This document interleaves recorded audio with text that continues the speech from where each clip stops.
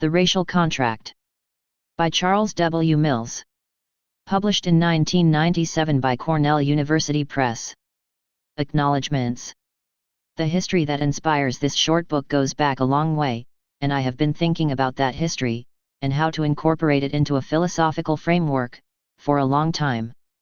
Along the way I have incurred many debts, some of which I have certainly forgotten, and this list of acknowledgements is only partial.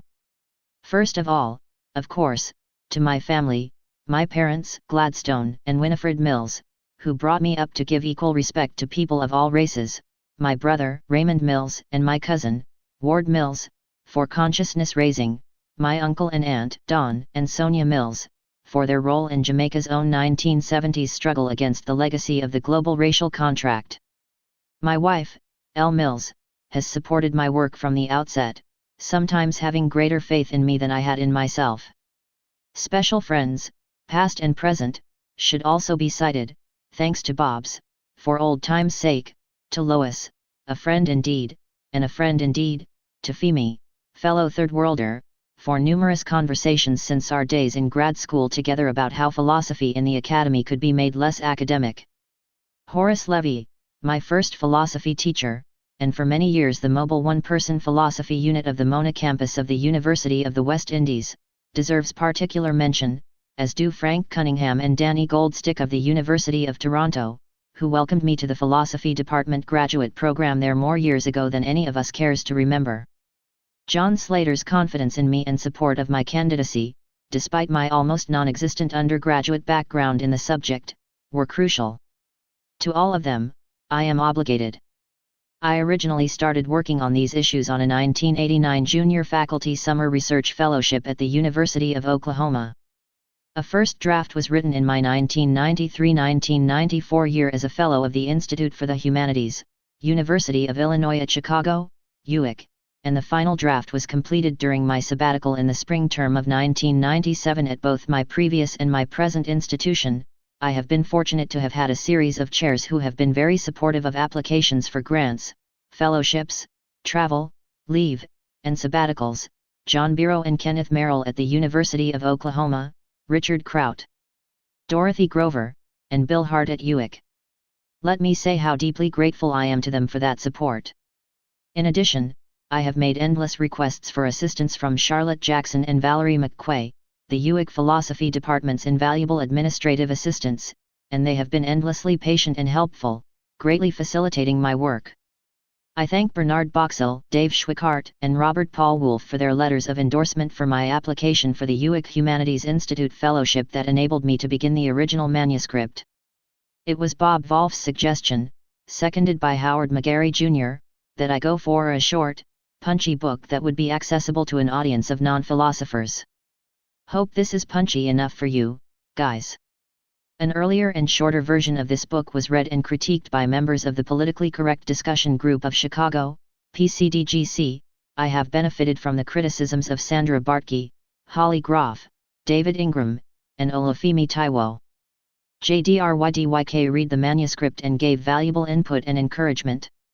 I have also benefited from audience feedback at the following presentations: from 1994 to 1996, the Institute for the Humanities, UIC, the Society for the Humanities, Cornell University, a colloquium at Queen's University, a panel at the annual meeting of the Society for Phenomenology and Existential Philosophy, and a conference titled The Academy and Race at Villanova University. I have consistently received special encouragement in the project from feminist theorists, my friend Sandra Bartke, Paola Lordi, Sandra Harding, Susan Babbitt, Susan Campbell, and Iris Marion Young. I have also learned a great deal over the years from feminist political theory and obviously owe a debt to Carol Pateman in particular. My focus on race in this book should not be taken to imply that I do not recognize the reality of gender as another system of domination. Alison Schonkweiler, my editor at Cornell University Press, was highly enthusiastic about the manuscript from her very first reading of it, and it is in large measure her conviction that persuaded me there was indeed a book here, and that I should write it. For her energy and drive, and the keen editorial eye that has undoubtedly made this a better book than it would otherwise have been, I express my deep appreciation. Finally, as a stranger in a strange land, I have been welcomed here by the American Philosophical Association Committee on the Status of Blacks in Philosophy. I would like to single out and thank Howard McGarry Jr., Leonard Harris, Lucius Outlaw Jr., Bill Lawson, Bernard Boxall, and Lawrence Thomas, for making me feel at home. As a beneficiary of affirmative action, I would not be in the American Academy today were it not for the struggles of Black Americans. This book is in part a tribute to, and a recognition of, those struggles, and, more generally, of the international Black radical tradition of political resistance that they exemplify. CWM. When white people say justice, they mean just us. Black American Folk Aphorism. Introduction. White supremacy is the unnamed political system that has made the modern world what it is today. You will not find this term in introductory, or even advanced, texts in political theory. A standard undergraduate philosophy course will start off with Plato and Aristotle, perhaps say something about Augustine, Aquinas, and Machiavelli, move on to Hobbes, Locke, Mill, and Marx, and then wind up with Rawls and Nozick. It will introduce you to notions of aristocracy, democracy, absolutism, liberalism, representative government, socialism, welfare capitalism, and libertarianism. But though it covers more than 2,000 years of Western political thought and runs the ostensible gamut of political systems, there will be no mention of the basic political system that has shaped the world for the past several hundred years. And this omission is not accidental. Rather, it reflects the fact that standard textbooks and courses have for the most part been written and designed by whites, who take their racial privilege so much for granted that they do not even see it as political, as a form of domination. Ironically, the most important political system of recent global history, the system of domination by which white people have historically ruled over and, in certain important ways, continue to rule over non-white people, is not seen as a political system at all. It is just taken for granted. It is the background against which other systems, which we are to see as political, are highlighted. This book is an attempt to redirect your vision, to make you see what, in a sense, has been there all along. Philosophy has remained remarkably untouched by the debates over multiculturalism, canon reform, and ethnic diversity racking the academy, both demographically and conceptually. It is one of the whitest of the humanities. Blacks, for example, constitute only about 1% of philosophers in North American universities, 100 or so people out of more than 10,000, and there are even fewer Latino, Asian American, and Native American philosophers. Point 1. Surely this underrepresentation itself stands in need of an explanation, and in my opinion it can be traced in part to a conceptual array and a standard repertoire of concerns whose abstractness typically elides, rather than genuinely includes, the experience of racial minorities. Since, white women have the demographic advantage of numbers, there are of course far more female philosophers in the profession than non-white philosophers, though still not proportionate to women's percentage of the population, and they have made far greater progress in developing alternative conceptualizations. Those African American philosophers who do work in moral and political theory tend either to produce general work indistinguishable from that of their white peers or to focus on local issues, affirmative action, the black underclass, or historical figures, W.E.B. Du Bois, Alain Locke, in a way that does not aggressively engage the broader debate. What is needed is a global theoretical framework for situating discussions of race and white racism, and thereby challenging the assumptions of white political philosophy, which would correspond to feminist theorists' articulation of the centrality of gender, patriarchy, and sexism to traditional moral and political theory. What is needed, in other words, is a recognition that racism, or, as I will argue, global white supremacy, is itself a political system, a particular power structure of formal or informal rule, socio-economic privilege, and norms for the differential distribution of material wealth and opportunities, benefits and burdens, rights and duties. The notion of the racial contract is, I suggest, one possible way of making this connection with mainstream theory, since it uses the vocabulary and apparatus already developed for contractarianism to map this unacknowledged system. Contract talk is, after all, the political lingua franca of our times. We all understand the idea of a contract, an agreement between two or more people to do something. The social contract just extends this idea. If we think of human beings as starting off in a state of nature, it suggests that they then decide to establish civil society and a government. What we have, then, is a theory that founds government on the popular consent of individuals taken as equals. Point 2. But the peculiar contract to which I am referring, though based on the social contract tradition that has been central to Western political theory, is not a contract between everybody, we the people, but between just the people who count, the people who really are people, we the white people. So it is a racial contract. The social contract, whether in its original or in its contemporary version, constitutes a powerful set of lenses for looking at society and the government. But in its obfuscation of the ugly realities of group power and domination, it is, if unsupplemented, a profoundly misleading account of the way the modern world actually is and came to be. The racial contract as a theory I use quotation marks to indicate when I am talking about the theory of the racial contract, as against the racial contract itself will explain that the racial contract is real and that apparent racist violations of the terms of the social contract in fact uphold the terms of the racial contract. The racial contract, then, is intended as a conceptual bridge between two areas now largely segregated from each other. On the one hand, the world of mainstream, i.e., white, ethics and political philosophy, preoccupied with discussions of justice and rights in the abstract; on the other hand, the world of Native American, African American, and third and fourth world 3 political thought, historically focused on issues of conquest, imperialism, colonialism, white settlement, land rights, race and racism, slavery, Jim Crow, reparations, apartheid, cultural authenticity, national identity, indigenismo, Afrocentrism, etc.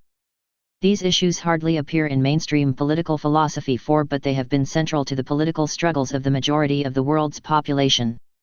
Their absence from what is considered serious philosophy is a reflection not of their lack of seriousness but of the color of the vast majority of Western academic philosophers, and perhaps their lack of seriousness. The great virtue of traditional social contract theory was that it provided seemingly straightforward answers both to factual questions about the origins and workings of society and government and to normative questions about the justification of socio-economic structures and political institutions. Moreover, the contract was very versatile, depending on how different theorists viewed the state of nature, human motivation, the rights and liberties people gave up or retained, the particular details of the agreement, and the resulting character of the government. In the modern Rawlsian version of the contract, this flexibility continues to be illustrated, since Rawls dispenses with the historical claims of classic contractarianism and focuses instead on the justification of the basic structure of society. Point 5 From its 1650-1800 heyday as a grand quasi-anthropological account of the origins and development of society and the state, the contract has now become just a normative tool, a conceptual device to elicit our intuitions about justice. But my usage is different. The racial contract I employ is in a sense more in keeping with the spirit of the classic contractarians Hobbes, Locke, Rousseau, and Kant. Point 6 I use it not merely normatively, to generate judgments about social justice and injustice, but descriptively, to explain the actual genesis of the society and the state, the way society is structured, the way the government functions, and people's moral psychology. Point 7 The most famous case in which the contract is used to explain a manifestly non-ideal society, what would be termed in current philosophical jargon a naturalized account, is Rousseau's Discourse on Inequality, 1755. Rousseau argues that technological development in the state of nature brings into existence a nascent society of growing divisions in wealth between rich and poor, which are then consolidated and made permanent by a deceitful social contract. 8 Whereas the ideal contract explains how a just society would be formed, ruled by a moral government, and regulated by a defensible moral code, this non-ideal/naturalized contract explains how an unjust, exploitative society, ruled by an oppressive government and regulated by an immoral code, comes into existence. If the ideal contract is to be endorsed and emulated, this non-ideal/naturalized contract is to be demystified and condemned. So the point of analyzing the non-ideal contract is not to ratify it but to use it to explain and expose the inequities of the actual non-ideal polity and to help us to see through the theories and moral justifications offered in defense of them. It gives us a kind of X-ray vision into the real internal logic of the socio-political system. Thus it does normative work for us not through its own values, which are detestable, but by enabling us to understand the polity's actual history and how these values and concepts have functioned to rationalize oppression, so as to reform them. Carol Pateman's provocative feminist work of a decade ago, The Sexual Contract, is a good example of this approach, and the inspiration for my own book, though my use is somewhat different, which demonstrates how much descriptive/explanatory life there still is in the contract. 9 Pateman uses it naturalistically, as a way of modeling the internal dynamic of the non-ideal male-dominated societies that actually exist today. So this is, as indicated, a reversion to the original anthropological approach in which the contract is intended to be historically explanatory. But the twist is, of course, that her purpose is now subversive, to excavate the hidden, unjust male covenant upon which the ostensibly gender-neutral social contract actually rests. By looking at Western society and its prevailing political and moral ideologies as if they were based on an unacknowledged sexual contract, Pateman offers a conjectural history that reveals and exposes the normative logic that makes sense of the inconsistencies, circumlocutions, and evasions of the classic contract theorists and, correspondingly, the world of patriarchal domination their work has helped to rationalize. My aim here is to adopt a non-ideal contract as a rhetorical trope and theoretical method for understanding the inner logic of racial domination and how it structures the polities of the West and elsewhere. The ideal social contract has been a central concept of Western political theory for understanding and evaluating the social world. And concepts are crucial to cognition. Cognitive scientists point out that they help us to categorize, learn, remember, infer, explain, problem solve, generalize, analogize. 10 Correspondingly, the lack of appropriate concepts can hinder learning, interfere with memory, block inferences, obstruct explanation, and perpetuate problems. I am suggesting, then, that as a central concept the notion of a racial contract might be more revealing of the real character of the world we are living in, and the corresponding historical deficiencies of its normative theories and practices, than the raceless notions currently dominant in political theory. 11 Both at the primary level of an alternative conceptualization of the facts and at the secondary, reflexive, level of a critical analysis of the orthodox theories themselves, the racial contract enables us to engage with mainstream Western political theory to bring in race. Insofar as contractarianism is thought of as a useful way to do political philosophy, to theorize about how the polity was created and what values should guide our prescriptions for making it more just, it is obviously crucial to understand what the original and continuing contract actually was and is, so that we can correct for it in constructing the ideal contract. The racial contract should therefore be enthusiastically welcomed by white contract theorists as well. So this book can be thought of as resting on 3 simple claims. The existential claim white supremacy, both local and global, exists and has existed for many years. The conceptual claim white supremacy should be thought of as itself a political system. The methodological claim as a political system, white supremacy can illuminatingly be theorized as based on a contract between whites, a racial contract. Here, then, are 10 theses on the racial contract, divided into 3 chapters. Part I. Overview. I will start with an overview of the racial contract, highlighting its differences from, as well as its similarities to, the classical and contemporary social contract. The racial contract is political, moral, and epistemological. The racial contract is real, and economically, in determining who gets what. The racial contract is an exploitation contract. The racial contract is political, moral, and epistemological. The social contract is actually several contracts in one. Contemporary contractarians usually distinguish, to begin with, between the political contract and the moral contract, before going on to make, subsidiary, distinctions within both. I contend, however, that the orthodox social contract also tacitly presupposes an epistemological contract, and that for the racial contract it is crucial to make this explicit. The political contract is an account of the origins of government and our political obligations to it. The subsidiary distinction sometimes made in the political contract is between the contract to establish society, thereby taking natural, pre-social individuals out of the state of nature and reconstructing and constituting them as members of a collective body, and the contract to establish the state, thereby transferring outright or delegating in a relationship of trust the rights and powers we have in the state of nature to a sovereign governing entity. Point 1 The moral contract, on the other hand, is the foundation of the moral code established for the society, by which the citizens are supposed to regulate their behavior. The subsidiary distinction here is between 2 interpretations, to be discussed, of the relationship between the moral contract and state of nature morality. In modern versions of the contract, most notably Rawls's of course, the political contract largely vanishes, modern anthropology having long superseded the naive social origin histories of the classic contractarians. The focus is then almost exclusively on the moral contract. This is not conceived of as an actual historical event that took place on leaving the state of nature. Rather, the state of nature survives only in the attenuated form of what Rawls calls the original position, and the contract is a purely hypothetical exercise, a thought experiment, in establishing what a just basic structure would be, with a schedule of rights, duties, and liberties that shapes citizens' moral psychology, conceptions of the right, notions of self-respect, etc. 2. Now the racial contract and the racial contract as a theory, that is, the distanced, critical examination of the racial contract follows the classical model in being both socio-political and moral.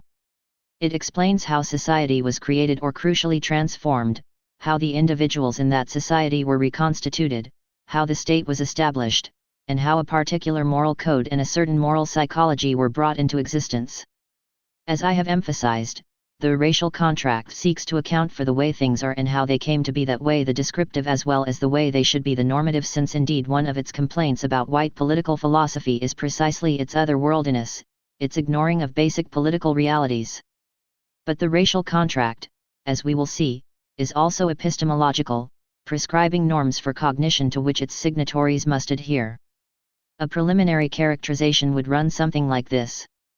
The racial contract is that set of formal or informal agreements or meta-agreements, higher-level contracts about contracts, which set the limits of the contract's validity, between the members of one subset of humans, henceforth designated by shifting, racial, phenotypical/genealogical/cultural, criteria C1, C2, C3 as white, and coextensive, making due allowance for gender differentiation, with the class of full persons, to categorize the remaining subset of humans as non-white and of a different and inferior moral status, subpersons, so that they have a subordinate civil standing in the white or white-ruled polities the whites either already inhabit or establish, or in transactions as aliens with these polities, and the moral and juridical rules normally regulating the behavior of whites in their dealings with one another either do not apply at all in dealings with non-whites or apply only in a qualified form, depending in part on changing historical circumstances and what particular variety of non-white is involved, but in any case the general purpose of the contract is always the differential privileging of the whites as a group with respect to the non-whites as a group, the exploitation of their bodies, land, and resources, and the denial of equal socio-economic opportunities to them. All whites are beneficiaries of the contract, though some whites are not signatories to it. Point 3. It will be obvious, therefore, that the racial contract is not a contract to which the non-white subset of humans can be a genuinely consenting party, though, depending again on the circumstances, it may sometimes be politic to pretend that this is the case. Rather, it is a contract between those categorized as white over the non-whites, who are thus the objects rather than the subjects of the agreement. The logic of the classic social contract, political, moral, and epistemological, then undergoes a corresponding refraction, with shifts, accordingly, in the key terms and principles. Politically, the contract to establish society and the government, thereby transforming abstract raceless men from denizens of the state of nature into social creatures who are politically obligated to a neutral state, becomes the founding of a racial polity, whether white settler states, where pre-existing populations already are or can be made sparse, or what are sometimes called sojourner colonies, the establishment of a white presence and colonial rule over existing societies, which are somewhat more populous, or whose inhabitants are more resistant to being made sparse. In addition, the colonizing mother country is also changed by its relation to these new polities, so that its own citizens are altered. In the social contract, the crucial human metamorphosis is from natural man to civil/political man, from the resident of the state of nature to the citizen of the created society. This change can be more or less extreme, depending on the theorist involved. For Rousseau it is a dramatic transformation, by which animal-like creatures of appetite and instinct become citizens bound by justice and self-prescribed laws. For Hobbes it is a somewhat more laid-back affair by which people who look out primarily for themselves learn to constrain their self-interest for their own good. Point 4 But in all cases the original state of nature supposedly indicates the condition of all men, and the social metamorphosis affects them all in the same way. In the racial contract, by contrast, the crucial metamorphosis is the preliminary conceptual partitioning and corresponding transformation of human populations into white and non-white men. The role played by the state of nature then becomes radically different.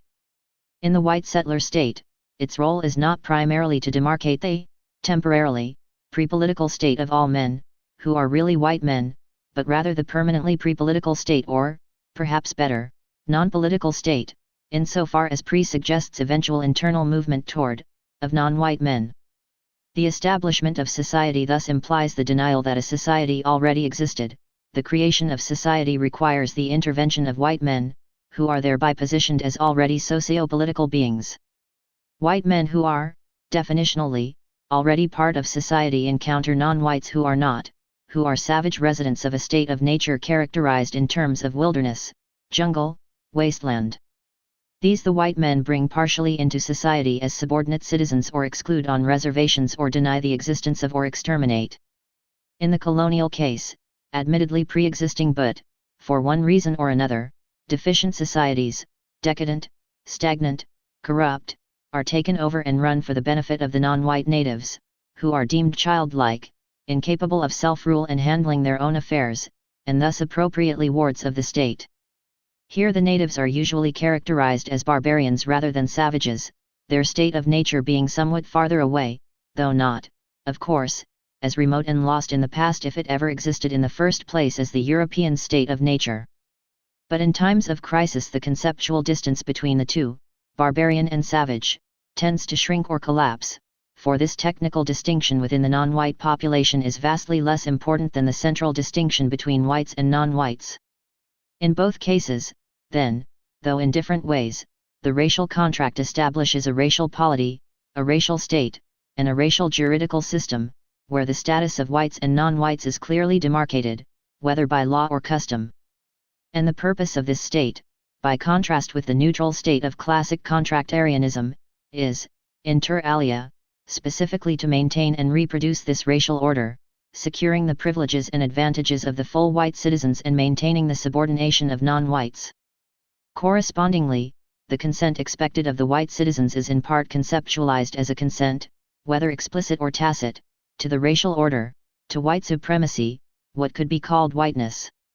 To the extent that those phenotypically/genealogically/culturally categorized as white fail to live up to the civic and political responsibilities of whiteness, they are in dereliction of their duties as citizens.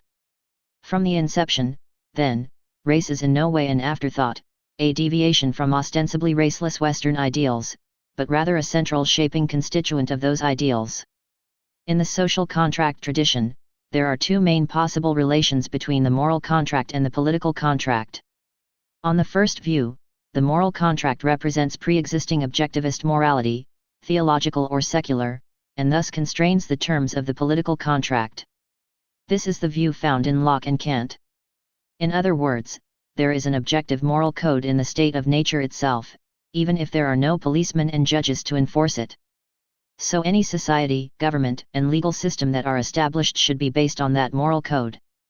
On the second view, the political contract creates morality as a conventionalist set of rules. So there is no independent objective moral criterion for judging one moral code to be superior to another or for indicting a society's established morality as unjust. On this conception, which is famously attributed to Hobbes, morality is just a set of rules for expediting the rational pursuit and coordination of our own interests without conflict with those other people who are doing the same thing. 5. The racial contract can accommodate both versions, but as it is the former version, the contract as described in Locke and Kant, rather than the latter version, the contract as described in Hobbes, which represents the mainstream of the contract tradition, I focus on that 1.6 here. The good polity is taken to rest on a pre-existing moral foundation. Obviously, this is a far more attractive conception of a political system than Hobbes's view. The ideal of an objectively just polis to which we should aspire in our political activism goes back in the Western tradition all the way to Plato. In the medieval Christian worldview, which continued to influence contractarianism well into the modern period, there is a natural law immanent in the structure of the universe which is supposed to direct us morally in striving for this ideal. Point 7.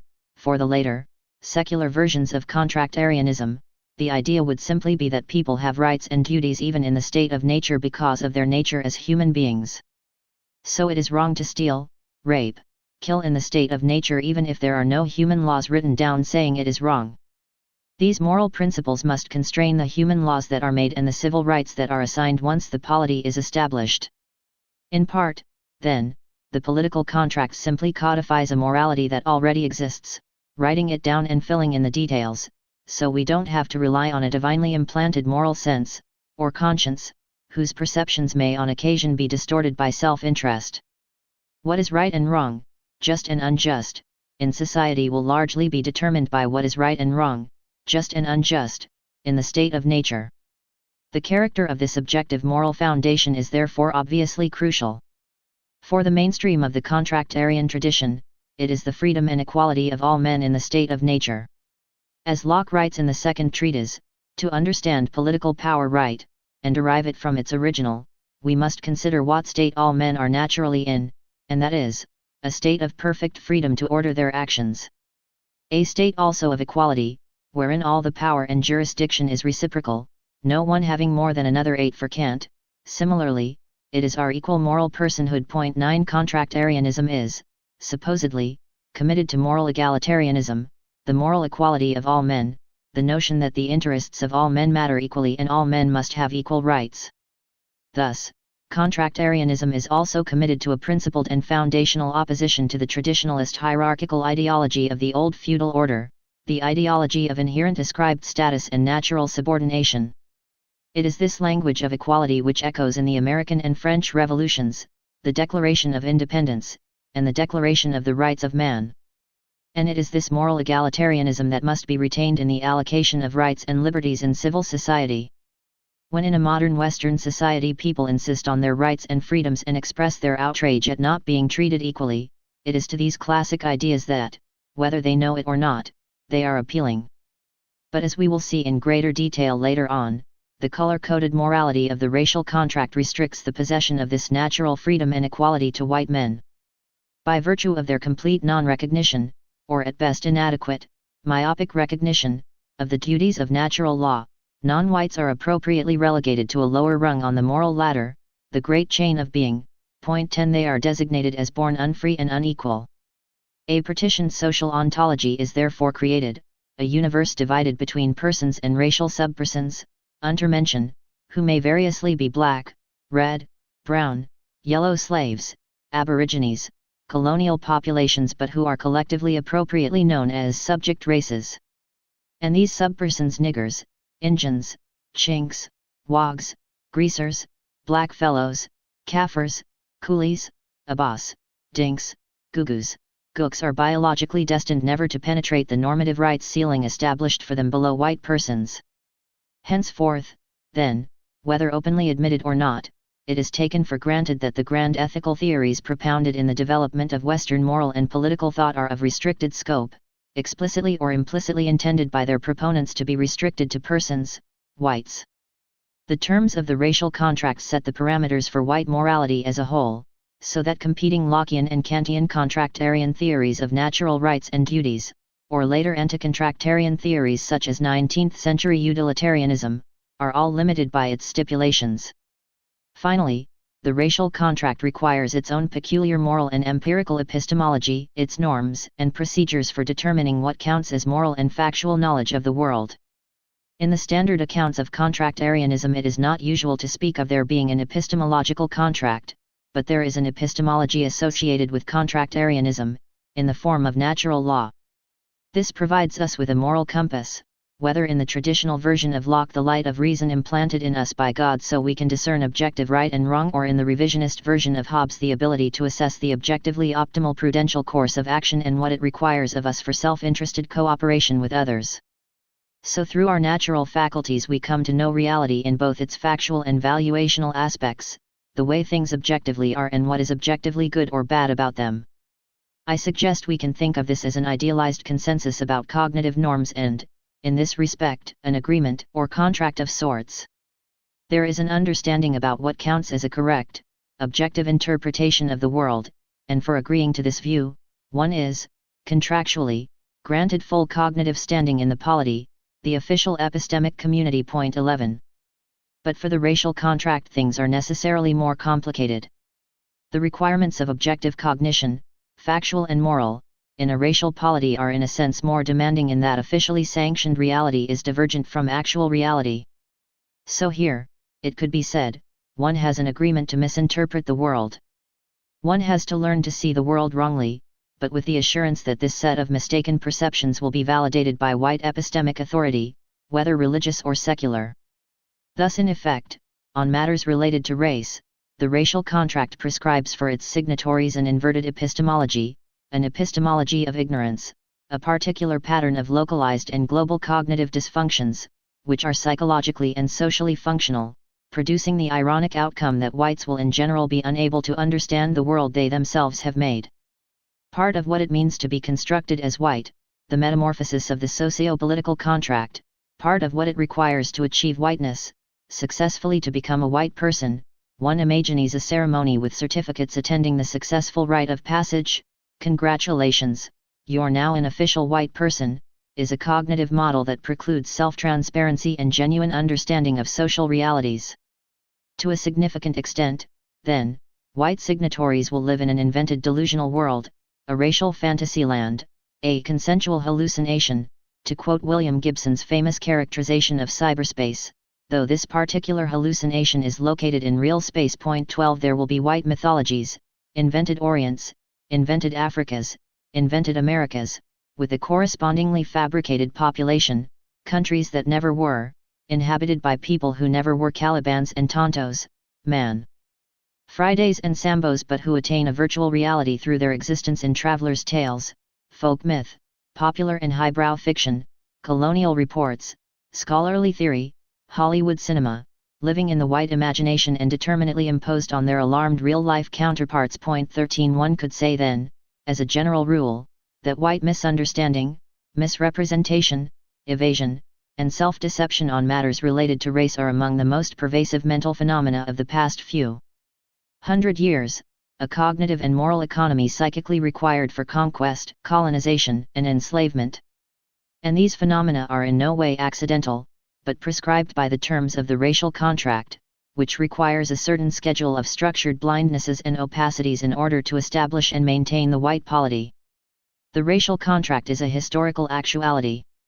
The social contract in its modern version has long since given up any pretensions to be able to explain the historical origins of society and the state. Whereas the classic contractarians were engaged in a project both descriptive and prescriptive, the modern Rawls-inspired contract is purely a prescriptive thought experiment. And even Pateman's sexual contract, though its focus is the real rather than the ideal, is not meant as a literal account of what men in 4004 BC decided to do on the plains of Mesopotamia. Whatever accounts for what Frederick Engels once called the world historical defeat of the female sex. 14. Whether the development of an economic surplus, as he theorized, or the male discovery of the capacity to rape and the female disadvantage of being the childbearing half of the species, as radical feminists have argued, it is clearly lost in antiquity. By contrast, ironically, the racial contract, never so far as I know explored as such, has the best claim to being an actual historical fact. Far from being lost in the mists of the ages, it is clearly historically locatable in the series of events marking the creation of the modern world by European colonialism and the voyages of discovery, now increasingly and more appropriately called expeditions of conquest. The Columbian quincentenary a few years ago, with its accompanying debates, polemics, controversies, counter-demonstrations, and outpourings of revisionist literature, confronted many whites with the uncomfortable fact, hardly discussed in mainstream moral and political theory, that we live in a world which has been foundationally shaped for the past 500 years by the realities of European domination and the gradual consolidation of global white supremacy. Thus not only is the racial contract real, but whereas the social contract is characteristically taken to be establishing the legitimacy of the nation-state, and codifying morality and law within its boundaries, the racial contract is global, involving a tectonic shift of the ethico-juridical basis of the planet as a whole, the division of the world, as Jean-Paul Sartre put it long ago, between men and natives 15. Europeans thereby emerge as the lords of humankind, the lords of all the world, with the increasing power to determine the standing of the non-Europeans who are their subjects. 16 Although no single act literally corresponds to the drawing up and signing of a contract, there is a series of acts, papal bulls and other theological pronouncements, European discussions about colonialism, discovery, and international law, pacts, treaties, and legal decisions, academic and popular debates about the humanity of non-whites, the establishment of formalized legal structures of differential treatment, and the routinization of informal illegal or quasi-legal practices effectively sanctioned by the complicity of silence and government failure to intervene and punish perpetrators, which collectively can be seen, not just metaphorically but close to literally, as its conceptual, juridical, and normative equivalent. Anthony Pagden suggests that a division of the European empires into their main temporal periods should recognize two distinct, but interdependent histories: the colonization of the Americas, 1492 to the 1830s, and the occupation of Asia, Africa, and the Pacific, 1730s to the period after World War II. 17 In the first period, it was, to begin with, the nature and moral status of the Native Americans that primarily had to be determined, and then that of the imported African slaves whose labor was required to build this new world. In the second period, culminating in formal European colonial rule over most of the world by the early 20th century, it was the character of colonial peoples that became crucial. But in all cases race is the common conceptual denominator that gradually came to signify the respective global statuses of superiority and inferiority, privilege and subordination. There is an opposition of us against them with multiple overlapping dimensions: Europeans versus non-Europeans, geography, civilized versus wild/savage/barbarians, culture, Christians versus heathens, religion. But they all eventually coalesced into the basic opposition of white versus non-white. A Lumbee Indian legal scholar, Robert Williams, has traced the evolution of the Western legal position on the rights of native peoples from its medieval antecedents to the beginnings of the modern period, showing how it is consistently based on the assumption of the rightness and necessity of subjugating and assimilating other peoples to the European worldview. 18 Initially the intellectual framework was a theological one, with normative inclusion and exclusion manifesting itself as the demarcation between Christians and heathens. The Pope's powers over the Societas Christiana, the universal Christian commonwealth, were seen as extending not only over all Christians within the universal commonwealth, but over unregenerate heathens and infidels as well, and this policy would subsequently underwrite not merely the Crusades against Islam but the later voyages to the Americas. Sometimes papal pronouncements did grant rights and rationality to non-believers.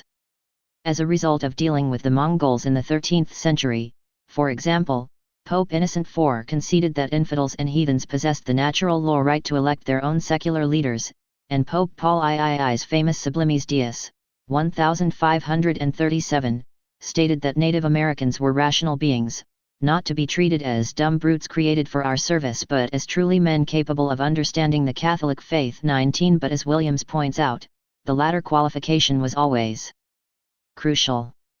A Eurocentrically normed conception of rationality made it coextensive with acceptance of the Christian message, so that rejection was proof of bestial irrationality.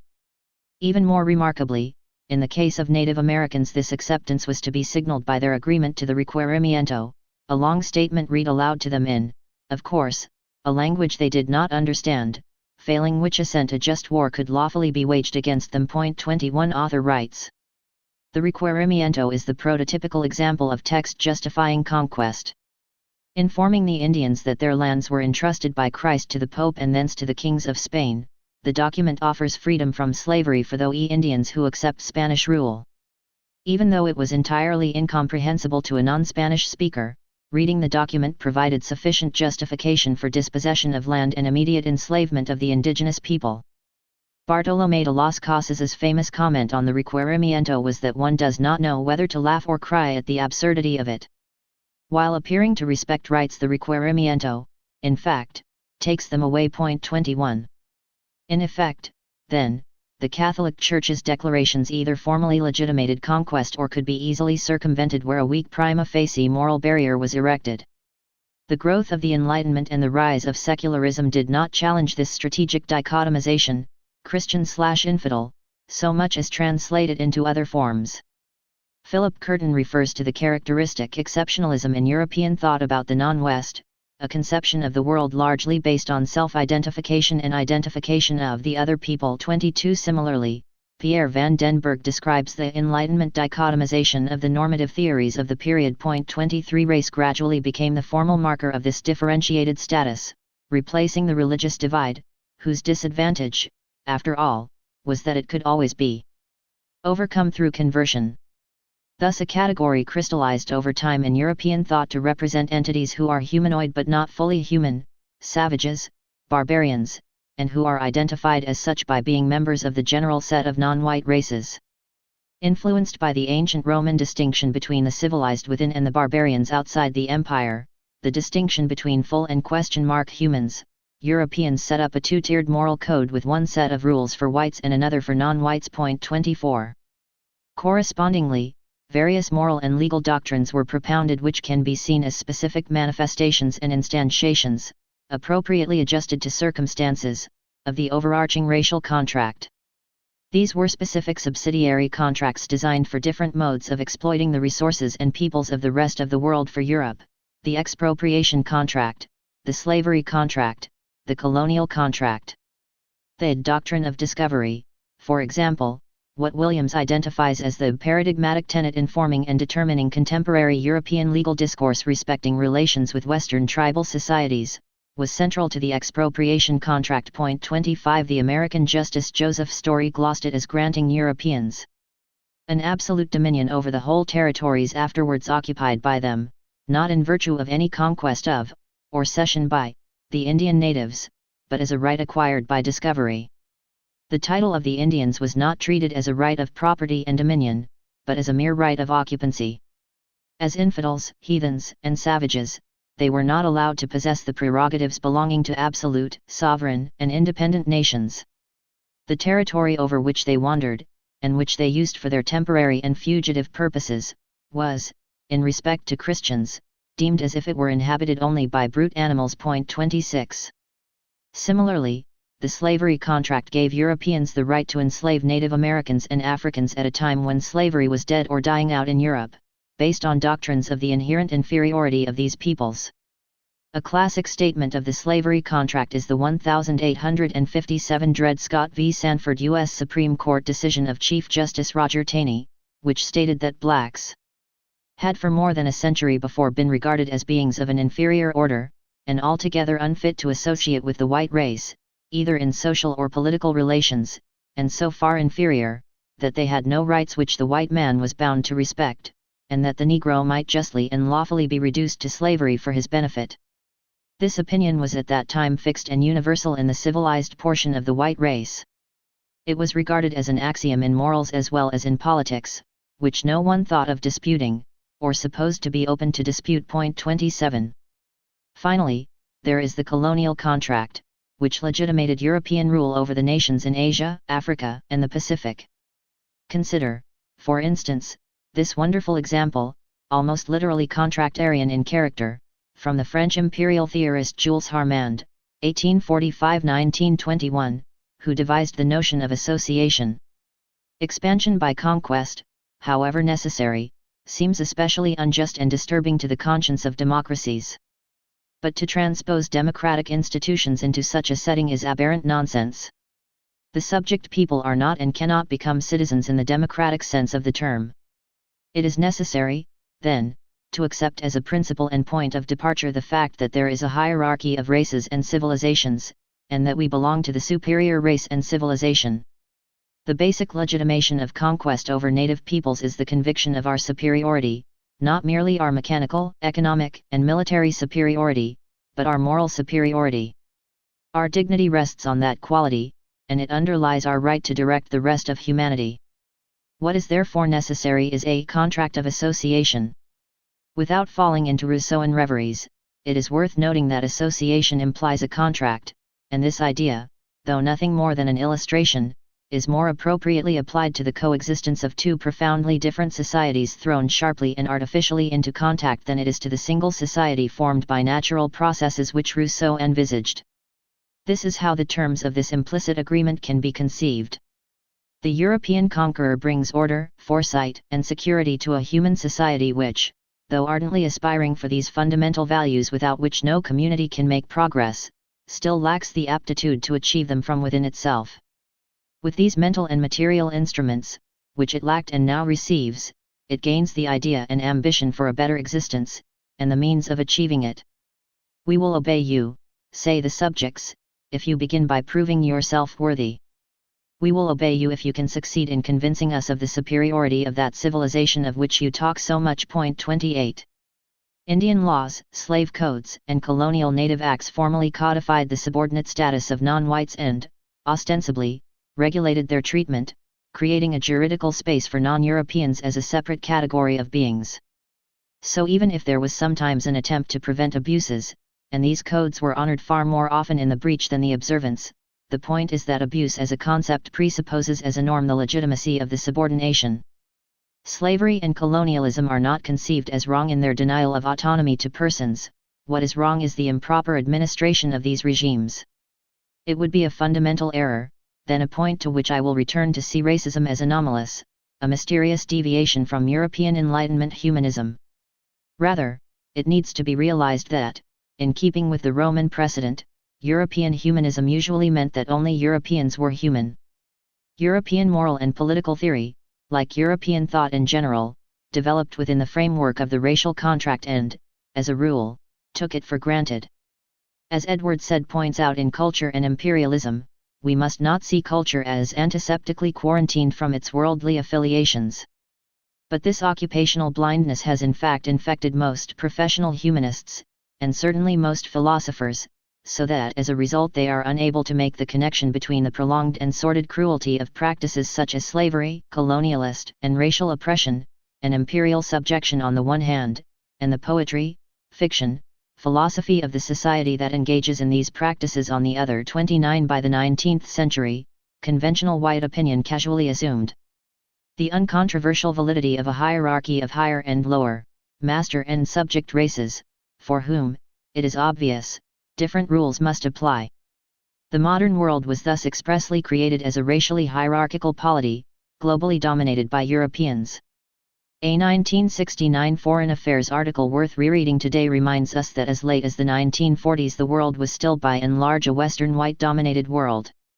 The long-established patterns of white power and non-white non-power were still the generally accepted order of things. All the accompanying assumptions and mythologies about race and color were still mostly taken for granted. White supremacy was a generally assumed and accepted state of affairs in the United States as well as in Europe's empires. 30. But statements of such frankness are rare or non-existent in mainstream white opinion today, which generally seeks to rewrite the past so as to deny or minimize the obvious fact of global white domination. Yet the United States itself, of course, is a white settler state on territory expropriated from its aboriginal inhabitants through a combination of military force, disease, and a century of dishonor of broken treaties. 31. The expropriation involved literal genocide, a word now unfortunately devalued by hyperbolic overuse, of a kind that some recent revisionist historians have argued needs to be seen as comparable to the Third Reich's. 32. Washington, father of the nation, was, understandably, known somewhat differently to the Senecas as town destroyer. 33. In the Declaration of Independence, Jefferson characterized Native Americans as merciless Indian savages, and in the Constitution, blacks, of course, appear only obliquely, through the famous 60% solution. Thus, as Richard Drinan concludes, the framers manifestly established a government under which non-Europeans were not men created equal in the white polity, they were non-peoples. 34. Though on a smaller scale and not always so ruthlessly, or, in the case of New Zealand, because of more successful indigenous resistance, what are standardly classified as the other white settler states, for example, Canada, Australia, New Zealand, Rhodesia, and South Africa, were all founded on similar policies, the extermination, displacement, and or herding onto reservations of the Aboriginal population. 35. Pierre van den Berg has coined the illuminating phrase Herrenfolk democracies to describe these polities, which captures perfectly the dichotomization of the racial contract. 36. Their subsequent evolution has been somewhat different, but defenders of South Africa's system of apartheid often argued that U.S. criticism was hypocritical in light of its own history of Jim Crow, especially since de facto segregation remains sufficiently entrenched that even today, 40 years after Brown v. Board of Education, 2 American sociologists can title their study American Apartheid. 37 The racist record of pre-liberation Rhodesia, now Zimbabwe, and South Africa is well known. Not so familiar may be the fact that the United States, Canada, and Australia all maintained white immigration policies until a few decades ago, and native peoples in all 3 countries suffer high poverty, infant mortality, and suicide rates.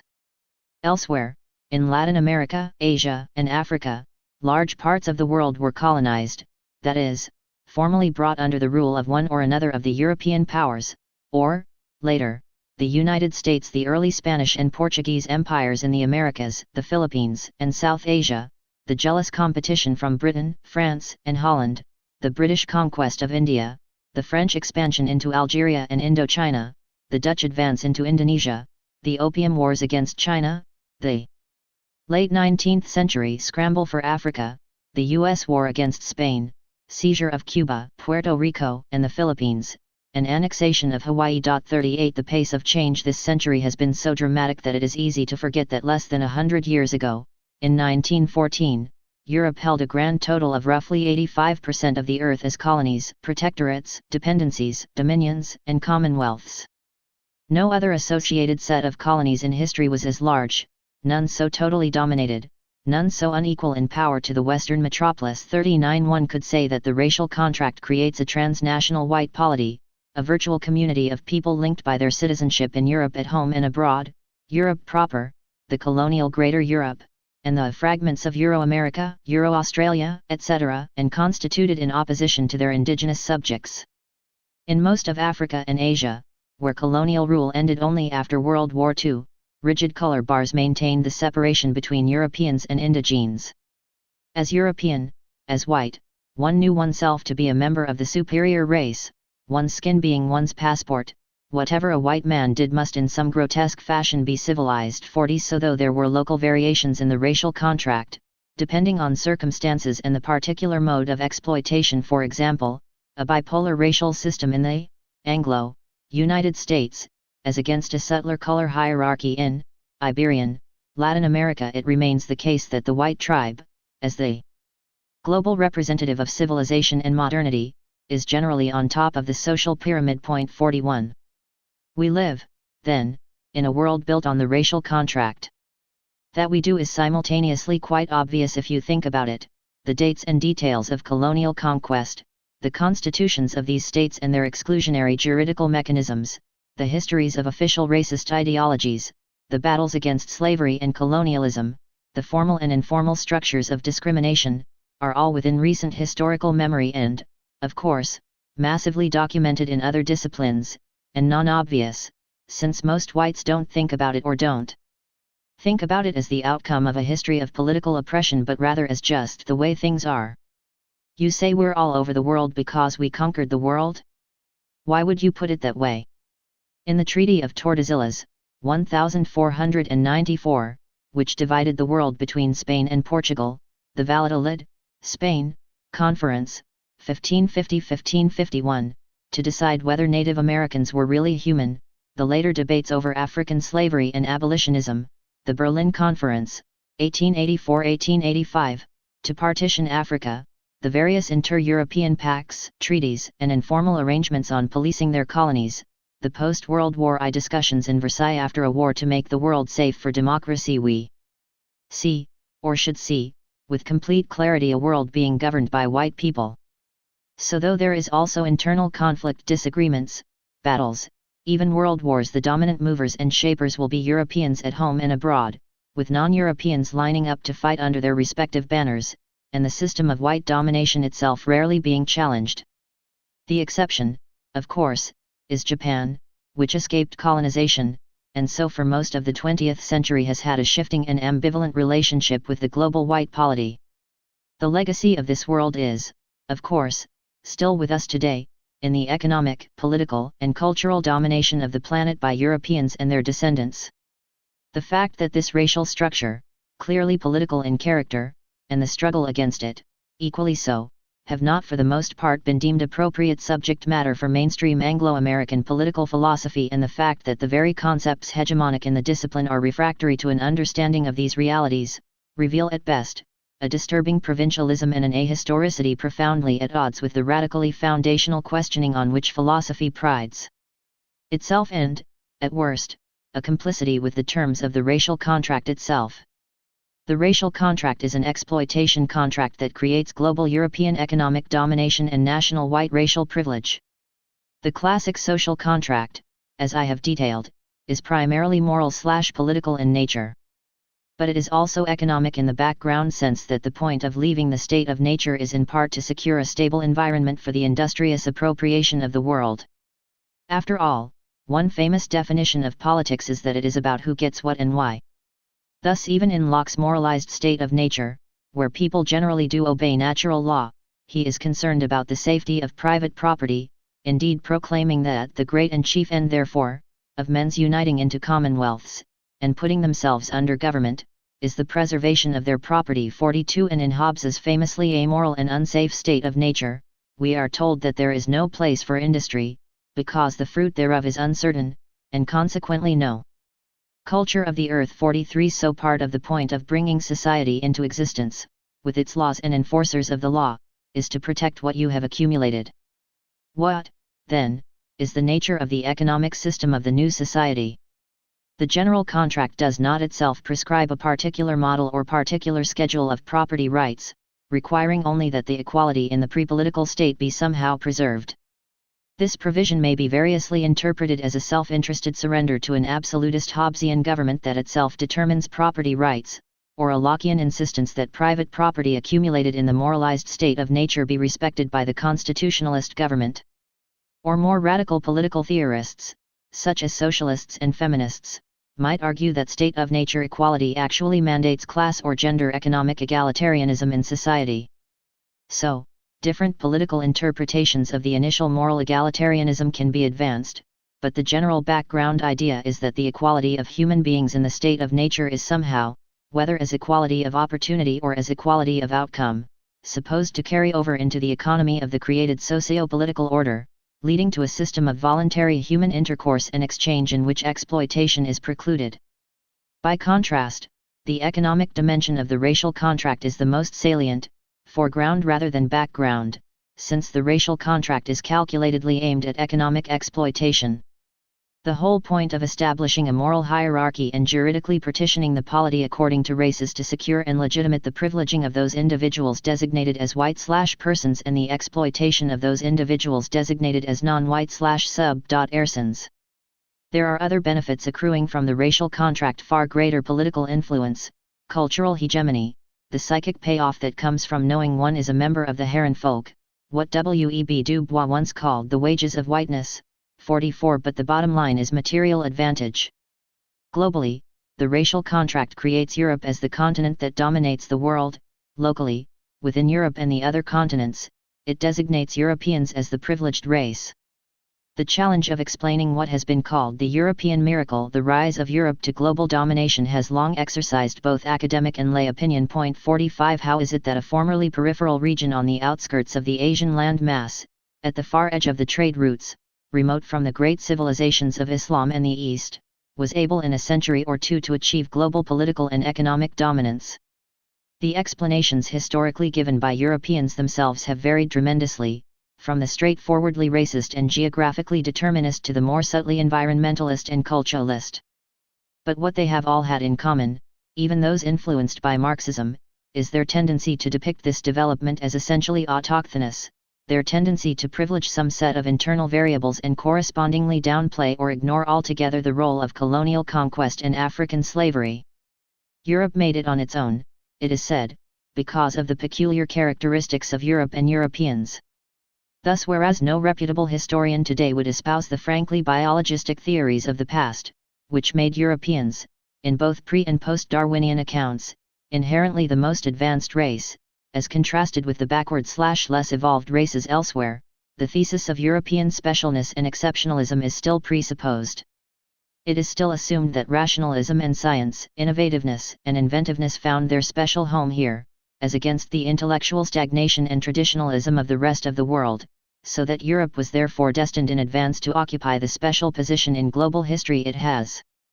James Blount calls this the theory, or supertheory, an umbrella covering many different versions, theological, cultural, biologistic, geographical, technological, etc., of Eurocentric diffusionism, according to which European progress is seen as natural and asymmetrically determinant of the fate of non-Europe.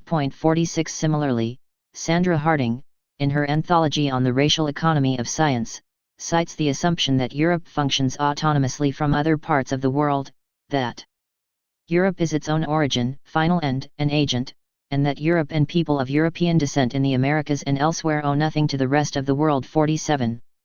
Unsurprisingly, Black and Third World theorists have traditionally dissented from this notion of happy divine or natural European dispensation. They have claimed, quite to the contrary, that there is a crucial causal connection between European advance and the unhappy fate of the rest of the world. One classic example of such scholarship from a half-century ago was the Caribbean historian Eric Williams's Capitalism and Slavery, which argued that the profits from African slavery helped to make the Industrial Revolution possible, so that internalist accounts were fundamentally mistaken. 48 And in recent years, with decolonization, the rise of the New Left in the United States, and the entry of more alternative voices into the academy, this challenge has deepened and broadened. There are variations in the author's positions, for example, Walter Rodney, Samir Amin, André Gunder Frank, Emmanuel Wallerstein. 49 But the basic theme is that the exploitation of the empire, the bullion from the great gold and silver mines in Mexico and Peru, the profits from plantation slavery, the fortunes made by the colonial companies, the general social and economic stimulus provided by the opening up of the New World, was to a greater or lesser extent crucial in enabling and then consolidating the takeoff of what had previously been an economic backwater.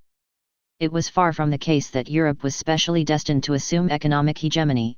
There were a number of centers in Asia and Africa of a comparable level of development which could potentially have evolved in the same way. But the European ascent closed off this development path for others because it forcibly inserted them into a colonial network whose exploitative relations and extractive mechanisms prevented autonomous growth. Overall, then, colonialism lies at the heart of the rise of Europe. 50 The economic unit of analysis needs to be Europe as a whole, since it is not always the case that the colonizing nations directly involved always benefited in the long term. Imperial Spain, for example, still feudal in character, suffered massive inflation from its bullion imports. But through trade and financial exchange, others launched on the capitalist path, such as Holland, profited. Internal national rivalries continued, of course, but this common identity based on the transcontinental exploitation of the non-European world would in many cases be politically crucial, generating a sense of Europe as a cosmopolitan entity engaged in a common enterprise, underwritten by race. As Victor Kiernan puts it, all countries within the European orbit benefited, however, as Adam Smith pointed out, from colonial contributions to a common stock of wealth, bitterly as they might wrangle over ownership of one territory or another. Here was a sense in which all Europeans shared in a heightened sense of power engendered by the successes of any of them, as well as in the pool of material wealth that the colonies produced. 51. Today, correspondingly, though formal decolonization has taken place and in Africa and Asia black, brown, and yellow natives are in office, ruling independent nations, the global economy is essentially dominated by the former colonial powers, their offshoots, Euro-United States, Euro-Canada, and their international financial institutions, lending agencies, and corporations. As previously observed, the notable exception, whose history confirms rather than challenges the rule, is Japan, which escaped colonization and, after the Meiji Restoration, successfully embarked on its own industrialization. Thus one could say that the world is essentially dominated by white capital. Global figures on income and property ownership are, of course, broken down nationally rather than racially, but if a transnational racial disaggregation were to be done, it would reveal that whites control a percentage of the world's wealth grossly disproportionate to their numbers.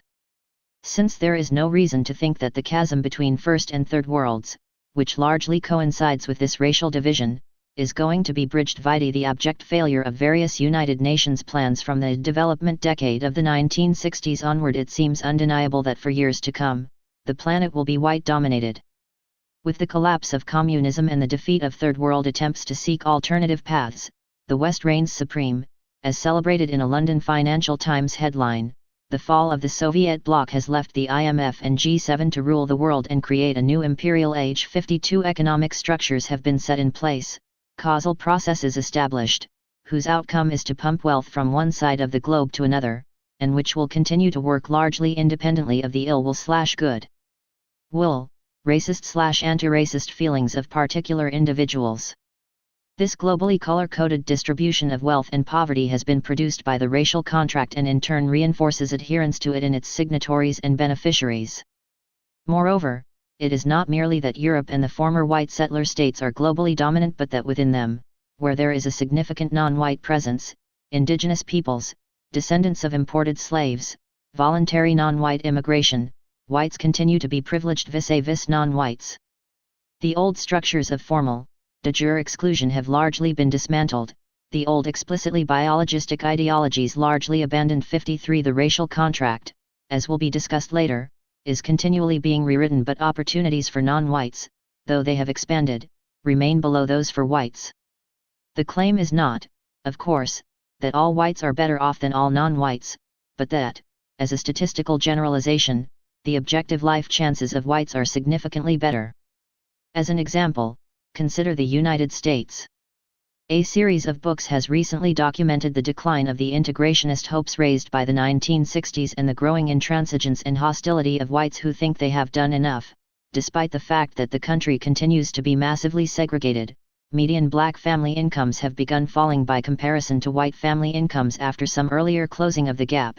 The so-called black underclass has basically been written off, and reparations for slavery and post-emancipation discrimination have never been paid, or, indeed, even seriously considered. 54 Recent work on racial inequality by Melvin Oliver and Thomas Shapiro suggests that wealth is more important than income in determining the likelihood of future racial equalization, since it has a cumulative effect that is passed down through intergenerational transfer, affecting life chances and opportunities for one's children. Whereas in 1988 black households earned 62 cents for every dollar earned by white households, the comparative differential with regard to wealth is much greater and, arguably, provides a more realistically negative picture of the prospects for closing the racial gap. Whites possess nearly 12 times as much median net worth as blacks, or $43,800 versus $3,700. In an even starker contrast, perhaps, the average white household controls $6,999 in net financial assets while the average black household retains no NFA nest egg whatsoever. Moreover, the analytic focus on wealth rather than income exposes how illusory the much-trumpeted rise of a black middle class is. Middle-class blacks, for example, earn 70 cents for every dollar earned by middle-class whites, but they possess only 15 cents for every dollar of wealth held by middle-class whites. This huge disparity in white and black wealth is not remotely contingent, accidental, fortuitous, it is the direct outcome of American state policy and the collusion with it of the white citizenry. In effect, materially, whites and blacks constitute two nations, 55 the white nation being constituted by the American racial contract in a relationship of structured racial exploitation with the black, and, of course, historically also the red, nation. A collection of papers from panels organized in the 1980s by the National Economic Association, the professional organization of black economists, provides some insight into the mechanics and the magnitude of such exploitative transfers and denials of opportunity to accumulate material and human capital. It takes as its title The Wealth of Races, an ironic tribute to Adam Smith's famous book The Wealth of Nations, and analyzes the different varieties of discrimination to which blacks have been subjected: slavery, employment discrimination, wage discrimination, promotion discrimination, white monopoly power discrimination against black capital, racial price discrimination in consumer goods, housing, services, insurance, etc. 56 Many of these, by their very nature, are difficult to quantify. Moreover, there are costs in anguish and suffering that can never really be compensated. Nonetheless, those that do lend themselves to calculation offer some remarkable figures.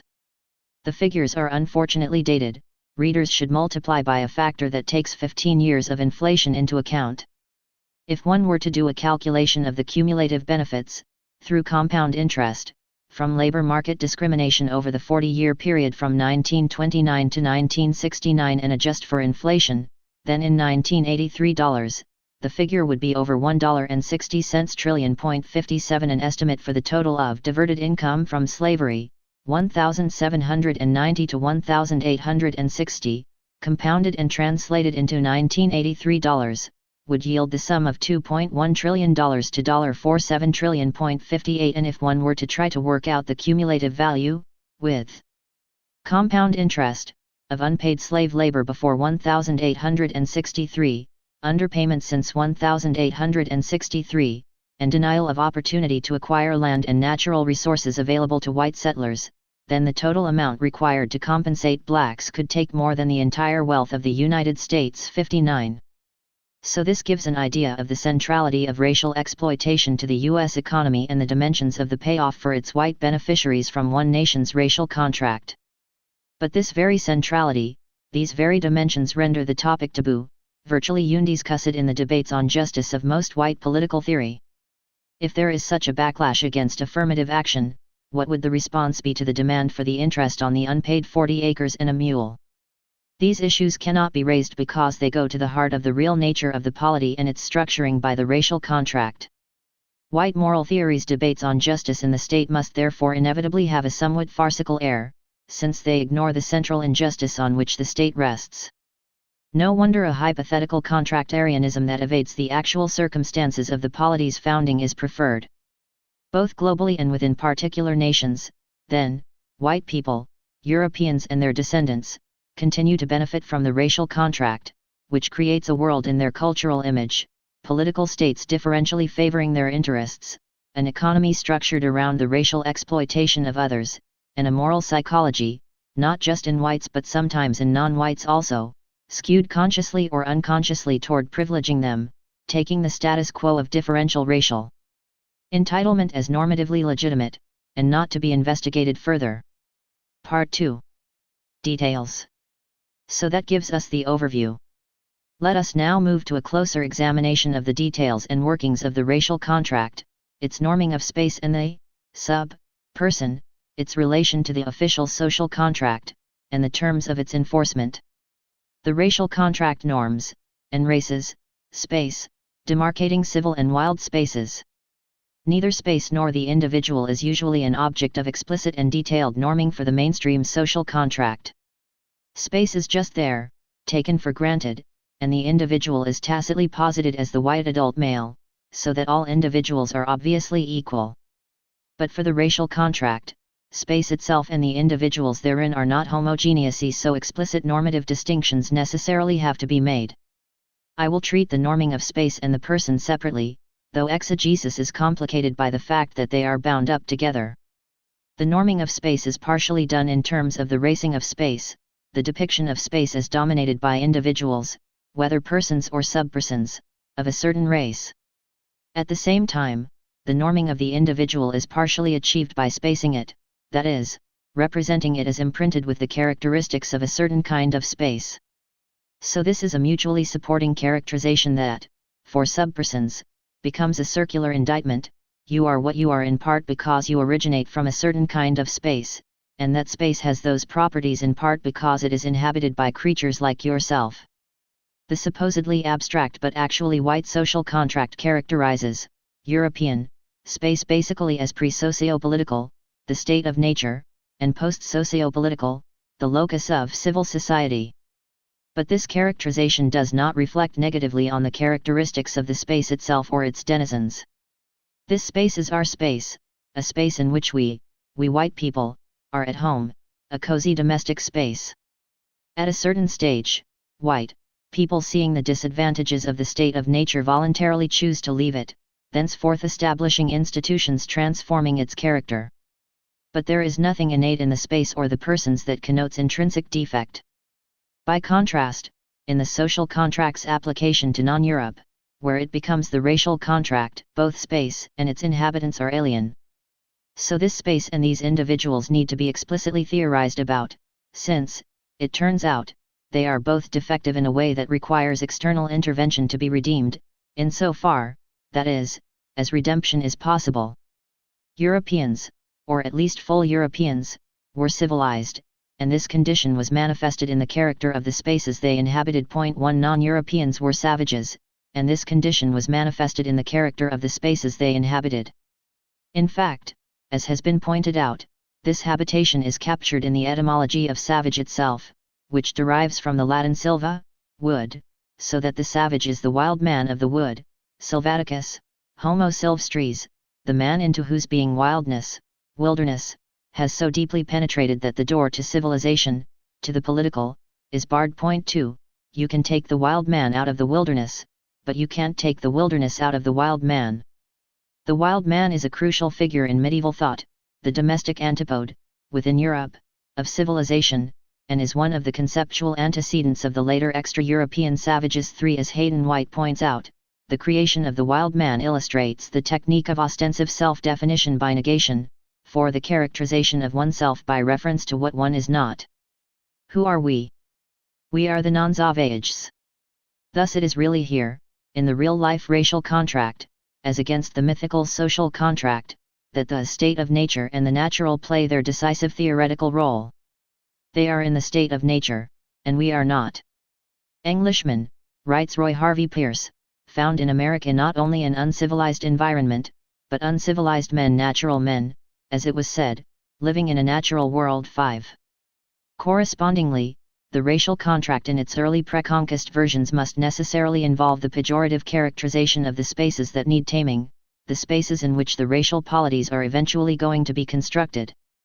The racial contract is thus necessarily more openly material than the social contract. These strange landscapes, so unlike those at home, this alien flesh, so different from our own, must be mapped and subordinated. Creating the civil and the political here thus requires an active spatial struggle. This space is resistant, against the savage and barbaric, an advancing of the frontier against opposition, a Europeanization of the world.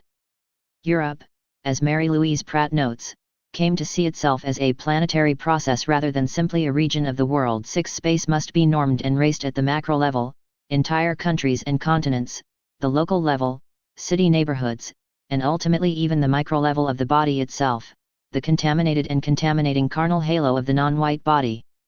There are 2 main dimensions to this norming, the epistemological and the moral. The epistemological dimension is the corollary of the preemptive restriction of knowledge to European cognizers, which implies that in certain spaces real knowledge, knowledge of science, universals, is not possible.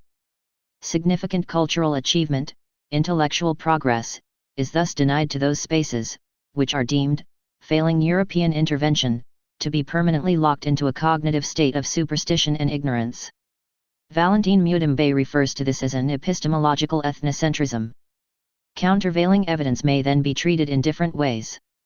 It may simply be destroyed, as for example the invading Spanish conquistadors burned Aztec manuscripts. It may be explained away as resulting from the intervention of outsiders, for example from a previously unknown contact with whites.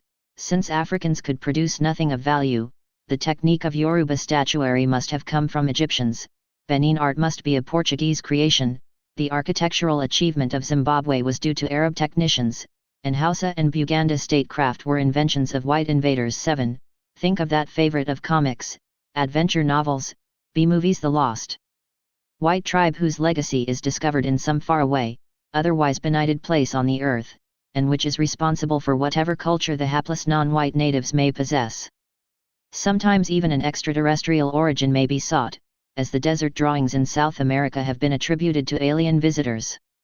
Similarly, independently of the eventual outcome of the controversy recently stimulated by the claim of Martin Bernal's Black Athena that ancient Egypt was a significant cultural influence on ancient Greece, and that it was to a large extent a black civilization, one can surely infer that at least some of the resistance to the idea in establishment white scholarship comes from the a prioristic presumption that no such achievement could really have come from black, and ultimately sub-Saharan Africa. 8 The phrase sub-Saharan Africa is itself, in fact, a geographic marker motivated by the racial contract. Finally, the cultural achievements of others may simply be appropriated by Europe without acknowledgement, in effect denying the reality that the West has always been a multicultural creation. 9 This norming is, of course, also manifested in the vocabulary of discovery and exploration still in use until recently, basically implying that if no white person has been there before, then cognition cannot really have taken place. In Heart of Darkness, Joseph Conrad's Marlowe pores over the globe and notes that there were many blank spaces on the Earth 10, and this blankness signifies not merely that Europeans have not arrived but that these spaces have not arrived, a blankness of the inhabitants themselves. Africa is thus the dark continent because of the paucity of, remembered, European contact with it.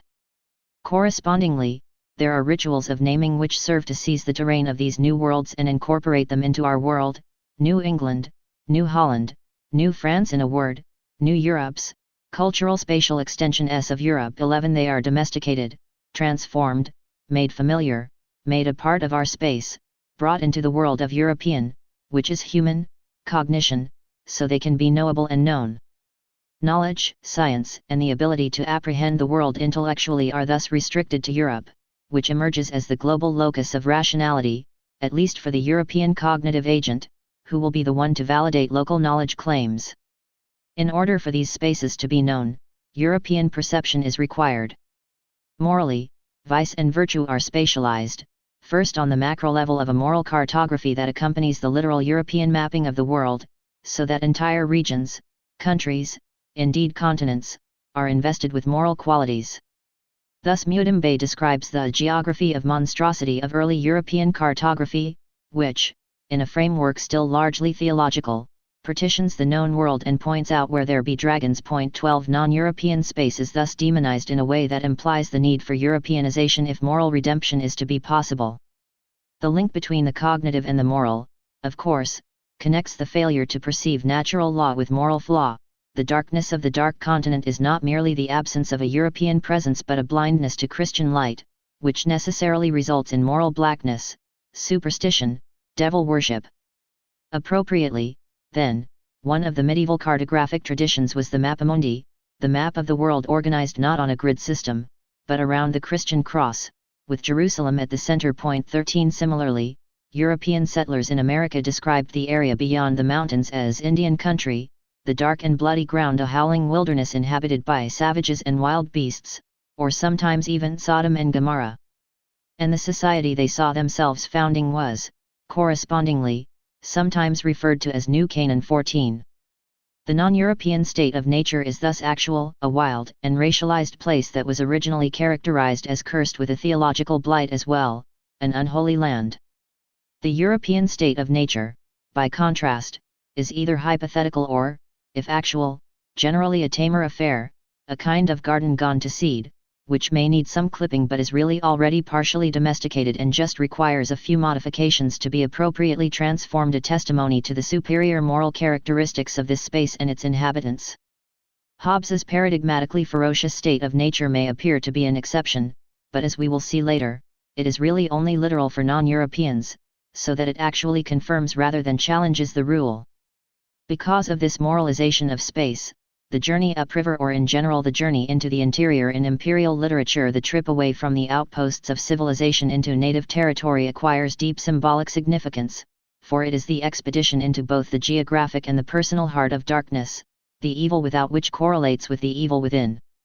Thus in Apocalypse Now, Francis Ford Coppola's 1979 rewriting of Conrad in the context of Vietnam, Willard's, Martin Sheen, Journey Upriver to find Kurtz, Marlon Brando, whose stages are sartorially marked through the gradual stripping away of the civilized uniform of the U.S. Army to the final mud-caked, machete-carrying figure indistinguishable from the Cambodian villagers ceremonially killing the buffalo, is both a normative descent into moral corruption and a cognitive ascent to the realization that the war could have been won only by abandoning the restraints of Euro-American civilization, as demonstrated in My Lai presumably, and embracing the savagery of the North Vietnamese Army. 15.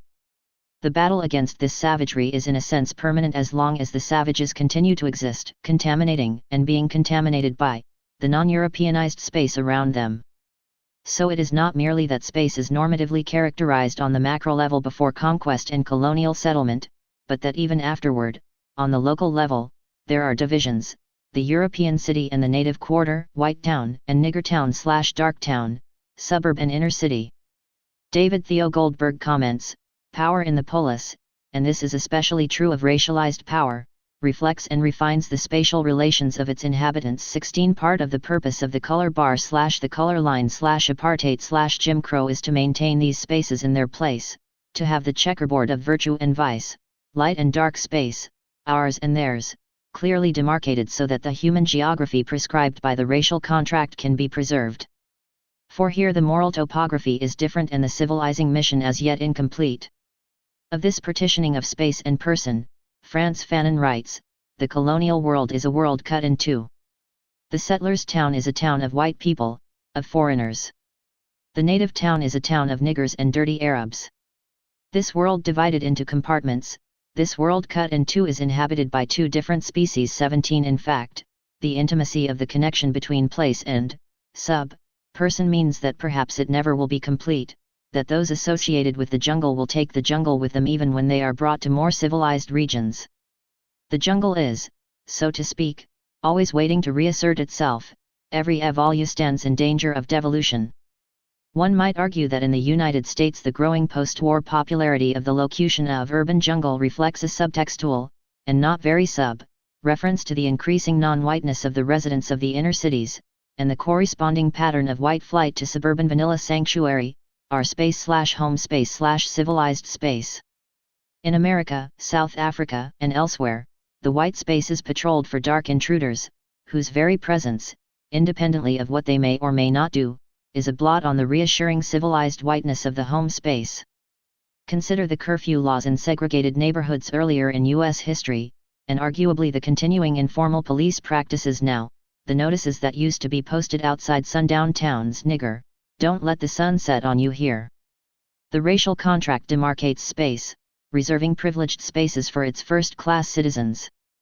The other dimension of moral appraisal and norming, which is of course the one that becomes more central with secularization, is not traditional Christian vice and virtue but the emergent capitalist / Protestant ethic of settlement and industry. Franca Wilmer argues that the ideology of progress and modernization has served for 500 years as the dominant justification of Western displacement and killing of the Fourth World of indigenous peoples. 18 Here, space is nationally characterized with respect to a European standard of agriculture and industry in such a way as to render it morally open for seizure, expropriation, settlement, development, in a word, peopling. In the white settler states, space will sometimes be represented as literally empty and unoccupied, void, wasteland, virgin territory. There is just no one there. Or even if it is conceded that humanoid entities are present, it is denied that any real appropriation, any human shaping of the world, is taking place. So there is still no one there. The land is terra nullius, vacuum domicilium, again virgin. Thus in the beginning, Locke tells us, all the world was America. 19 The central and mutually complementary myths, as Francis Jennings points out, are the twin ideas of virgin lands and savage peoples. 20 In both cases, then, this will be unpeopled land, inhabited at most by varmints, critters, human beasts, who are an obstacle to development, rather than capable of development themselves, and whose extermination or at least clearing away is a prerequisite for civilization. A numbers game is played, involving the systematic undercounting of the aboriginal population, often by a factor of 10 or more, since by definition large populations are impossible in savage societies. 21, and when they are no longer large, one will not want to admit how large they once were. Richard Drinan describes how many European settlers in the United States thought of themselves as inland Crusoes in an unpeopled wilderness, characterized by Theodore Roosevelt as the red wastes where the barbarian peoples of the world hold sway. 22 Similarly, at the time of first settlement in the Australian colonies all lands were deemed to be wastelands and the property of the Crown. 23 In South Africa, the Trek Boers went on exterminatory hunting expeditions and subsequently bragged about their bag of bushmen as fishermen boast about their catch. 24 So the basic sequence ran something like this: there are no people there in the first place, in the second place, they're not improving the land, and in the third place, oops, they're already all dead anyway, and, honestly, there really weren't that many to begin with, so there are no people there, as we said in the first place. Since the racial contract links space with race and race with personhood, the white-raced space of the polity is in a sense the geographical locus of the polity proper. Where indigenous peoples were permitted to survive, they were denied full or any membership in the political community, thus becoming foreigners in their own country. Drinan describes this remarkable final Melville-Lean political confidence trick.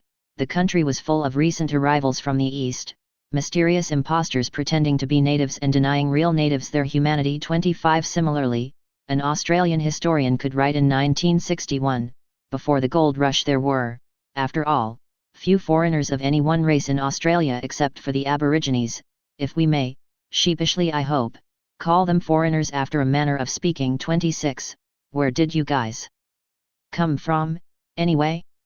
You're not from around here, are you? This raised space will also mark the geographic boundary of the state's full obligations. On the local level of spatialization, norming then manifests itself in the presumption that certain spaces, e.g., those of the inner city, are intrinsically doomed to welfare dependency, high street crime, underclass status, because of the characteristics of its inhabitants, so that the larger economic system has no role in creating these problems. Thus one of the interesting consequences of the racial contract is that the political space of the polity is not coextensive with its geographical space. In entering these dark spaces, one is entering a region normatively discontinuous with white political space, where the rules are different in ways ranging from differential funding, school resources, garbage collection, infrastructural repair, to the absence of police protection.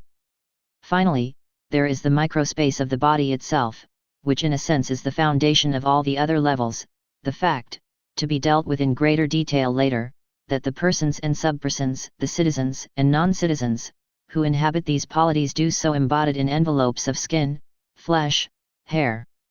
The non-white body carries a halo of blackness around it which may actually make some whites physically uncomfortable. A black American architect of the 19th century trained himself to read architectural blueprints upside down because he knew white clients would be made uncomfortable by having him on the same side of the desk as themselves. Part of this feeling is sexual. The black body in particular is seen as paradigmatically a body. 27 Lewis Gordon suggests that the black presence is a form of absence. Every black person becomes a limb of an enormous black body. The black body. 28 Whites may get to be talking heads, but even when blacks' heads are talking, one is always uncomfortably aware of the bodies to which these heads are attached. So blacks are at best talking bodies. Early rock and roll was viewed by some white conservatives as a communist plot because it brought the rhythms of the black body into the white bodily space. It began the funky subversion of that space. These are, literally, jungle rhythms, telegraphed from the space of savagery, threatening the civilized space of the white polity and the carnal integrity of its inhabitants. So when in the 1950s white artists did cover versions of race records, songs on the Jim Crowed rhythm and blues charts, they were sanitized, cleaned up, the rhythms rearranged, they were made recognizably white.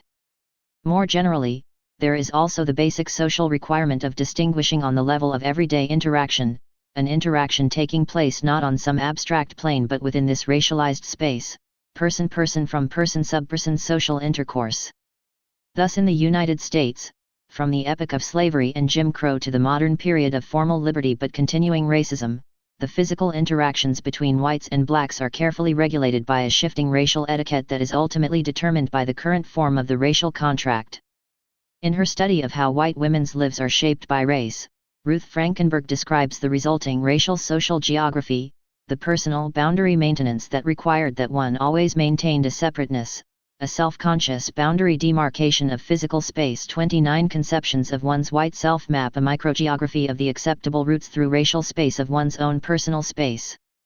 These traversals of space are imprinted with domination, prescribed postures of deference and submission for the black other, the body language of non-uppityness, no reckless eyeballing, traffic codes of priority, my space can walk through yours and you must step aside, unwritten rules for determining when to acknowledge the non-white presence and when not, dictating spaces of intimacy and distance, zones of comfort and discomfort, thus far and no farther, and finally, of course, anti-miscegenation laws and lynching to proscribe and punish the ultimate violation, the penetration of black into white space. 30 If, as I earlier argued, there is a sense in which the real polity is the virtual white polity, then, without pushing the metaphor too far, one could say that the non-white body is a moving bubble of wilderness in white political space, a node of discontinuity which is necessarily in permanent tension with it.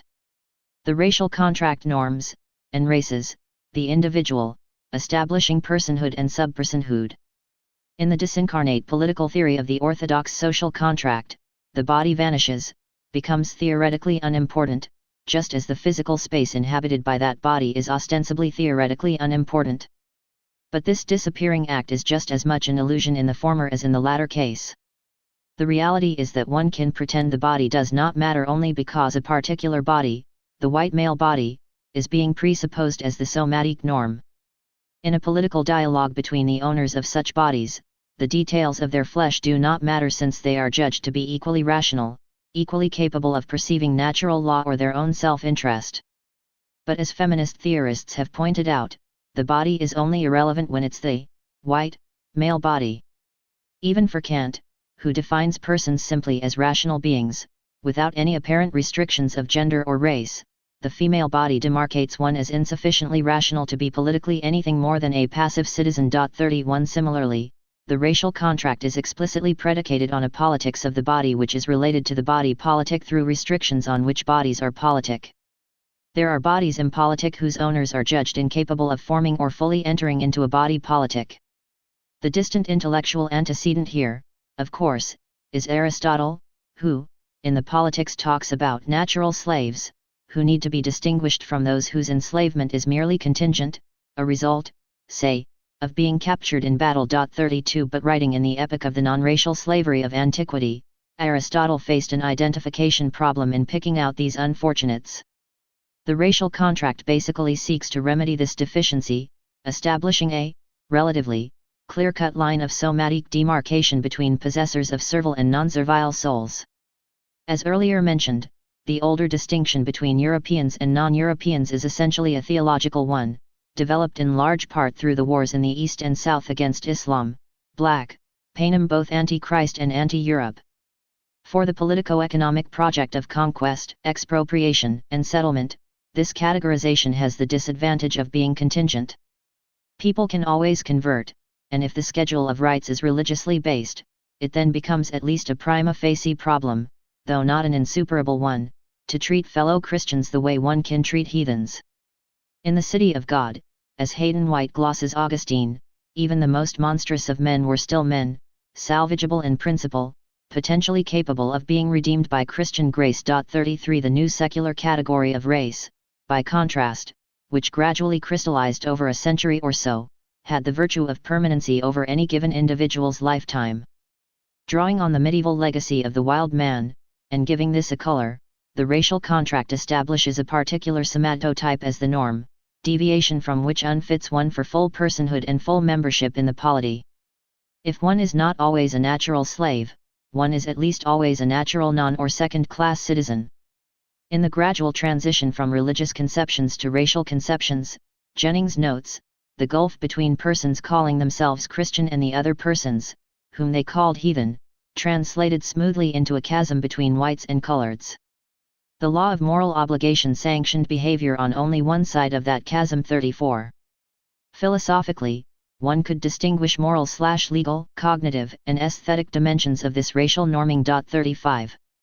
Morally and legally, as I stated at the beginning, the racial contract establishes a fundamental partition in the social ontology of the planet, which could be represented as the divide between persons and subpersons, untermenschen. Personhood has received a great deal of philosophical attention in recent years because of the revival in Kantian and natural rights moral/political theories and the relative decline of utilitarianism. Utilitarianism puts morality on the straightforward basis of promoting social welfare, the greatest good for the greatest number. But it is vulnerable to the charge that it would permit the violation of the rights of some if overall social welfare were thereby maximized. By contrast, Kantian and natural rights theories emphasize the sanctity of individual persons, whose rights must not be infringed even if overall welfare would be increased. Ideally, then, we want a world where all humans are treated as persons. So the notion of a person becomes central to normative theory. The simplified social ontology implied by the notion of personhood is itself, of course, a product of capitalism and the 18th century bourgeois revolutions. Moses Finley points out that inequality before the law was typical of the ancient world. 36 And medieval feudalism had its own social hierarchy. Kantian personhood emerged in part in opposition to this world of rank and ascribed status. The hierarchically differentiated human values of plebeian and patrician, of serf, monk, and knight, were replaced by the infinite value of all human beings. It is a noble and inspiring ideal, even if its incorporation into countless manifestos, declarations, constitutions, and introductory ethics texts has now reduced it to a homily, deprived it of the shattering political force it once had. But what needs to be emphasized is that it is only white persons, and really only white males, who have been able to take this for granted, for whom it can be an unexciting truism. As Lucius Outlaw underlines, European liberalism restricts egalitarianism to equality among equals, and blacks and others are ontologically excluded by race from the promise of the liberal project of modernity. 37 The terms of the racial contract mean that non-white subpersonhood is enshrined simultaneously with white personhood. So in order to understand the workings of the polities structured by the racial contract, I believe, we need to understand subpersonhood also.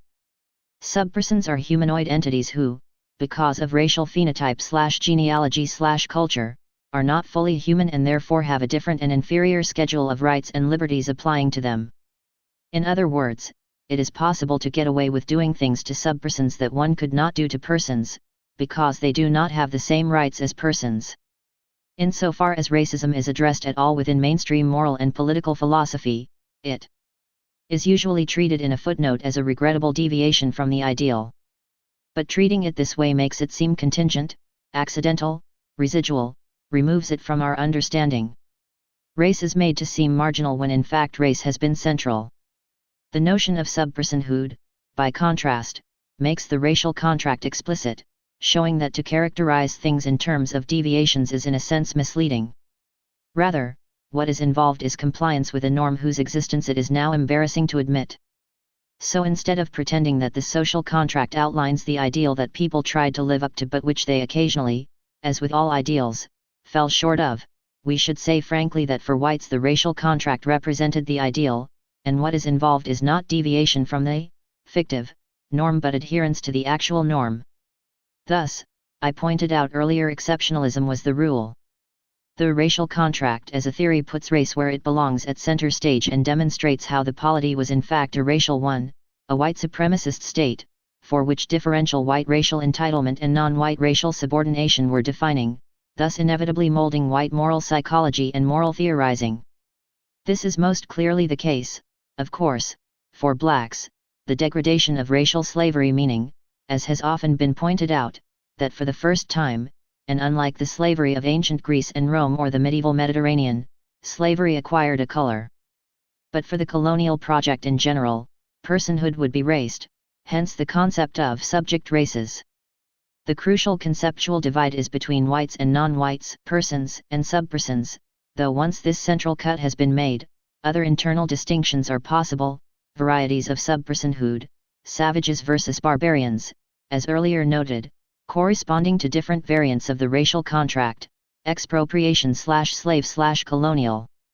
Thus Kipling's native could have more than one face, half devil and half child, so that while, for the expropriation contract, some kinds might simply have to be exterminated, as in the Americas, Australia, and South Africa, for others, as in the colonial contract, a paternalist guidance, as in colonial Africa and Asia, might lead them, as minors, at least partway to civilization. But in all cases, the bottom line was that one was dealing with entities not on the same moral tier, incapable of autonomy and self-rule. Negroes, Indians, and Kaffirs cannot bear democracy, concluded John Adams. 38. Think of Tarzan and the Phantom, she and Sheena, white kings and queens ruling the black jungle, laying down the law to the lesser breeds without it. Moreover, the dynamic interrelation of the categorization meant, as Hegelians would be quick to recognize, that the categories reciprocally determined each other. Being a person, being white, meant definitionally not being a subperson, not having the qualities that dragged one down to the next ontological level. In the ideal Kantian world of the raceless social contract, persons can exist in the abstract. In the non-ideal world of the naturalized racial contract, persons are necessarily related to subpersons. For these are identities as contrapuntal ensembles, requiring their opposites, with the secondariness of subpersons being, as said phrases it, paradoxically, essential to the primariness of the European 39. Where slavery was practiced, as in the United States and the Americas, so that a sustained relation between races obtained, whiteness and blackness evolved in a forced intimacy of loathing in which they determined each other by negation and self-recognition in part through the eyes of the other. In his prize-winning book on the evolution of the idea of freedom, Orlando Patterson argues that freedom has been generated from the experience of slavery, that the slave establishes the norm for humans. 40 Part of the present-day problem in trying to assimilate Black Americans into the body politic is the deep encoding in the national psyche of the notion that, as Toni Morrison points out, Americanness definitionally means whiteness.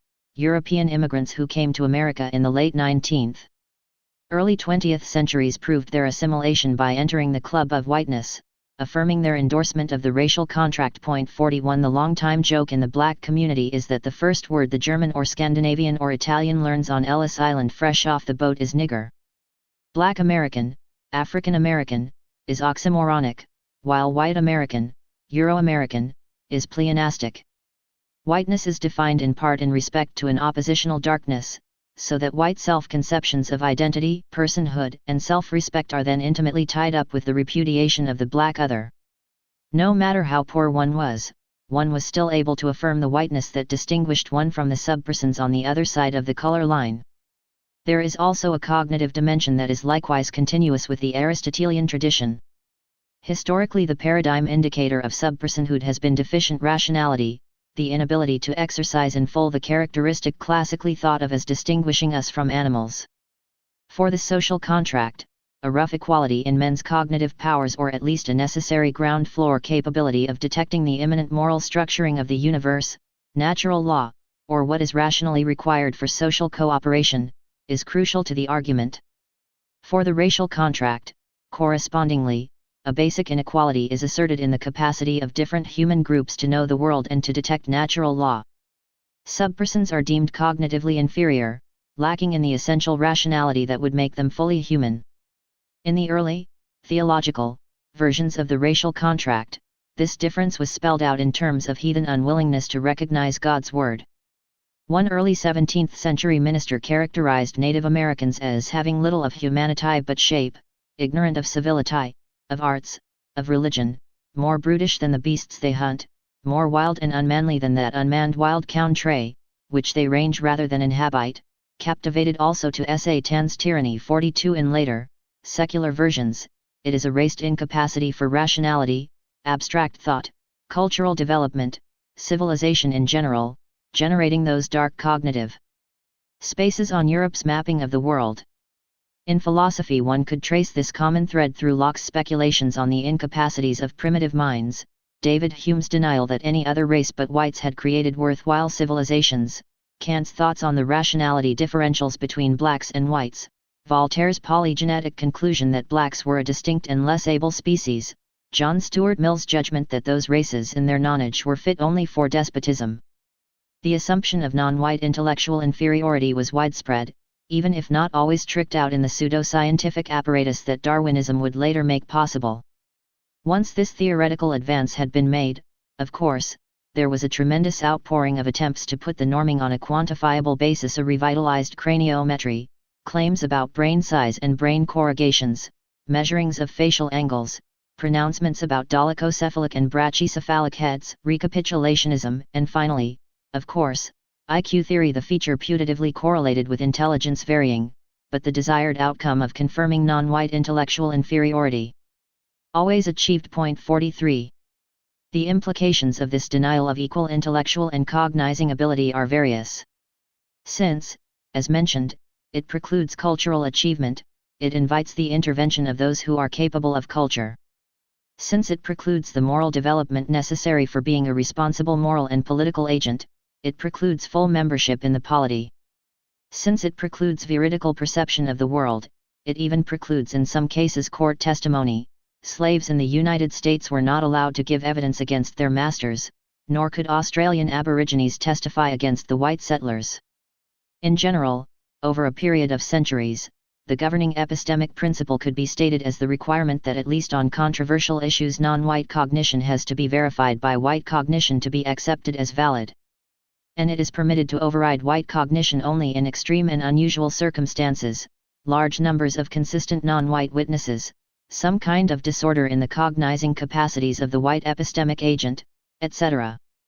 Further complications involve a shift from straightforward biological racism to a more attenuated cultural racism, where partial membership in the epistemic community is granted based on the extent to which non-whites show themselves capable of mastering white Western culture.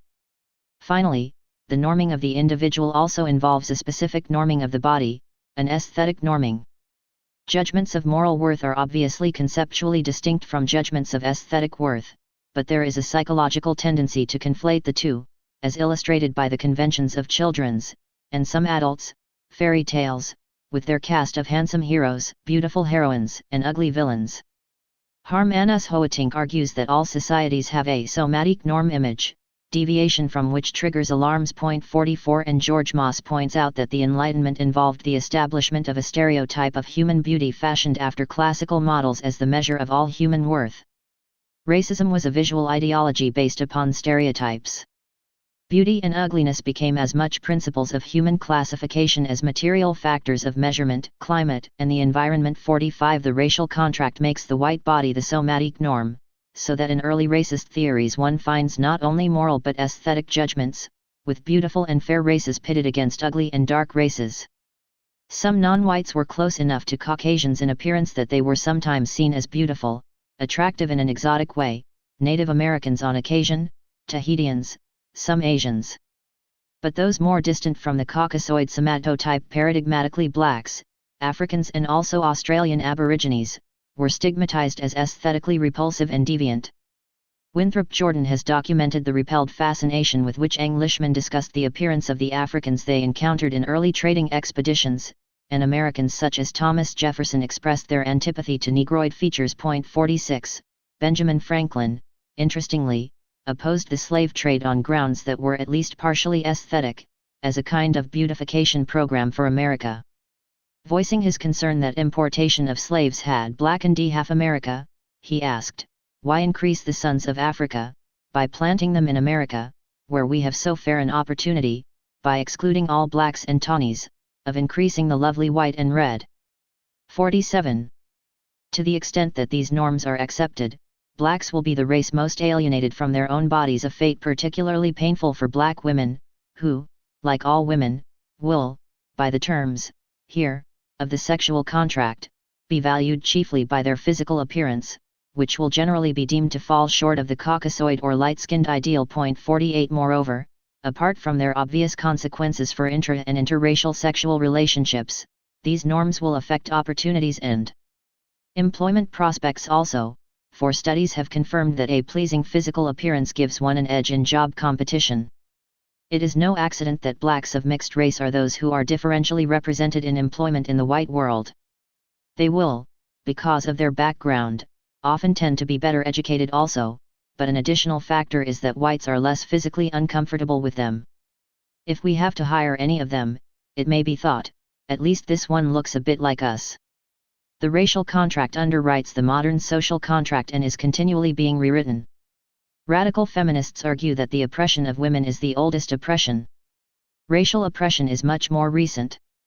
Whereas relations between the sexes necessarily go back to the origin of the species, an intimate and central relationship between Europe as a collective entity and non-Europe, white and non-white races, is a phenomenon of the modern epoch. There is ongoing scholarly controversy over the existence and extent of racism in antiquity, racism as a complex of ideas, that is, as against a developed politico-economic system, with some writers, such as Frank Snowden, finding a period before color prejudice, in which blacks are obviously seen as equals, and others claiming that Greek and Roman bigotry against blacks was there from the beginning. 49 But obviously, whatever the disagreement on this point, it would have to be agreed that the ideology of modern racism is far more theoretically developed than ancient or medieval prejudices and is linked, whatever one's view, idealist or materialist, of causal priority, to a system of European domination. Nevertheless, this divergence does imply that different accounts of the racial contract are possible. The account I favor conceives the racial contract as creating not merely racial exploitation, but race itself as a group identity. In a contemporary vocabulary, the racial contract constructs race. For other accounts, for example, more essentialist ones, racial self-identification would precede the drawing up of the racial contract. White people do not pre-exist but are brought into existence as whites by the racial contract, hence the peculiar transformation of the human population that accompanies this contract. The white race is invented, and one becomes white by Law 50. In this framework, then, the golden age of contract theory, 1650 to 1800, overlapped with the growth of a European capitalism whose development was stimulated by the voyages of exploration that increasingly gave the contract a racial subtext. The evolution of the modern version of the contract, characterized by an anti-patriarchalist Enlightenment liberalism, with its proclamations of the equal rights, autonomy, and freedom of all men, thus took place simultaneously with the massacre, expropriation, and subjection to hereditary slavery of men at least apparently human. This contradiction needs to be reconciled. It is reconciled through the racial contract, which essentially denies their personhood and restricts the terms of the social contract to whites. To invade and dispossess the people of an unoffending civilized country would violate morality and transgress the principles of international law, writes Jennings, but savages were exceptional. Being uncivilized by definition, they were outside the sanctions of both morality and Law 51. The racial contract is thus the truth of the social contract. There is some direct evidence that it is in the writings of the classic contract theorists themselves. That is, it is not merely a matter of hypothetical intellectual reconstruction on my part, arguing from silence that men must really have meant white men. Already Hugo Grotius, whose early 17th century work on natural law provided the crucial theoretical background for later contractarians, gives, as Robert Williams has pointed out, the ominous judgment that for barbarians, wild beasts rather than men, one may rightly say that the most just war is against savage beasts, the next against men who are like beasts. 52. But let us just focus on the four most important contract theorists, Hobbes, Locke, Rousseau, and Kant. 53. Consider, to begin with, Hobbes's notoriously bestial state of nature, a state of war where life is nasty, brutish, and short. On a superficial reading, it might seem that it is non-racial, equally applicable to everybody, but note what he says when considering the objection that there was never such a time, nor condition of war as this. He replies, I believe it was never generally so, over all the world, but there are many places, where they live so now, his example being the savage people in many places of America. 54. So a non-white people, indeed the very non-white people upon whose land his fellow Europeans were then encroaching, is his only real-life example of people in a state of nature. And in fact, it has been pointed out that the phrasing and terminology of Hobbes's characterization may well have been derived directly from the writings of contemporaries about settlement in the Americas. The explorer Walter Raleigh described a civil war as a state of war, which is the mere state of nature of men out of community, where all have an equal right to all things. And two other authors of the time characterized the inhabitants of the Americas as people who lived like wild beasts, without religion, nor government, nor town, nor houses, without cultivating the land, nor clothing their bodies, and people living yet as the first men, without letters, without laws, without kings, without commonwealths, without arts, not civil by nature. 55. In the next paragraph, Hobbes goes on to argue that though there had never been any time, wherein particular men were in a condition of war one against another, there is in all times a state of continual jealousies between kings and persons of sovereign authority. He presumably emphasizes this contention in order for the reader to imagine what would happen in the absence of a common power to fear. 56. But the text is confusing. How could it simultaneously be the case that there had never been any such literal state of nature war, when in the previous paragraph he had just said that some were living like that now? As a result of this ambiguity, Hobbes has been characterized as a literal contractarian by some commentators and as a hypothetical contractarian by others. But I think this minor mystery can be cleared up once we recognize that there is a tacit racial logic in the text. The literal state of nature is reserved for non-whites, for whites the state of nature is hypothetical. The conflict between whites is the conflict between those with sovereigns, that is, those who are already, and have always been, in society. From this conflict, One can extrapolate, gesturing at the racial abyss, so to speak, to what might happen in the absence of a ruling sovereign. But really we know that whites are too rational to allow this to happen to them. So the most notorious state of nature in the contractarian literature, the bestial war of all against all, is really a non-white figure, a racial object lesson for the more rational whites, whose superior grasp of natural law, here in its prudential rather than altruistic version, will enable them to take the necessary steps to avoid it and not to behave as savages. Hobbes has standardly been seen as an awkwardly transitional writer, caught between feudal absolutism and the rise of parliamentarianism, who uses the contract now classically associated with the emergence of liberalism to defend absolutism. But it might be argued that he is transitional in another way, in that in mid-17th century Britain the imperial project was not yet so fully developed that the intellectual apparatus of racial subordination had been completely elaborated. Hobbes remains enough of a racial egalitarian that, while singling out Native Americans for his real-life example, he suggests that without a sovereign even Europeans could descend to their state, and that the absolutist government appropriate for non-whites could also be appropriate for whites. 57 The uproar that greeted his work can be seen as attributable at least in part to this moral/political suggestion. The spread of colonialism would consolidate an intellectual world in which this bestial state of nature would be reserved for non-white savages, to be despotically governed, while civil Europeans would enjoy the benefits of liberal parliamentarianism. The racial contract began to rewrite the social contract. One can see this transition more clearly by the time of Locke, whose state of nature is normatively regulated by traditional, altruistic, non-prudential, natural law. It is a moralized state of nature in which private property and money exist, indeed a state of nature that is virtually civil. Whites can thus be literally in this state of nature, for a brief period, anyway, without its calling into question their innate qualities. Locke famously argues that God gave the world to the use of the industrious and rational, which qualities were indicated by labor. So while industrious and rational Englishmen were toiling away at home, in America, by contrast, one found wild woods and uncultivated wastes left to nature by the idle Indians. 58 Though they share the state of nature for a time with non-whites, then, their residence is necessarily briefer, since whites, by appropriating and adding value to this natural world, exhibit their superior rationality. So the mode of appropriation of Native Americans is no real mode of appropriation at all, yielding property rights that can be readily overridden, if they exist at all, and thereby rendering their territories normatively open for seizure once those who have long since left the state of nature, Europeans, encounter them. Locke's thesis was in fact to be the central pillar of the expropriation contract, the principal philosophical delineation of the normative arguments supporting white civilization's conquest of America, writes Williams. 59 And not merely in the United States but later in the other white settler states in Africa and the Pacific. Aboriginal economies did not improve the land and thus could be regarded as non-existent. The practice, and arguably also the theory, of Locke played a role in the slavery contract also. In the second treatise, Locke defends slavery resulting from a just war, for example, a defensive war against aggression.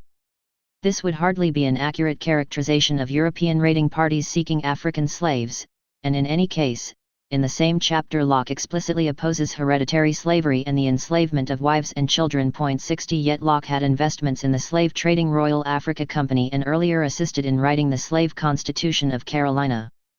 So one could argue that the racial contract manifests itself here in an astonishing inconsistency, which could be resolved by the supposition that Locke saw blacks as not fully human and thus as subject to a different set of normative rules. Or perhaps the same Lockean moral logic that covered Native Americans can be extended to blacks also. They weren't appropriating their home continent of Africa, they're not rational, they can be enslaved. 61. Rousseau's writings might seem to be something of an exception.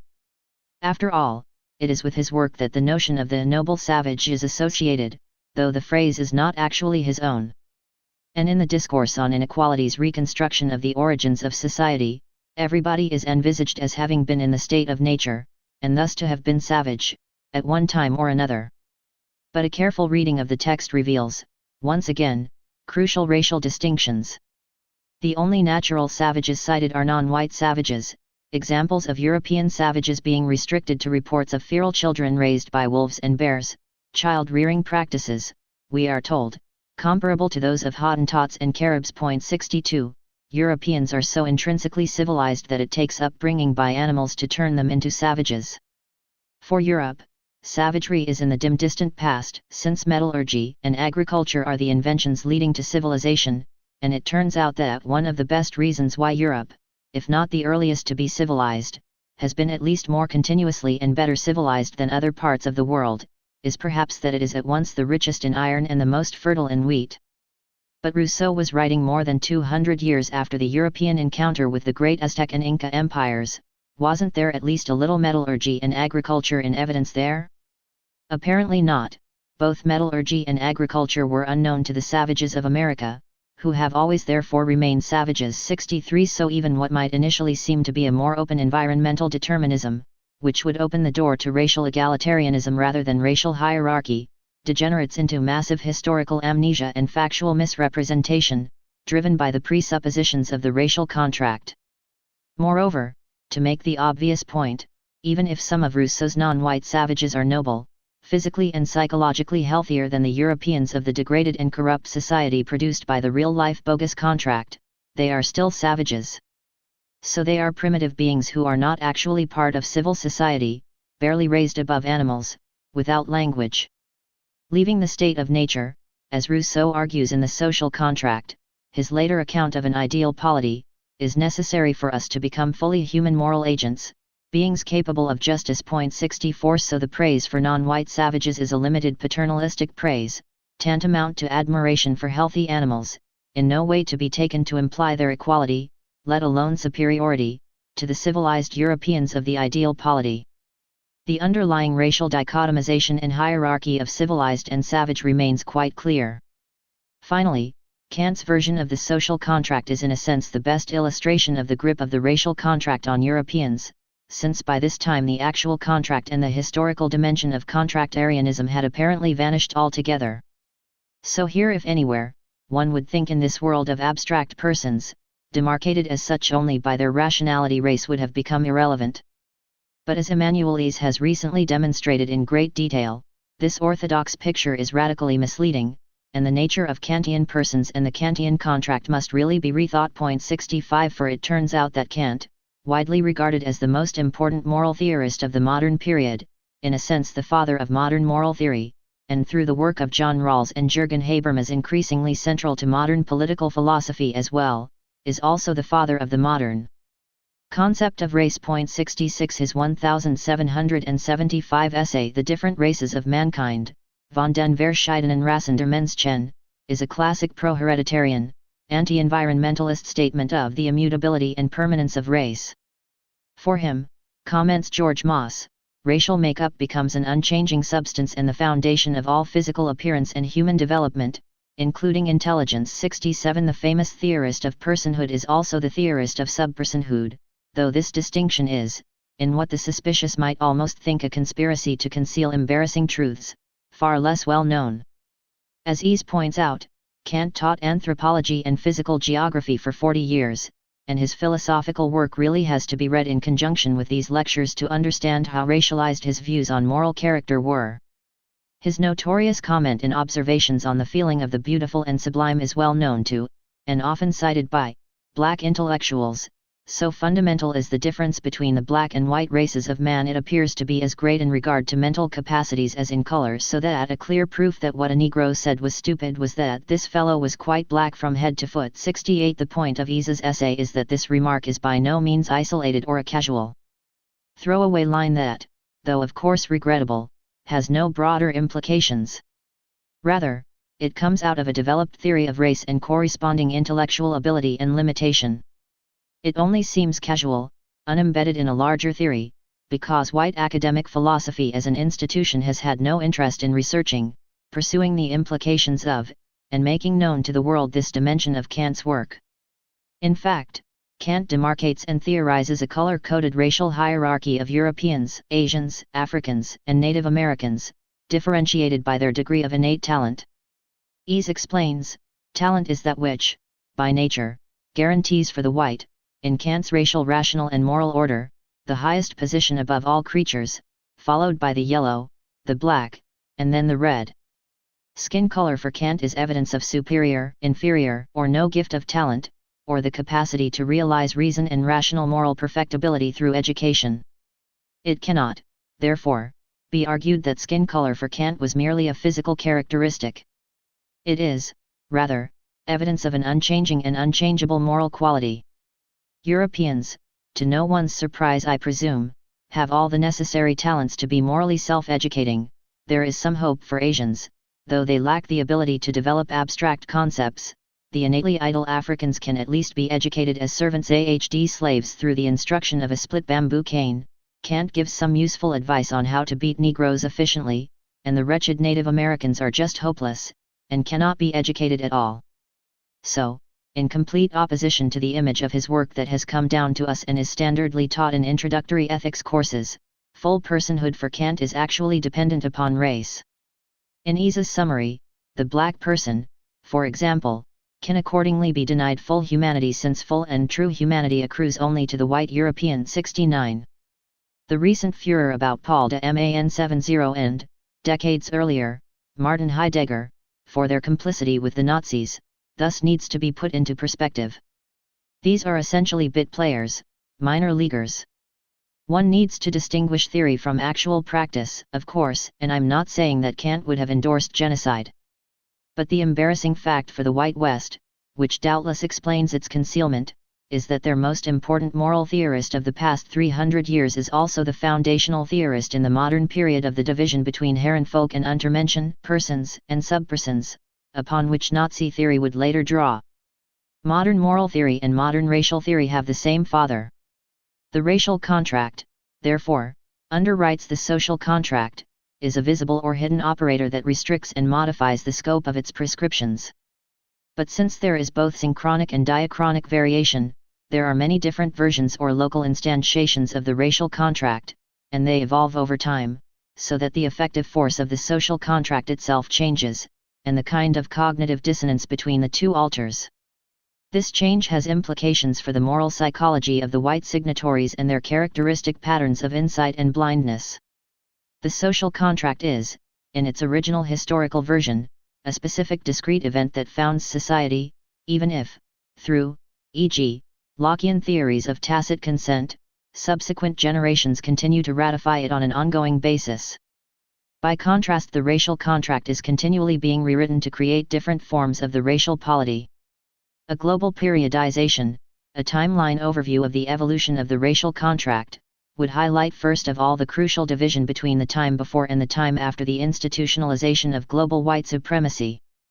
Thus Janet Abu-Lughod's book about the 13th century/14th century medieval world system is titled Before European Hegemony, 71. The time after would then be further subdivided into the period of formal, juridical white supremacy, the epoch of the European conquest, African slavery, and European colonialism, overt white racial self-identification, and the largely undisputed hegemony of racist theories, and the present period of de facto white supremacy, when white's dominance is, for the most part, no longer constitutionally and juridically enshrined but rather a matter of social, political, cultural, and economic privilege based on the legacy of the conquest. In the first period, the period of de jure white supremacy, the racial contract was explicit, the characteristic instantiations the expropriation contract, the slave contract, the colonial contract, making it clear that whites were the privileged race and the egalitarian social contract applied only to them. Cognitively, then, this period had the great virtue of social transparency. White supremacy was openly proclaimed. One didn't have to look for a subtext, because it was there in the text itself. In the second period, on the other hand, the racial contract has written itself out of formal existence. The scope of the terms in the social contract has been formally extended to apply to everyone, so that persons is no longer coextensive with whites. What characterizes this period, which is, of course, the present, is tension between continuing de facto white privilege and this formal extension of rights. The racial contract continues to manifest itself, of course, in unofficial local agreements of various kinds, restrictive covenants, employment discrimination contracts, political decisions about resource allocation, etc. But even apart from these, a crucial manifestation is simply the failure to ask certain questions, taking for granted as a status quo and baseline the existing color-coded configurations of wealth, poverty, property, and opportunities, the pretense that formal, juridical equality is sufficient to remedy inequities created on a foundation of several hundred years of racial privilege, and that challenging that foundation is a transgression of the terms of the social contract. Though actually in a sense it is, insofar as the racial contract is the real meaning of the social contract. Globally, the racial contract affects a final paradoxical norming and racing of space, a writing out of the polity of certain spaces as conceptually and historically irrelevant to European and Euro-world development, so that these raced spaces are categorized as disjoined from the path of civilization, i.e., the European project. Frederick Jameson writes, colonialism means that a significant structural segment of the economic system as a whole is now located elsewhere, beyond the metropolis, outside of the daily life and existential experience of the home country. Such spatial disjunction has as its immediate consequence the inability to grasp the way the system functions as a whole. 72 By the social contract's decision to remain in the space of the European nation-state, the connection between the development of this space's industry, culture, civilization, and the material and cultural contributions of Afro-Asia and the Americas is denied, so it seems as if this space and its denizens are peculiarly rational and industrious, differentially endowed with qualities that have enabled them to dominate the world. One then speaks of the European miracle in a way that conceives this once marginal region as sui generis, conceptually severing it from the web of spatial connections that made its development possible. This space actually comes to have the character it does because of the pumping exploitative causality established between it and those other conceptually invisible spaces. But by remaining within the boundaries of the European space of the abstract contract, it is valorized as unique, inimitable, autonomous. Other parts of the world then disappear from the white contractarian history, subsumed under the general category of risible non-European space, the Third World, where for reasons of local folly and geographical blight the inspiring model of the self-sufficient white social contract cannot be followed.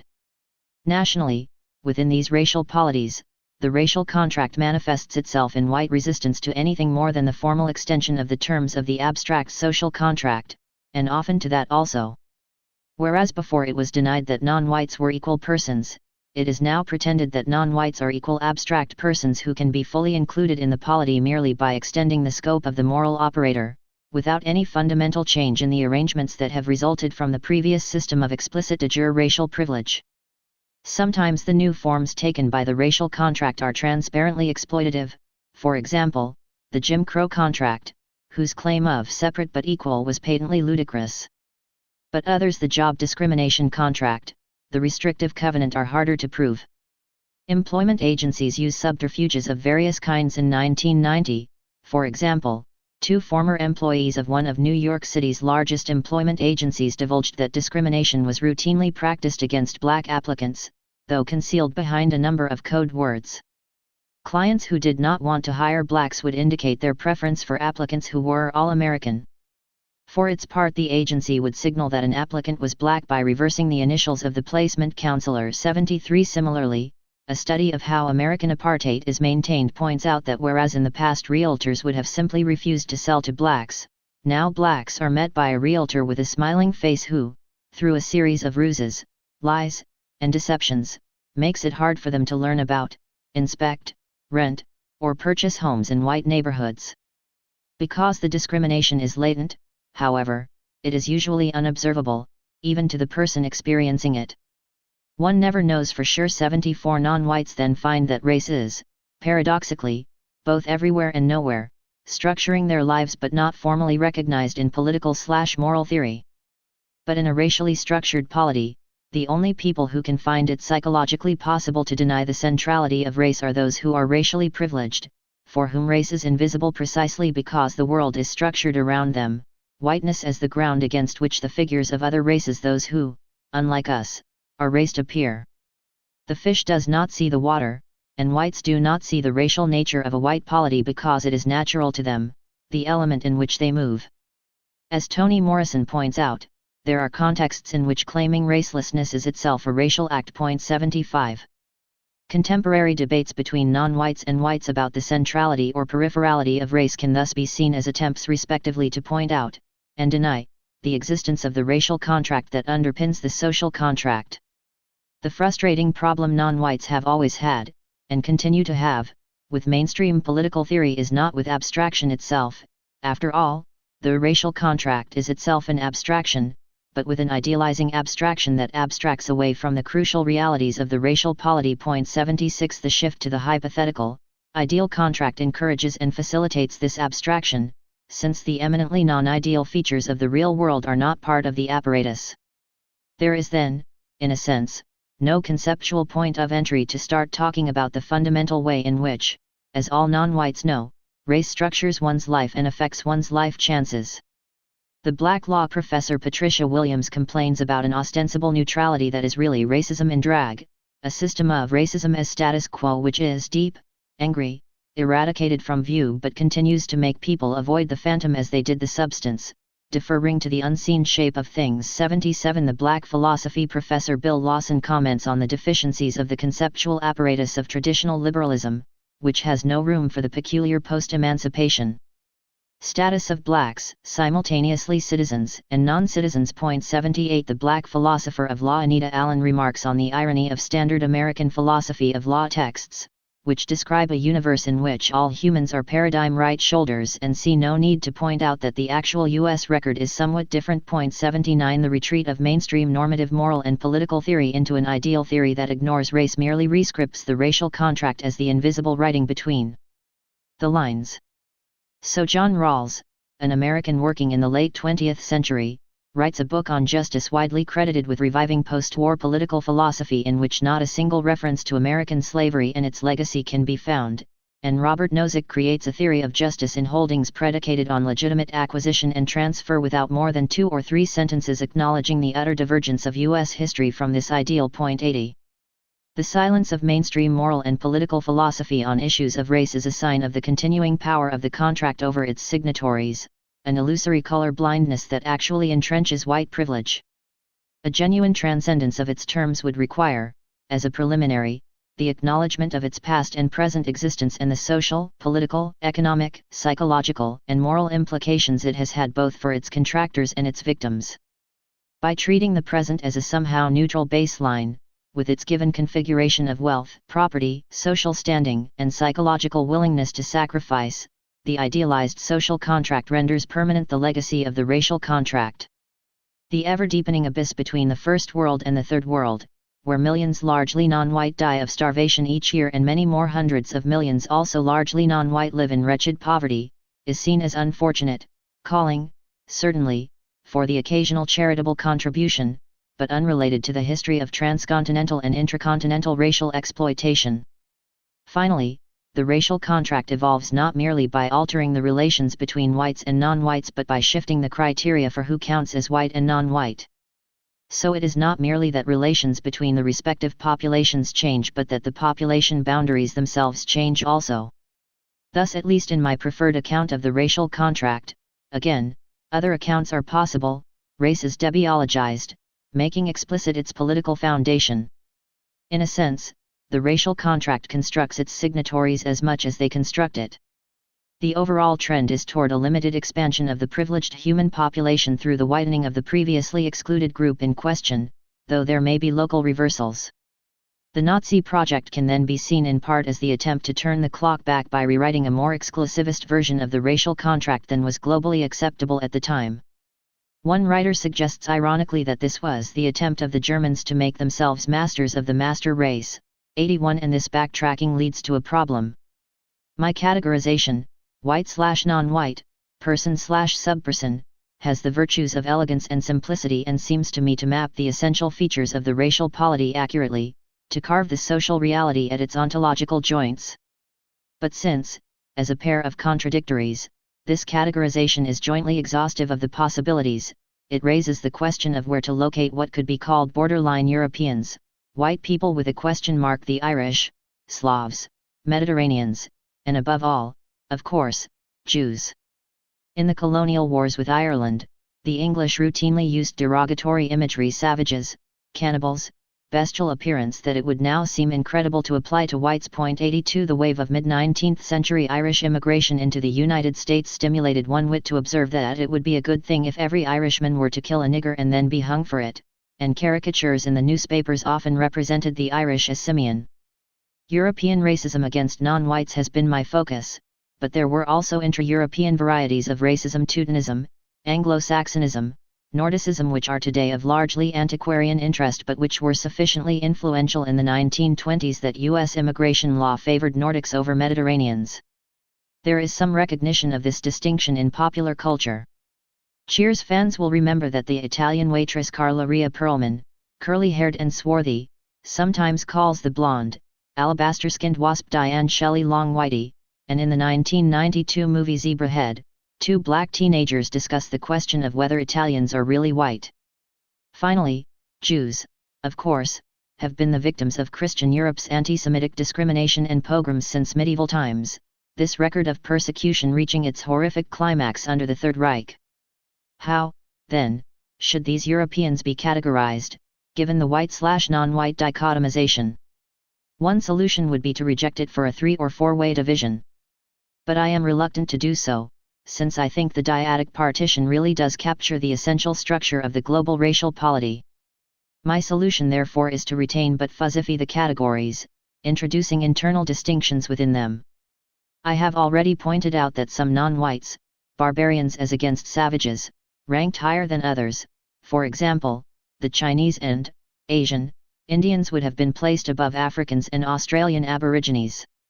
So it would seem that one could also rank whites, and in fact Winthrop Jordan notes that if Europeans were white, some were whiter than others. 83 All whites are equal, then, but some are whiter, and so more equal, than others, and all non-whites are unequal, but some are blacker, and so more unequal, than others. The fundamental conceptual cut, the primary division, then remains that between whites and non-whites, and the fuzzy status of inferior whites is accommodated by the category of off-white rather than non-white. Commenting on the failure of the valiant efforts of the English to turn their ethnocentric feelings of superiority over the black Irish into racism, Richard Drinan concludes that the Celts remained at most white niggers in their eyes. 84 And with the exception of Nazi Germany, to be discussed later, this seems to me a judgment that could be generalized for all these cases of borderline Europeans, that they were not subpersons in the full technical sense and would all have been ranked ontologically above genuine non-whites.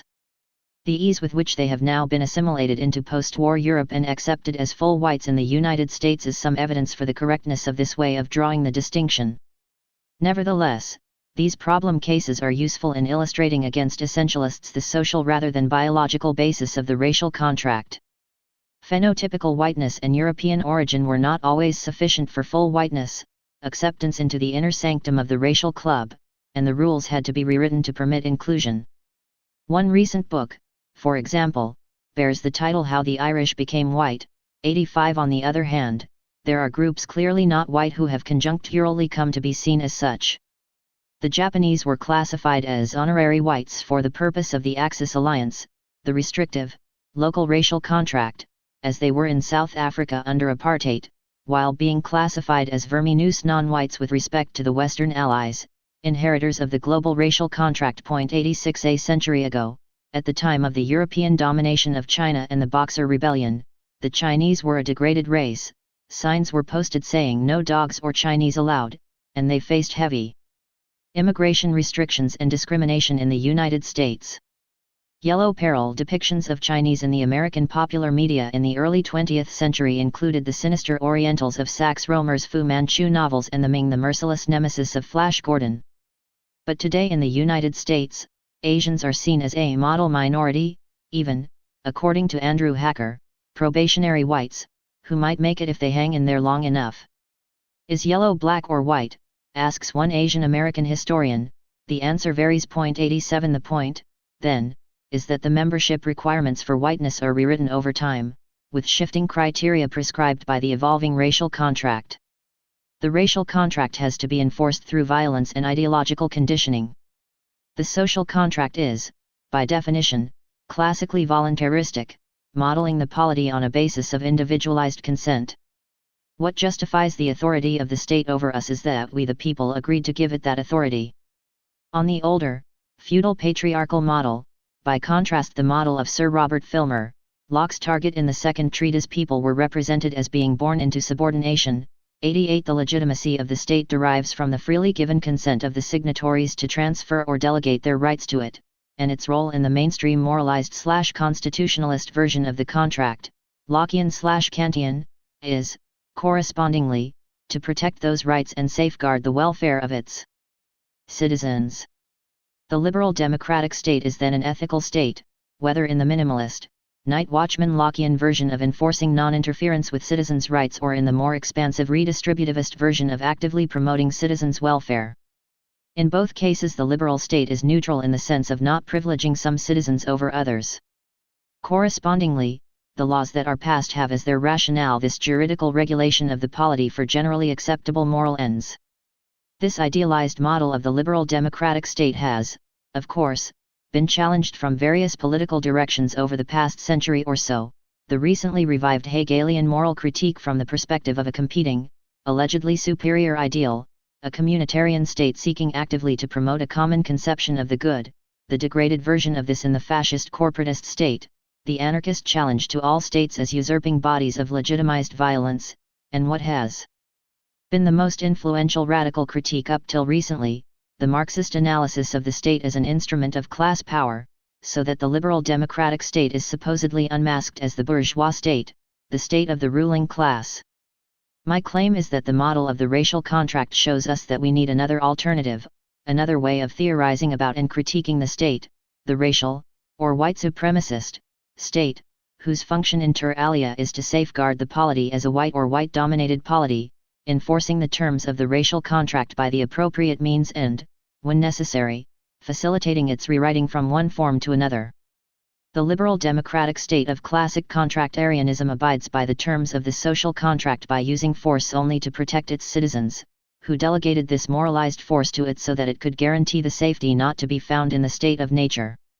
This was, after all, part of the whole point of leaving the state of nature in the first place. By contrast, the state established by the racial contract is by definition not neutral, since its purpose is to bring about conformity to the terms of the racial contract among the sub-person population, which will obviously have no reason to accept these terms voluntarily, since the contract is an exploitation contract. An alternative, perhaps even superior, formulation might be, it is neutral for its full citizens, who are white, but as a corollary, it is non-neutral toward the non-whites, whose intrinsic savagery constantly threatens reversion to the state of nature, bubbles of wilderness within the polity, as I suggested. Of necessity, then, this state treats whites and non-whites, persons and sub-persons, differently, though in later variants of the racial contract it is necessary to conceal this difference. In seeking first to establish and later to reproduce itself, the racial state employs the two traditional weapons of coercion, physical violence and ideological conditioning. In the early phase of establishing global white supremacy, overt physical violence was, of course, the dominant face of this political project, the genocide of Native Americans in the conquest of the two continents and of Aborigines in Australia, the punitive colonial wars in Africa, Asia, and the Pacific, the incredible body counts of slaving expeditions, the Middle Passage, seasoning, and slavery itself, the state-supported seizure of lands and imposition of regimes of forced labor. In the expropriation contract, the subpersons are either killed or placed on reservations, so that extensive daily intercourse with them is not necessary, they are not part of the white polity proper.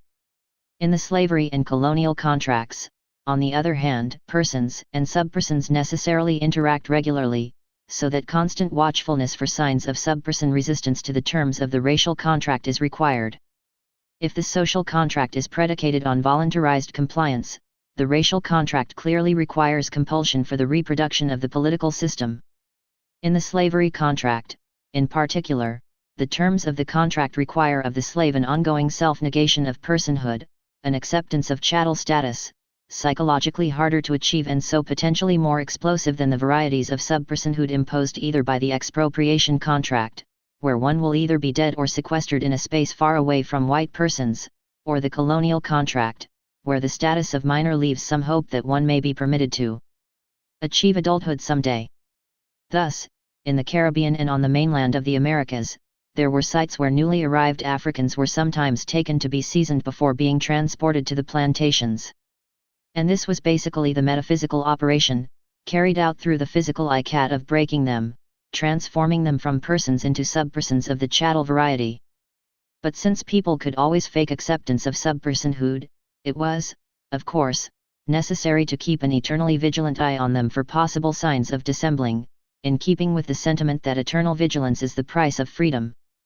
The coercive arms of the state, then the police, the penal system, the army need to be seen as in part the enforcers of the racial contract, working both to keep the peace and prevent crime among the white citizens, and to maintain the racial order and detect and destroy challenges to it, so that across the white settler states non-whites are incarcerated at differential rates and for longer terms. To understand the long, bloody history of police brutality against blacks in the United States, for example, one has to recognize it not as excesses by individual racists but as an organic part of this political enterprise. There is a well-known perception in the black community that the police, particularly in the Jim Crow days of segregation and largely white police forces, were basically an army of occupation. Correspondingly, in all these white and white-ruled polities, attacking or killing whites has always been morally and juridically singled out as the crime of crimes, a horrific break with the natural order, not merely because of the greater value of white, i.e., a person's, life, but because of its larger symbolic significance as a challenge to the racial polity. The death penalty is differentially applied to non-whites both in the scope of crimes covered, i.e., racially differentiated penalties for the same crimes, 89, and in its actual carrying out. In the history of U.S. capital punishment, for example, over 1,000 people have been executed, but only very rarely has a white been executed for killing a black. 90 individual acts of subperson violence against whites and, even more serious, slave rebellions and colonial uprisings are standardly punished in an exemplary way, pour encourager Jess Otra, with torture and retaliatory mass killings far exceeding the number of white victims. Such acts have to be seen not as arbitrary, not as the product of individual sadism, though they encourage and provide an outlet for it, but as the appropriate moral and political response prescribed by the racial contract to a threat to a system predicated on non-white subpersonhood. There is an outrage that is practically metaphysical because one's self-conception, one's white identity as a superior being entitled to rule, is under attack. Thus in the North and South American reactions to Native American resistance and slave uprisings, in the European responses to the Saint-Domingue, Haitian, Revolution, the Sepoy Uprising, Indian Mutiny, the Jamaican Morant Bay Insurrection, the Boxer Rebellion in China, the struggle of the Hereros in German Africa, in the 20th century colonial and neo-colonial wars, Ethiopia, Madagascar, Vietnam, Algeria, Malaya, Kenya, Angola, Mozambique, Guinea-Bissau, Namibia, in the white settlers' battles to maintain a white Rhodesia and an apartheid South Africa, one repeatedly sees the same pattern of systematic massacre. It is a pattern that confirms that an ontological shudder has been sent through the system of the white polity, calling forth what could be called the white terror to make sure that the foundations of the moral and political universe stay in place. Describing the shock to white America of the Sioux defeat of Custer's 7th Cavalry, one author writes, "It was the kind of humiliating defeat that simply could not be handed to a modern nation of 40 million people by a few scarecrow savages." 91 V.G. Kiernan comments on Haiti, "No savagery that has been recorded of Africans anywhere could outdo some of the acts of the French in their efforts to regain control off island." Of the Indian Mutiny, he writes, "After victory there were savage reprisals. For the first time on such a scale, but not the last, the West was trying to quell the East by frightfulness. Some of the facts that have come down to us almost stagger belief, even after the horrors of Europe's own 20th century history. 92 In general, then, watchfulness for non-white resistance and a corresponding readiness to employ massively disproportionate retaliatory violence are intrinsic to the fabric of the racial polity in a way different from the response to the typical crimes of white citizens. But official state violence is not the only sanction of the racial contract. In the Lockean state of nature, in the absence of a constituted juridical and penal authority, natural law permits individuals themselves to punish wrongdoers. Those who show by their actions that they lack or have renounced the reason of natural law and are like wild savage beasts, with whom men can have no society nor security, may licitly be destroyed. 93 But if in the racial polity non-whites may be regarded as inherently bestial and savage, quite independently of what they happen to be doing at any particular moment, then by extension they can be conceptualized in part as carrying the state of nature around with them, incarnating wildness and wilderness in their person. In effect, they can be regarded even in civil society as being potentially at the center of a mobile free fire zone in which citizen-to-citizen / white-on-white moral and juridical constraints do not obtain. Particularly in frontier situations, where official white authority is distant or unreliable, individual whites may be regarded as endowed with the authority to enforce the racial contract themselves. Thus in the United States paradigmatically, but also in the European settlement in Australia, in the colonial outpost in the bush or jungle of Asia and Africa, there is a long history of vigilantism and lynching at which white officialdom basically connived, inasmuch as hardly anybody was ever punished, though the perpetrators were well known and on occasion photographs were even available. Some lynchings were advertised days in advance, and hundreds or thousands of people gathered from surrounding districts. 94 in the Northern Territory of Australia, one government medical officer wrote in 1901, "It was notorious that the black fellows were shot down like crows and that no notice was taken." 95. The other dimension of this coercion is ideological. If the racial contract creates its signatories, those party to the contract, by constructing them as white persons, it also tries to make its victims, the objects of the contract, into the non-white subpersons it specifies. This project requires labor at both ends, involving the development of a depersonizing conceptual apparatus through which whites must learn to see non-whites and also, crucially, through which non-whites must learn to see themselves. For the non-whites, then, this is something like the intellectual equivalent of the physical process of seasoning, slave breaking, the aim being to produce an entity who accepts subpersonhood. Frederick Douglass, in his famous first autobiography, describes the need to darken the moral and mental vision, and, as far as possible, to annihilate the power of reason of the slave.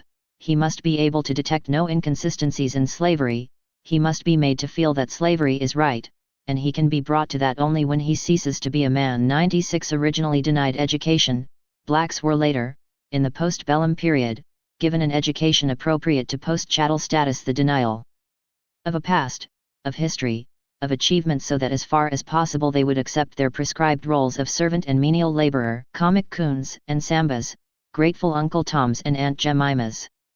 Thus in one of the most famous books from the Black American experience, Carter Woodson indicts the miseducation of the Negro. 97 And as late as the 1950s, James Baldwin could declare that the separate but equal system of segregation has worked brilliantly, for it has allowed white people, with scarcely any pangs of conscience whatever, to create, in every generation, only the Negro they wished to see. 98. In the case of Native Americans, whose resistance was largely over by the 1870s, a policy of cultural assimilation was introduced under the slogan "Kill the Indian, but save the man," aimed at the suppression and eradication of native religious beliefs and ceremonies, such as the Sioux Sun Dance. 99 Similarly, 100 years later, Daniel Kabixi, a Brazilian Parisai Indian, complains that the missions kill us from within. They impose upon us another religion, belittling the values we hold.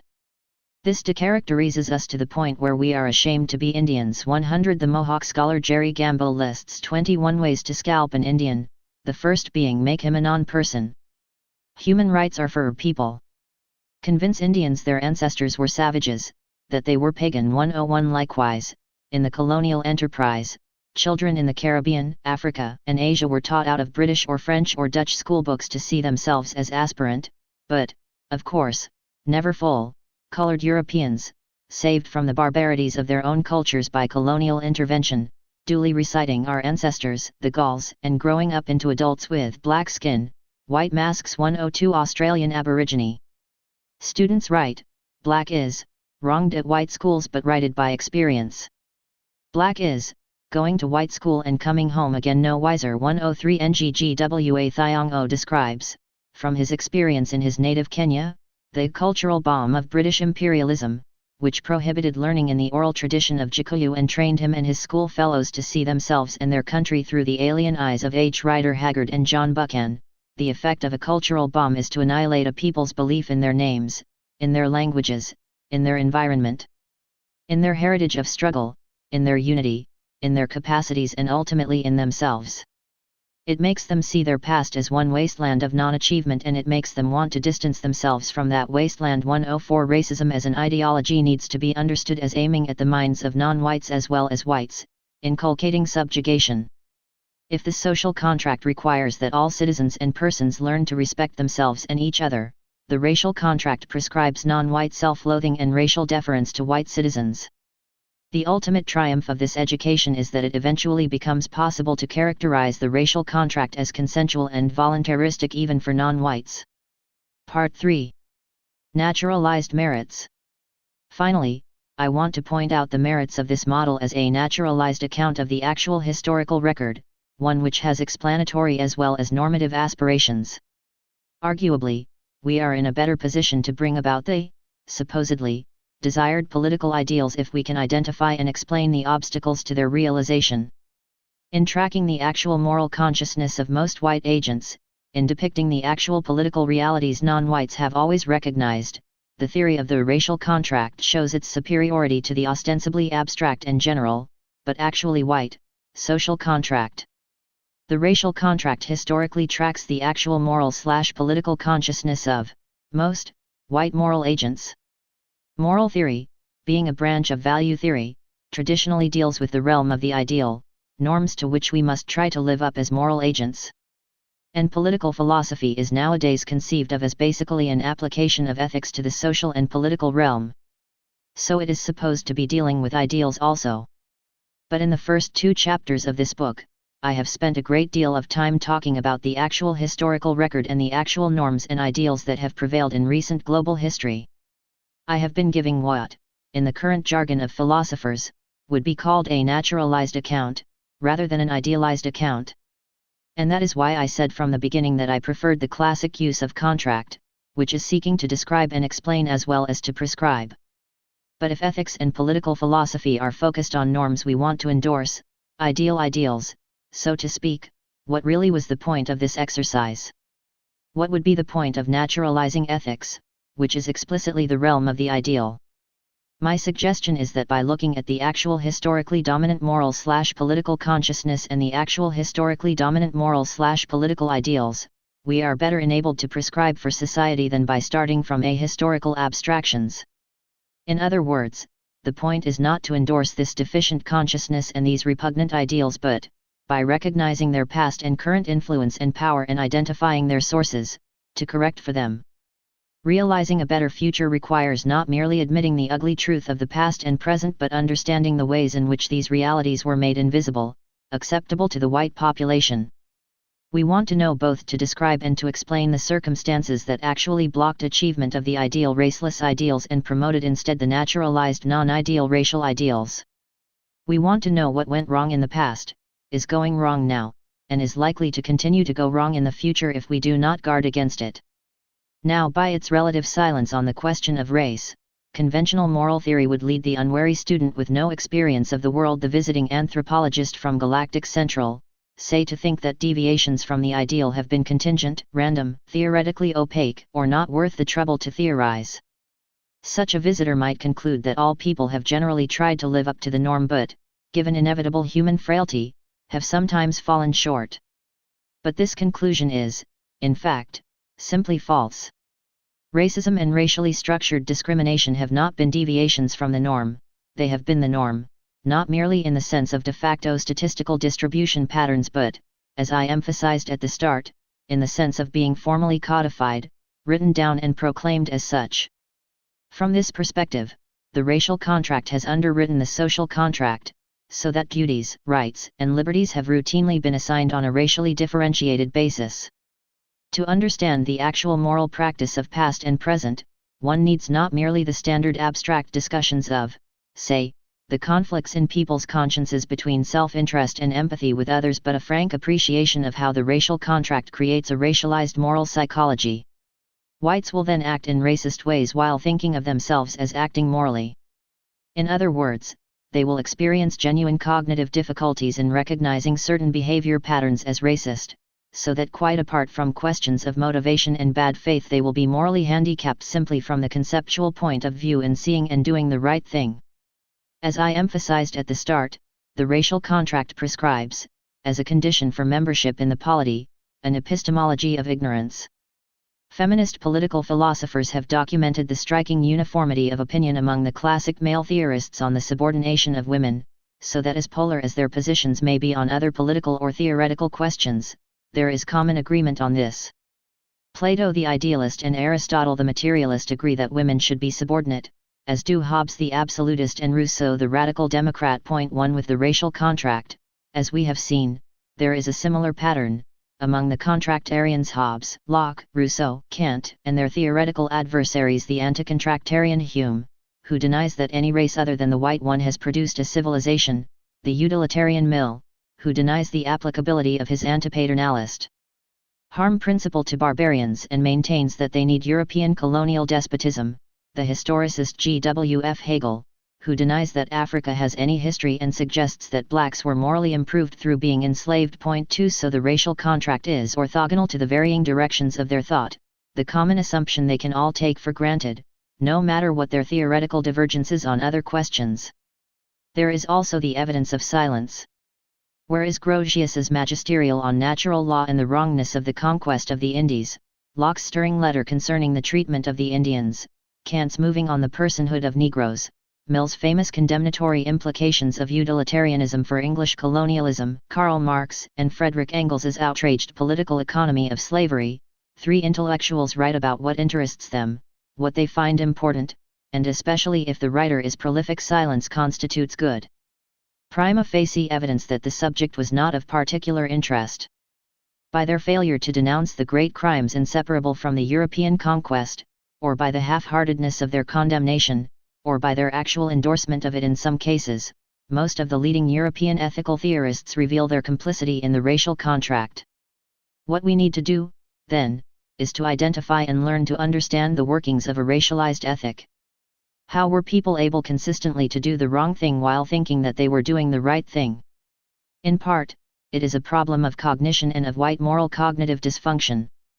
As such, it can potentially be studied by the new research program of cognitive science. For example, a useful recent survey article on naturalizing ethics by Alvin Goldman suggests 3 areas in which cognitive science may have implications for moral theory. A. The cognitive materials used in moral thinking, such as the logic of concept application, and their possible determination by the cultural environment of the agent. B. Judgments about subjective welfare and how they may be affected by comparing oneself with others. And C. The role of empathy in influencing moral feeling. 4. Now it should be obvious that if racism is as central to the polity as I have argued, then it will have a major shaping effect on white cognizers in all these areas. A.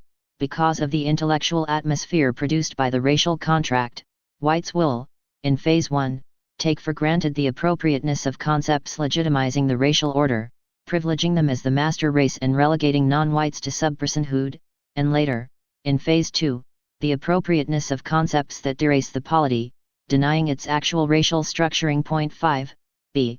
Because of the reciprocally dependent definitions of superior whiteness and inferior non-whiteness, whites may consciously or unconsciously assess how they're doing by a scale that depends in part on how non-whites are doing, since the essence of whiteness is entitlement to differential privilege vis-a-vis non-whites as a whole. 6. C. Because the racial contract requires the exploitation of non-whites, it requires in whites the cultivation of patterns of affect and empathy that are only weakly, if at all, influenced by non-white suffering. In all 3 cases, then, there are interesting structures of moral cognitive distortion that could be linked to race, and one hopes that this new research program will be exploring some of them, though the past record of neglect does not give any great reason for optimism. This partitioned moral concern can usefully be thought of as a kind of Herrenfolk ethics, with the principles applicable to the white subset, the humans, mutating suitably as they cross the color line to the non-white subset, the less than humans. Susan Apato has done a detailed study of moralities of exclusion, in which certain individuals or groups are perceived as outside the boundary in which moral values, rules, and considerations of fairness apply, so this would be a racial version of such a morality. 7. One could then generate, variously, a Herrenfolk Lockeanism, where whiteness itself becomes property, non-whites do not fully, or at all, own themselves, and non-white labor does not appropriate nature, 8. Herrenfolk Kantianism. Where non-whites count as subpersons of considerably less than infinite value, required to give racial deference rather than equal respect to white persons, and white self-respect, correspondingly, is conceptually tied to this non-white deference. 9. Herrenfolk Utilitarianism, where non-whites count distributively for less than one and are deemed to suffer less acutely than whites. 10. The actual details of the basic values of the particular normative theory, property rights, personhood and respect, welfare, are not important, since all theories can be appropriately adjusted internally to bring about the desired outcome. What is crucial is the theorist's adherence to the racial contract. Being its primary victims, non-whites have, of course, always been aware of this peculiar schism running through the white psyche. Many years ago, in his classic novel Invisible Man, Ralph Ellison had his nameless black narrator point out that whites must have a peculiar reciprocal construction of their inner eyes which renders black Americans invisible, since they refuse to see me. The racial contract includes an epistemological contract, an epistemology of ignorance. Recognition is a form of agreement, and by the terms of the racial contract, whites have agreed not to recognize blacks as equal persons. Thus the white pedestrian who bumps into the black narrator at the start is a representative figure, somebody lost in a dream world. But didn't he control that dream world which, alas, is only too real, and didn't he rule me out of it? And if he had yelled for a policeman, wouldn't I have been taken for the offending one? Yes, yes, yes. 11. Similarly, James Baldwin argues that white supremacy forced white Americans into rationalizations so fantastic that they approached the pathological, generating a tortured ignorance so structured that one cannot raise certain issues with whites because even if I should speak, no one would believe me, and paradoxically, they would not believe me precisely because they would know that what I said was true. 12. Evasion and self-deception thus become the epistemic norm. Describing America's national web of self-deceptions on race, Richard Drinan cites as an explanation Montesquieu's wry observation about African enslavement: it is impossible for us to suppose these creatures to be men, because, allowing them to be men, a suspicion would follow that we ourselves are not Christians. The founding ideology of the white settler state required the conceptual erasure of those societies that had been there before. For a writer of the time to have consistently regarded Indians as persons with a psychology of their own would have upended his world. It would have meant recognizing that the state of nature really had full-fledged people in it and that both it and the cherished civil society had started out as lethal figments of the European imagination. 13. An Australian historian comments likewise on the existence of something like a cult of forgetfulness practiced on a national scale with respect to Aborigines. 14. Lewis Gordon, working in the existential phenomenological tradition, draws on Sartrean notions to argue that in a world structured around race, bad faith necessarily becomes pervasive. In bad faith, I flee a displeasing truth for a pleasing falsehood. I must convince myself that a falsehood is in fact true. Under the model of bad faith, the stubborn racist has made a choice not to admit certain uncomfortable truths about his group and chooses not to challenge certain comfortable falsehoods about other people.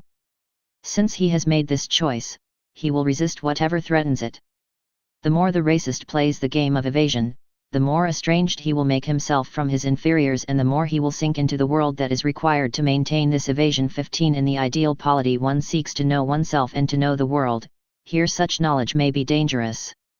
Correspondingly, the racial contract also explains the actual astonishing historical record of European atrocity against non-whites, which quantitatively and qualitatively, in numbers and horrific detail, cumulatively dwarfs all other kinds of ethnically/racially motivated massacres put together.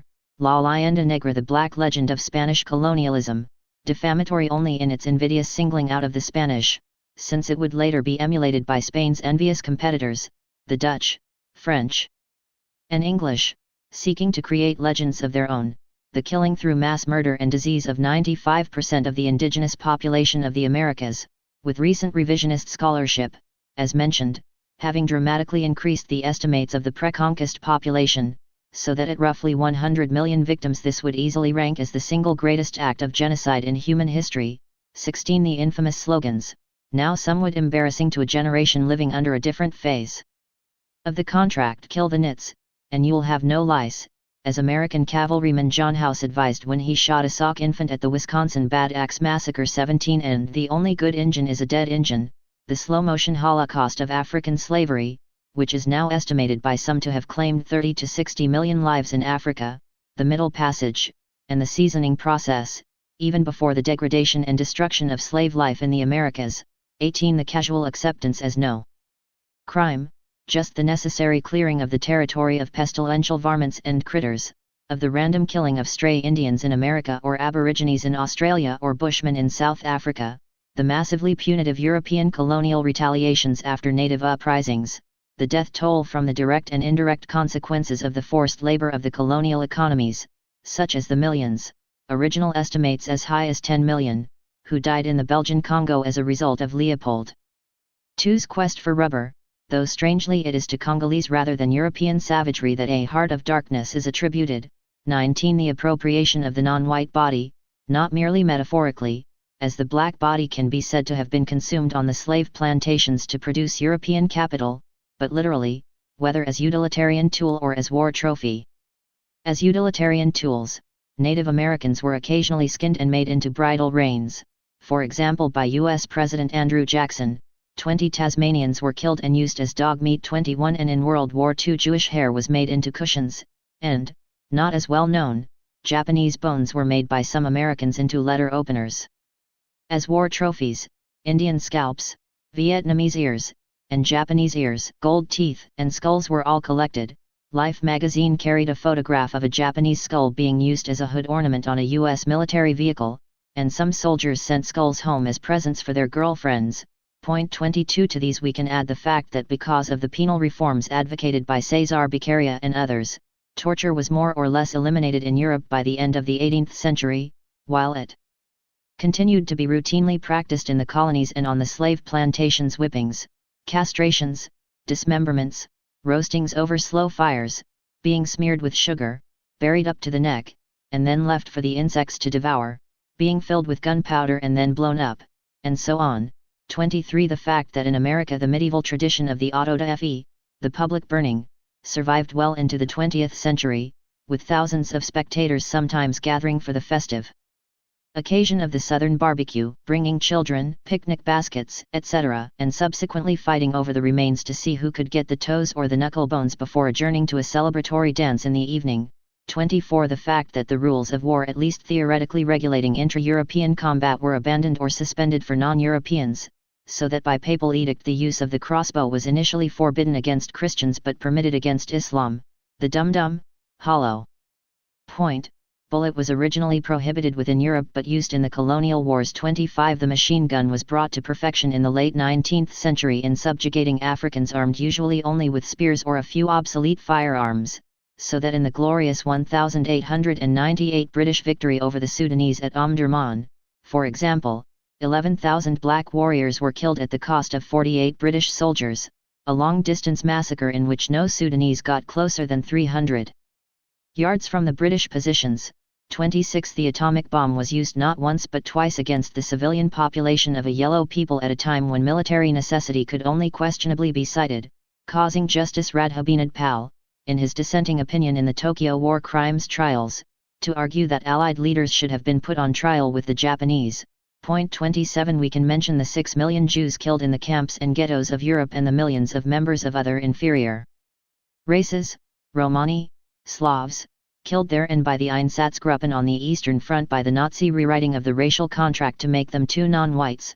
28 The pattern of unpunished rape, torture, and massacre in the 20th century colonial/neo-colonial and in part racial wars of Algeria, during the course of which about 1 million Algerians, or 1/10 of the country's population, perished, and Vietnam, illustrated by the fact that Lieutenant William Calley was the only American convicted of war crimes in Vietnam and, for his role in directing the mass murder of 500 women, children, and old men, or, more cautiously and qualifiedly, Oriental human beings, as the deposition put it, was sentenced to life at hard labor but had his sentence quickly commuted by presidential intervention to house arrest at his Fort Benning bachelor apartment, where he remained for 3 years before being freed on parole, then and now doubtless a bit puzzled by the fuss, since, as he told the military psychiatrists examining him, he did not feel as if he were killing humans but rather that they were animals with whom one could not speak or reason. 29. For these and many other horrors too numerous to list, the ideal Kantian, social contract, norm of the infinite value of all human life thus has to be rewritten to reflect the actual, racial contract, norm of the far greater value of white life, and the corresponding crystallization of feelings of vastly differential outrage over white and non-white death, white and non-white suffering. If looking back, or sometimes just looking across, one wants to ask but how could they, the answer is that it is easy once a certain social ontology has been created. Bewilderment and puzzlement show that one is taking for granted the morality of the literal social contract as a norm. Once one begins from the racial contract, the mystery evaporates. The racial contract thus makes white moral psychology transparent. One is not continually being surprised when one examines the historical record, because this is the psychology the contract prescribes. The theory of the racial contract is not cynical, because cynicism really implies theoretical breakdown, a despairing throwing up of the hands and a renunciation of the project of understanding the world and human evil for a mystified yearning for a prelapsarian man. The racial contract is simply realist willing to look at the facts without flinching, to explain that if you start with this, then you will end up with that. Similarly, the racial contract makes the Jewish Holocaust misleadingly designated as the Holocaust comprehensible, distancing itself theoretically both from positions that would render it cognitively opaque, inexplicably sui generis, and from positions that would downplay the racial dimension and assimilate it to the undifferentiated terrorism of German fascism. From the clouded perspective of the Third World, the question in Arno Mayer's title "Why Did the Heavens Not Darken?" betrays a climatic Eurocentrism, which fails to recognize that the blue skies were only smiling on Europe. The influential view he cites, not his own, is typical. Prima facie, the catastrophe which befell the Jews during the Second World War was unique in its own time and unprecedented in history. There are strong reasons to believe that the victimization of the Jews was so enormous and atrocious as to be completely outside the bounds of all other human experience. If that is the case, what the Jews were subjected to will forever defy historical reconstruction and interpretation, let alone comprehension. 30 But this represents an astonishing white amnesia about the actual historical record. Likewise, the despairing question of how there can be poetry after Auschwitz evokes the puzzled non-white reply of how there could have been poetry before Auschwitz, and after the killing fields in America, Africa, Asia. The standpoint of Native America, Black Africa, colonial Asia, has always been aware that European civilization rests on extra-European barbarism, so that the Jewish Holocaust, the Judeocide, Mayer, is by no means a bolt from the blue, an unfathomable anomaly in the development of the West, but unique only in that it represents use of the racial contract against Europeans. I say this in no way to diminish its horror, of course, but rather to deny its singularity, to establish its conceptual identity with other policies carried out by Europe and non-Europe for hundreds of years, but using methods less efficient than those made possible by advanced mid-20th century industrial society. In the twilight world of the Cold War, the term blowback was used in American spy jargon to refer to unexpected and negative effects at home that result from covert operations overseas, particularly from what were called black operations of assassination and government overthrow. 31 A case can be made for seeing the blowback from the overseas, white, operations of European conquest, settlement, slavery, and colonialism as consolidating in the modern European mind a racialized ethic. That, in combination with traditional anti-Semitism, eventually boomeranged, returning to Europe itself to facilitate the Jewish Holocaust. 40 years ago, in his classic polemic discourse on colonialism, Aimé Césaire pointed out the implicit double standard in European outrage at Nazism. It is Nazism, yes, but before Europeans were its victims, they were its accomplices, that they tolerated that Nazism before it was inflicted on them, that they absolved it, shut their eyes to it, legitimized it, because, until then, it had been applied only to non-European peoples. Hitler's crime is the fact that he applied to Europe colonialist procedures which until then had been reserved exclusively for the Arabs of Algeria, the coolies of India, and the blacks of Africa. 32 The racial contract continues, with a truly grisly irony, to manifest itself even in the condemnation of the consequences of the racial contract, since the racial mass murder of Europeans is placed on a different moral plane than the racial mass murder of non-Europeans. Similarly, Kiernan argues that King Leopold's Congo cast before it the shadow that was to turn into Hitler's empire inside Europe.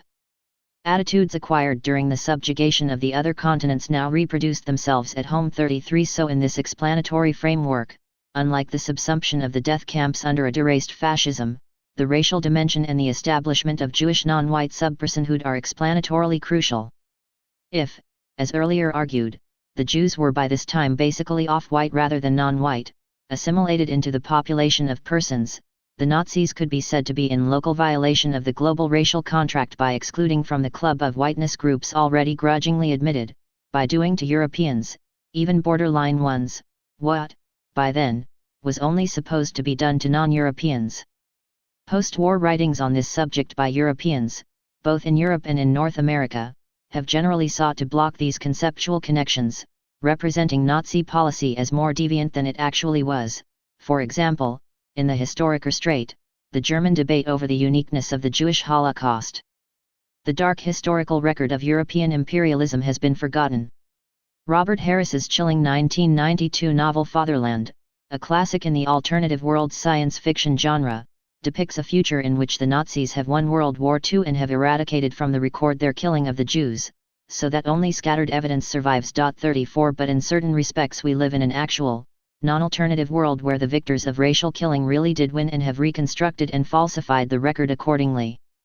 Holocaust denial and Holocaust apologia thus long precede the post-1945 period, going back all the way to the original response to the revelations of Las Casas's devastation of the Indies in 1542.35. Yet, with few exceptions, only recently has revisionist white historiography belatedly begun to catch up with this non-white conceptualization. Hence the title of David Stannard's book on the Colombian Conquest, American Holocaust, the related title of an anthology, cited by Noam Chomsky in his year 501, put out in Germany in anticipation of the quincentenary, Das 500-Jahrige Reich, 500-Year Reich, and the Swedish writer Sven Lindqvist's recently translated Exterminate All the Brutes, which explicitly links the famous injunction of Konrad's Kurz to Nazi practice.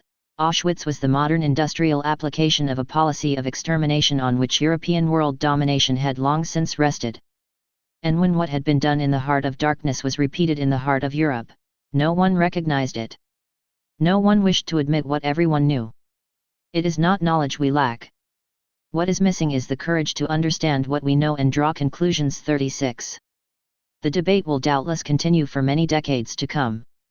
But on a closing note, it does not seem inappropriate to get the opinion of that well-known moral and political theorist Adolf Hitler, surely a man with something worthwhile to say on the subject, who, looking ahead in a 1932 speech, explicitly located his Lebensraum project within the long trajectory of European racial conquest. 37 As he explained to his presumably attentive audience, you cannot understand the economically privileged supremacy of the white race over the rest of the world, except by relating it to a political concept of supremacy which has been peculiar to the white race as a natural phenomenon for many centuries and which it has upheld as such to the outer world. Take for example India. England did not acquire India in a lawful and legitimate manner, but rather without regard to the natives' wishes, views, or declarations of rights. Just as Cortés or Pizarro demanded for themselves Central America and the northern states of South America not on the basis of any legal claim, but from the absolute, inborn feeling of superiority of the white race. The settlement of the North American continent was similarly a consequence not of any higher claim in a democratic or international sense, but rather of a consciousness of what is right which had its sole roots in the conviction of the superiority and thus the right of the white race.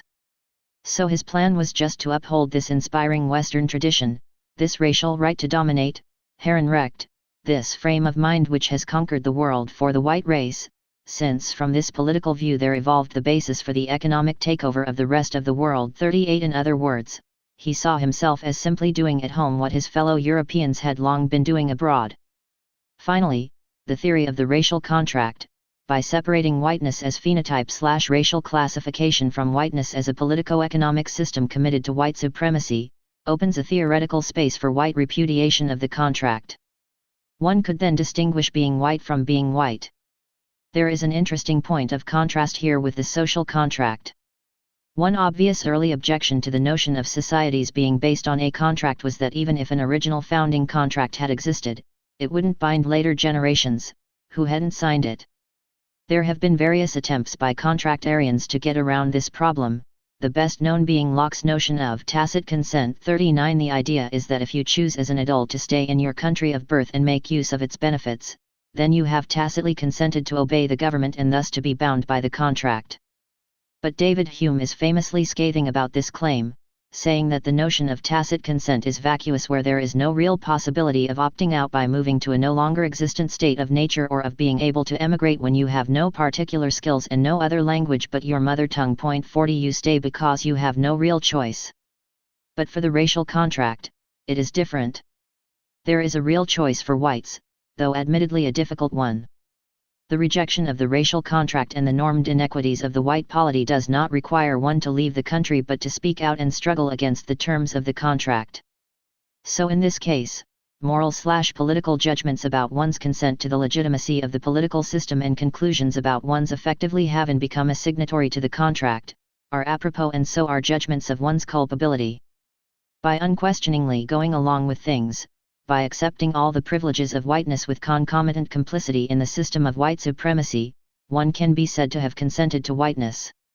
And in fact there have always been praiseworthy whites, anti-colonialists, abolitionists, opponents of imperialism, civil rights activists, resistors of apartheid who have recognized the existence and immorality of whiteness as a political system, challenged its legitimacy, and insofar as possible, refused the contract. Inasmuch as mere skin color will automatically continue to privilege them, of course, this identification with the oppressed can usually be only partial. Thus the interesting moral/political phenomenon of the white renegade, the race traitor in the language of the Klan, accurate enough insofar as race here denotes whiteness. 41 The colonial explorer who goes native, the soldier in French Indochina who contracts le mal jaune, the yellow disorder, the perilous illness of attachment to Indochina's landscape, people, and culture. 42 The nigger, Injun, or Jew lover. These individuals betray the white polity in the name of a broader definition of the polis. Treason to whiteness is loyalty to humanity. 43 Thus becoming renegades from the states, traitors to their country and to civilization, a white Injun, and there's nothing more despicable. 44 For as the term signifies, where morality has been racialized, the practice of a genuinely colorblind ethic requires the repudiation of one's Herrenfolk standing and its accompanying moral epistemology, thus eliciting the appropriate moral condemnation from the race loyalists and white signatories who have not repudiated either. The level of commitment and sacrifice will, of course, vary. Some have written exposés of the hidden truth of the racial contract. Las Casas' devastation of the Indies, abolitionist literature, the French writer Abbé Raynal's call for black slave revolution, Mark Twain's writings for the Anti-Imperialist League, usually suppressed as an embarrassment by his biographers, as Chomsky notes. 45 Sartre and Simone de Beauvoir's principled oppositional journalism against their country's colonial war.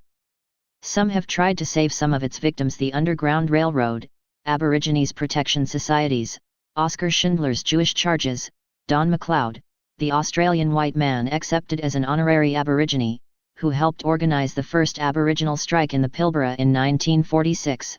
46 Hugh Thompson, the American helicopter pilot who threatened to fire on his fellow soldiers unless they stopped massacring Vietnamese civilians at My Lai. 47 Some have actually given their lives for the struggle. The white American anti-slavery revolutionary John Brown, the white members of the African National Congress who died trying to abolish apartheid.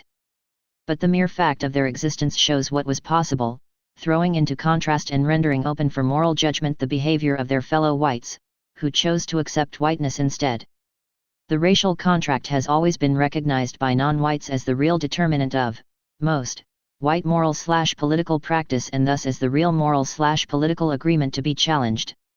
If the epistemology of the signatories, the agents, of the racial contract requires evasion and denial of the realities of race, the epistemology of the victims, the objects, of the racial contract is, unsurprisingly, focused on these realities themselves. So there is a reciprocal relationship, the racial contract tracking white moral/political consciousness, the reaction to the racial contract tracking non-white moral/political consciousness and stimulating a puzzled investigation of that white moral/political consciousness. The term standpoint theory is now routinely used to signify the notion that in understanding the workings of a system of oppression, a perspective from the bottom up is more likely to be accurate than one from the top down. What is involved here, then, is a racial version of standpoint theory, a perspectival cognitive advantage that is grounded in the phenomenological experience of the disjuncture between official, white, reality and actual, non-white, experience, the double consciousness of which W.E.B. Du Bois spoke. 48 This differential racial experience generates an alternative moral and political perception of social reality which is encapsulated in the insight from the Black American folk tradition I have used as the epigraph of this book, the central realization, summing up the racial contract, that when white people say justice, they mean just us. Non-whites have always, at least in first encounters, been bemused or astonished by the invisibility of the racial contract to whites, the fact that whites have routinely talked in universalist terms even when it has been quite clear that the scope has really been limited to themselves. Correspondingly, non-whites, with no vested material or psychic interest in the racial contract objects rather than subjects of it, viewing it from outside rather than inside, subpersons rather than persons are, at least before ideological conditioning, able to see its terms quite clearly. Thus the hypocrisy of the racial polity is most transparent to its victims.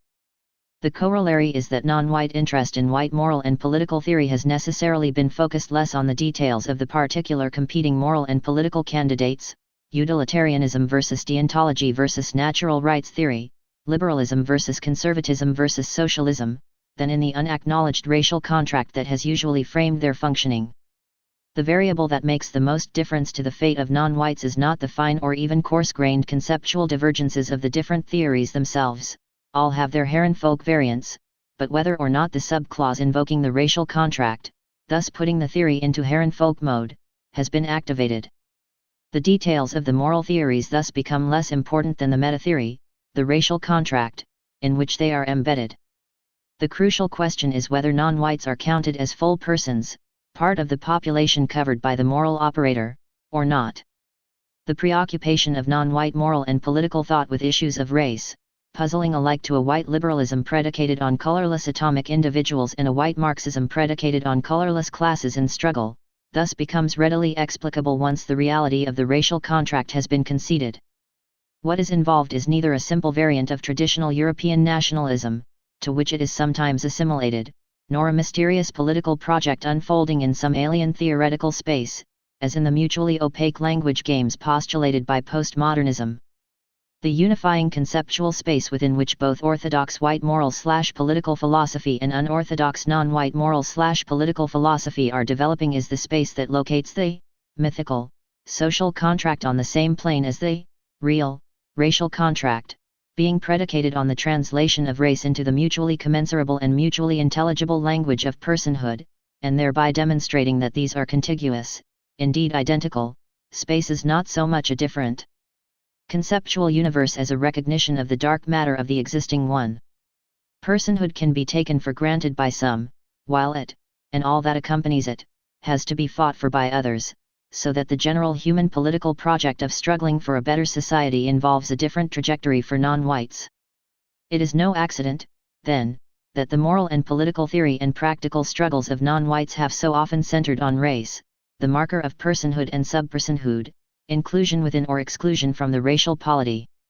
The formal contractarian apparatus I have tried to develop will not be articulated as such. But the crucial notions of the person/subperson differentiation, the correspondingly racially structured moral code, Herrenfolk ethics, and the white supremacist character of the polity can be found in one form or another everywhere in Native American, Black American, and Third and Fourth World anti-colonial thought. Sitting Bull asks, what treaty that the whites have kept has the red man broken? Not one. What treaty that the white man ever made with us have they kept? Not one. When I was a boy the Sioux owned the world, the sun rose and set on their land. Where are our lands? Who owns them? What white man can say I ever stole his land or a penny of his money? Yet, they say I am a thief. What law have I broken? Is it wrong for me to love my own? Is it wicked for me because my skin is red? Ward Churchill, another Native American, characterizes European settlers as a self-conceived master race. David Walker complains that whites consider blacks not of the human family, forcing blacks to prove to them ourselves, that we are men. W.E.B. Du Bois represents blacks as a tertium quid, somewhere between men and cattle, comments that liberty, justice, and right are marked for white people only, and suggests that the statement "I am white" is becoming the one fundamental tenet of our practical morality. Richard Wright analyzes the ethics of living Jim Crow. Marcus Garvey concludes that blacks are a race without respect. Jawaharlal Nehru claims that British policy in India is that of the heronfolk and the master race.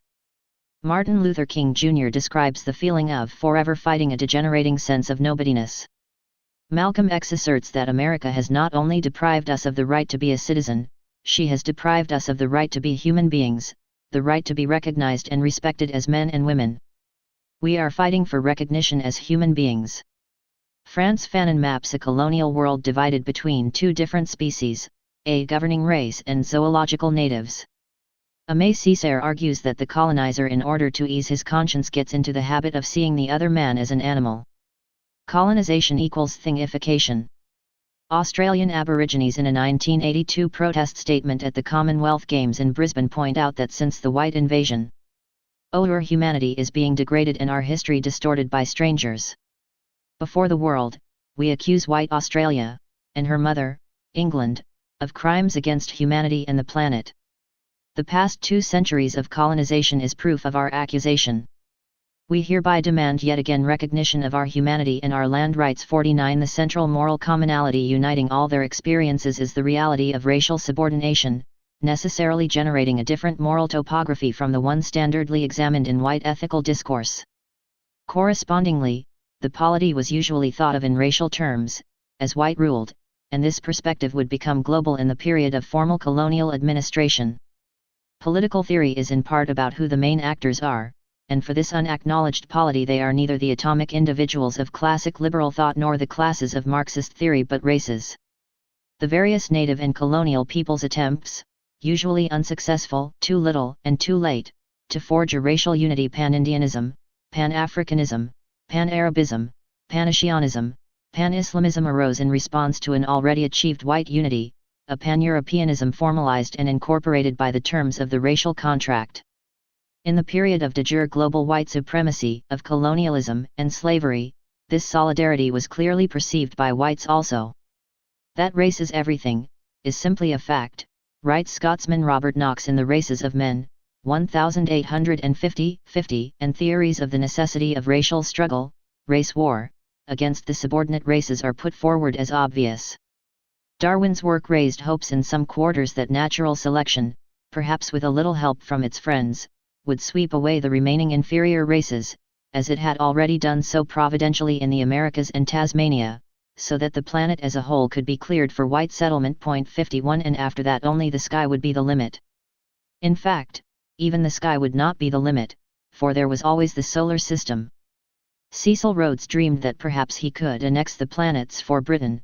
Where there is space, there is hope. 52. But alas, this noble dream was not to be realized. Even with encouragement, non-whites did not die fast enough.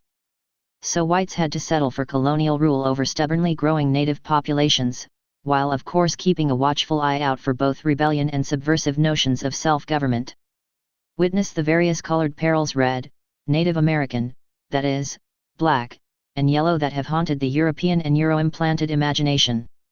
Europe, Kiernan comments, thought of its identity in terms of race or color and plagued itself with fears of the yellow peril or a black peril, boomerang effects, as they might be called, of a white peril from which the other continents were more tangibly suffering. 53 The political framework is quite explicitly predicated on the notion that whites everywhere have a common interest in maintaining global white supremacy against insurrections conceived of in racial terms. At the turn of the century, Europeans were worried about the vast ant-heap filled with soldier ants of China, while similar fears were in the air about a huge black army, threatening a race war of revenge led by dusky Napoleons. 54. Though there were occasional breaches for strategic national advantage, international white racial solidarity was generally demonstrated in the joint actions to suppress and isolate slave rebellions and colonial uprisings, the boycott of Haiti, the only successful slave revolution in history, and, non-coincidentally, today the poorest country in the Western Hemisphere, the common intervention against the 1899–1900 Boxer Rebellion in China, the concern raised by the 1905 Japanese victory over Russia. As late as the early 20th century, books were still being published with such warning titles as The Passing of the Great Race and The Rising Tide of Color Against White World Supremacy. 55 Intra-European differences and conflicts were real enough but would be quickly put aside in the face of the non-white threat. In the course of their rivalries, Europeans exchanged many hard words, and sometimes abused each other in order to please a non-European people. But when it came to any serious colonial upheaval, white men felt their kinship, and Europe drew together. Above all, and very remarkably, despite innumerable crises over rival claims, the European countries managed from the War of American Independence onward to avoid a single colonial war among themselves. 56. This unity ended in the 20th century with the outbreak of World War I, which was in part an inter-imperialist war over competing colonial claims. But despite non-white agitation and military participation, largely as cannon fodder, in the armies of their respective mother countries, the post-war settlement led not to decolonization but to a territorial redistribution among the colonial powers themselves. Okay, I'll take this one, and you can take that one. In the interwar years, Japan's Pan-Asiatic Greater East Asia CO prosperity sphere was seen by most white Western leaders as a threat to global white supremacy. Indeed, as late as World War II, the popular American writer Pearl Buck had to warn her readers that colonized peoples would not continue to put up with global white domination, and that unless there was change their discontent would lead to the longest of human wars, the war between the white man and his world and the colored man and his world. 57. Corresponding to this global white solidarity transcending national boundaries, the virtual white polity, non-whites' common interest in abolishing the racial contract manifested itself in patterns of partisan emotional identification which from a modern, more nationalistic perspective now seem quite bizarre. In 1879, for example, when the King of Burma learned of the Zulu defeat of a British army at Isandlwana, he immediately announced his intention of marching on Rangoon. 58 In 1905, Indians cheered the Japanese victory over the Tsar's white armies in the Russo-Japanese War. 59 In the Spanish-American War, black Americans raised doubts about the point of being a black man in the army of the white man sent to kill the brown man, and a few blacks actually went over to the side of Emilio Aguinaldo's Filipino forces. 60 After Pearl Harbor, the ominous joke circulated in the American press of a black sharecropper who comments to his white boss, "By the way, Captain, I hear the Japs done declared war on you white folks."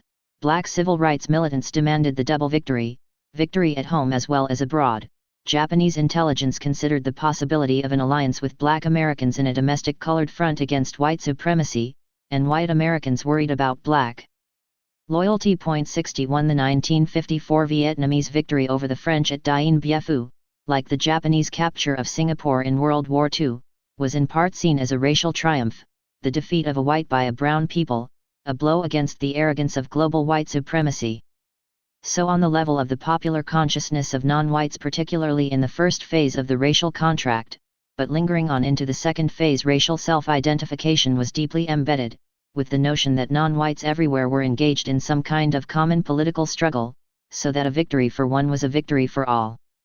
The different battles around the world against slavery, colonialism, Jim Crow, the color bar, European imperialism, apartheid were in a sense all part of a common struggle against the racial contract. As Gary Okihiro points out, what came into existence was a global racial formation that complemented and buttressed the economic and political world system, thus generating transnational identities of white and non-white. 62 It is this world, this moral and political reality that W.E.B. Du Bois was describing in his famous 1900 Pan-Africanist statement to the nations of the world. The problem of the 20th century is the problem of the color line, since, as he would later point out, too many have accepted that tacit but clear modern philosophy which assigns to the white race alone the hegemony of the world and assumes that other races will either be content to serve the interests of the whites or die out before their all-conquering march. 63 It is this world that later produced the 1955 Bandung, Indonesia, Conference, a meeting of 29 Asian and African nations, the underdogs of the human race in Richard Wright's phrase, whose decision to discuss racialism and colonialism caused such consternation in the West at the time. 64 The meeting that eventually led to the formation of the non-aligned movement. And it is this world that stimulated, in 1975, the creation of the World Council of Indigenous Peoples, uniting Australian Aborigines, New Zealand Maoris, and American Indians. 65 If to white readers this intellectual world, only half a century distant, now seems like a universe of alien concepts, it is a tribute to the success of the rewritten racial contract in transforming the terms of public discourse so that white domination is now conceptually invisible. As Leon Poliakov points out, the embarrassment of the death camps, on European soil, anyway, led the post-war European intelligentsia to a sanitization of the past record, in which racism became the aberrant invention of scapegoat figures such as Joseph Arthur Gobineau. A vast chapter of Western thought is thus made to disappear by sleight of hand, and this conjuring trick corresponds, on the psychological or psycho-historical level, to the collective suppression of troubling memories and embarrassing truths. 66 That the revival of Anglo-American political philosophy takes place in this period, the present epoch of the de facto racial contract, partially explains its otherworldly race insensitivity. The history of imperialism, colonialism, and genocide, the reality of systemic racial exclusion, are obfuscated in seemingly abstract and general categories that originally were restricted to white citizens. But the overtly political battles for emancipation, decolonization, civil rights, land rights were only part of this struggle. The terms of the racial contract norm non-white persons themselves, establishing morally, epistemically, and aesthetically their ontological inferiority. To the extent that non-whites accept this, to the extent that they also were signatories to the contract, there is a corollary personal dimension to this struggle which is accommodated with difficulty, if at all, in the categories of mainstream political philosophy. Operating on the terrain of the social contract and thus taking personhood for granted, failing to recognize the reality of the racial contract, orthodox political theory has difficulty making sense of the multidimensionality of oppositional non-white political thought. What does it require for a subperson to assert himself or herself politically? To begin with, it means simply, or not so simply, claiming the moral status of personhood. So it means challenging the white-constructed ontology that has deemed one a body impolitic, an entity not entitled to assert personhood in the first place. In a sense, one has to fight an internal battle before even advancing onto the ground of external combat. One has to overcome the internalization of subpersonhood prescribed by the racial contract and recognize one's own humanity, resisting the official category of despised aboriginal, natural slave, colonial ward. One has to learn the basic self-respect that can casually be assumed by Kantian persons, those privileged by the racial contract, but which is denied to subpersons. Particularly for blacks, ex-slaves, the importance of developing self-respect and demanding respect from whites is crucial. Frederick Douglass recounts how a man was made a slave, and promises you shall see how a slave was made a man. 67 But 100 years later this struggle is still in progress. Negroes want to be treated like men, wrote James Baldwin in the 1950s, a perfectly straightforward statement, containing only 7 words. People who have mastered Kant, Hegel, Shakespeare, Marx, Freud, and the Bible find this statement utterly impenetrable. 68. Linked with this personal struggle will be an epistemic dimension, cognitive resistance to the racially mystificatory aspects of white theory, the painstaking reconstruction of past and present necessary to fill in the crucial gaps and erase the slanders of the globally dominant European worldview. One has to learn to trust one's own cognitive powers, to develop one's own concepts, insights, modes of explanation, overarching theories, and to oppose the epistemic hegemony of conceptual frameworks designed in part to thwart and suppress the exploration of such matters. One has to think against the grain. There are excavations of the histories concealed by the racial contract, Native American, Black American, African and Asian and Pacific investigation and valorization of their pasts, giving the lie to the description of savagery and state-off nature existence of peoples without history. 69 The exposure of the misrepresentations of Eurocentrism, not so innocent white lies and white mythologies, is thus part of the political project of reclaiming personhood. 70 The long history of what has been called, in the black oppositional tradition, vindicationist scholarship. 71 is a necessary political response to the fabrications of the racial contract, which has no correlate in the political theory of the social contract because Europeans were in cultural control of their own past and, so, could be confident it would not be misrepresented, or, perhaps better, that the misrepresentations would be their own. Finally, the somatic aspect of the racial contract, the necessary reference it makes to the body, explains the body politics that non-whites have often incorporated into their struggle. Global white supremacy denies subpersons not merely moral and cognitive but also aesthetic parity. Particularly for the black body, phenotypically most distant from the Caucasoid somatic norm, the implications often are the attempt to transform oneself as far as possible into an imitation of the white body. 72 Thus the assertion of full black personhood has also sometimes manifested itself in the self-conscious repudiation of somatic transformation and the proclamation black is beautiful. For mainstream political philosophy this is merely a fashion statement. For a theory informed by the racial contract, it is part of the political project of reclaiming personhood. The racial contract as a theory is explanatorily superior to the raceless social contract in accounting for the political and moral realities of the world and in helping to guide normative theory. The racial contract as a naturalized account, henceforth simply the racial contract, is theoretically superior to the raceless social contract as a model of the actual world and, correspondingly, of what needs to be done to reform it. I therefore advocate the supplementation of standard social contract discussions with an account of the racial contract. It might be replied that I am making a kind of category mistake, since even if my claims about the centrality of racism to recent global history are true, modern contractarianism has long since given up real-world explanatory pretensions, being hypothetical, subjunctive exercises in ideal theory. So the fact that actual societies were not based on these norms, even if true, and unfortunate, is simply irrelevant. These are just two different kinds of projects. The discussion at the beginning should have made clear why I think this answer misses the point. Insofar as the moral theory and political philosophy of present-day contractarianism are trying to prescribe ideals for a just society, which are presumably intended to help transform our present non-ideal society, it is obviously important to get clear what the facts are. Moral and political prescription will depend in part on empirical claims and theoretical generalizations, accounts of what happened in the past and what is happening now, as well as more abstract views about how society and the state work and where political power is located. If the facts are radically different from those that are conventionally represented, the prescriptions are also likely to be radically different.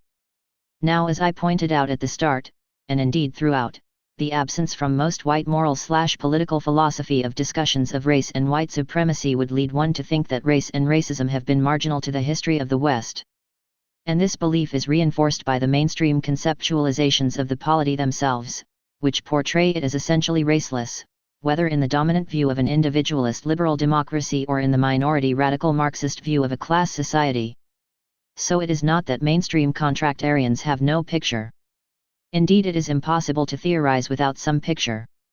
Rather, they have an actual, tacit, picture, which, in its exclusion or marginalization of race and its typically sanitized, whitewashed, and amnesiac account of European imperialism and settlement, is deeply flawed and misleading. So the powerful image of the idealized contract, in the absence of an explicit counter-image, continues to shape our descriptive as well as normative theorizations. By providing no history, contemporary contractarianism encourages its audience to fill in a mystified history, which turns out to look oddly like the, ostensibly, repudiated history in the original contract itself. No one actually believes nowadays, of course, that people formally came out of the wilderness and signed a contract. But there is the impression that the modern European nation-states were not centrally affected by their imperial history and that societies such as the United States were founded on noble moral principles meant to include everyone, but unfortunately, there were some deviations. 73 The racial contract explodes this picture as mythical, identifying it as itself an artifact of the racial contract in the second, de facto phase of white supremacy. Thus in the standard array of metaphors of perceptual/conceptual revolution it affects a gestalt shift, reversing figure and ground, switching paradigms, inverting norm and deviation, to emphasize that non-white racial exclusion from personhood was the actual norm. Racism, racial self-identification, and race thinking are then not in the least surprising, anomalous, puzzling, incongruent with Enlightenment European humanism, but required by the racial contract as part of the terms for the European appropriation of the world. So in a sense standard contractarian discussions are fundamentally misleading, because they have things backward to begin with.